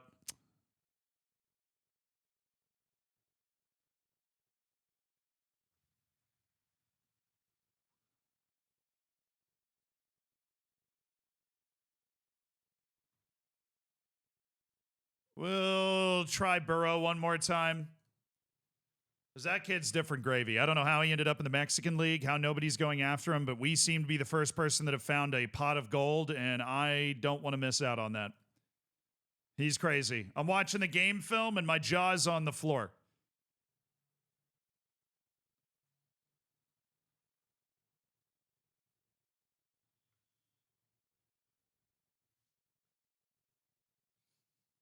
Problem is, when they have a release clause like that, it's really hard to do installment negotiations. There we go. Hollandzinho's no longer upset about his playing time. We love that. We are also satisfying everybody else. Edson plays in this match. Bright Area MB plays in the next two. And we will satisfy both of them. So that's 3 different center backs that we're trying to satisfy playing time complaints for, which shouldn't have got myself in that situation. But this is where we have to leave it today. So the drama holds until Monday, chat. We're going to raid somebody, so be sure to stick around for that. But that is where we have to leave it. The drama will hold until Monday on whether we're able to actually make that transfer work. But we just found one of those guys that we're willing to move heaven and earth to try and get onto our team. Let's see if we can find somebody to raid. Thank you guys so much for all the subs today. Love you guys. Fist bump. I'll see you guys on Monday. And I think now that if you're saying we're going to get FM news soon, we might try to rip to the end of the season here and see if we can win everything. So I think we're going to be playing FM all next week because I want to bring this season up. You know, we got 18 league matches left. We've got Libertadores quarterfinal, Copa do Brasil semifinal. Yeah, we got good stuff coming. Let's find somebody to raid. We're getting into the business end of the season. If we can stick that transfer, we are going to be flying. Oh, Emmy's streaming, dude. Sick. Let's raid. I don't know if you guys are around for this, but I have that friend that we taught how to do the countries. Somebody was asking about Thailand. She's in Thailand right now. We usually are never streaming at the same time, but she came on stream that one time, and we tried to teach her the flag quiz, and she learned a couple of continents. I don't know if you remember that. I don't know. You might remember that. We're right over. She's an IRL streamer. She's been in Thailand for a little bit, and I think she's streaming there now. Friend of the channel. Friend of the channel. So we'll head over there. Feel free to spam. I don't know if the mods are like ready for the spam or whatever. So if you get banned, don't be mad. I'll try and let them know what's going on. But feel free to spam our copy pasta because we love our copy pasta so much. All right, guys. I'll see you on Monday. Have a good one. Bye. We'll see if we sign the good guys on Monday.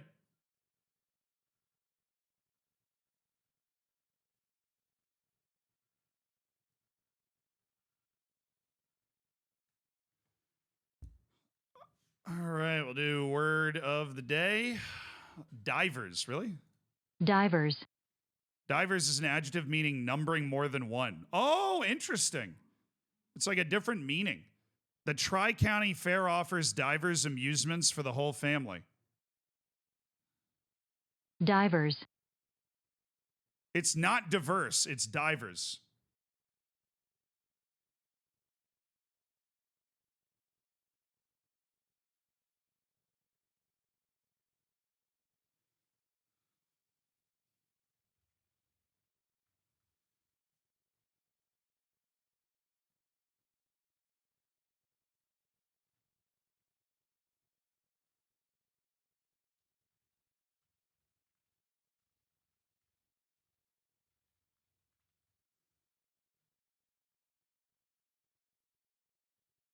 All right. See you guys. Have a good weekend.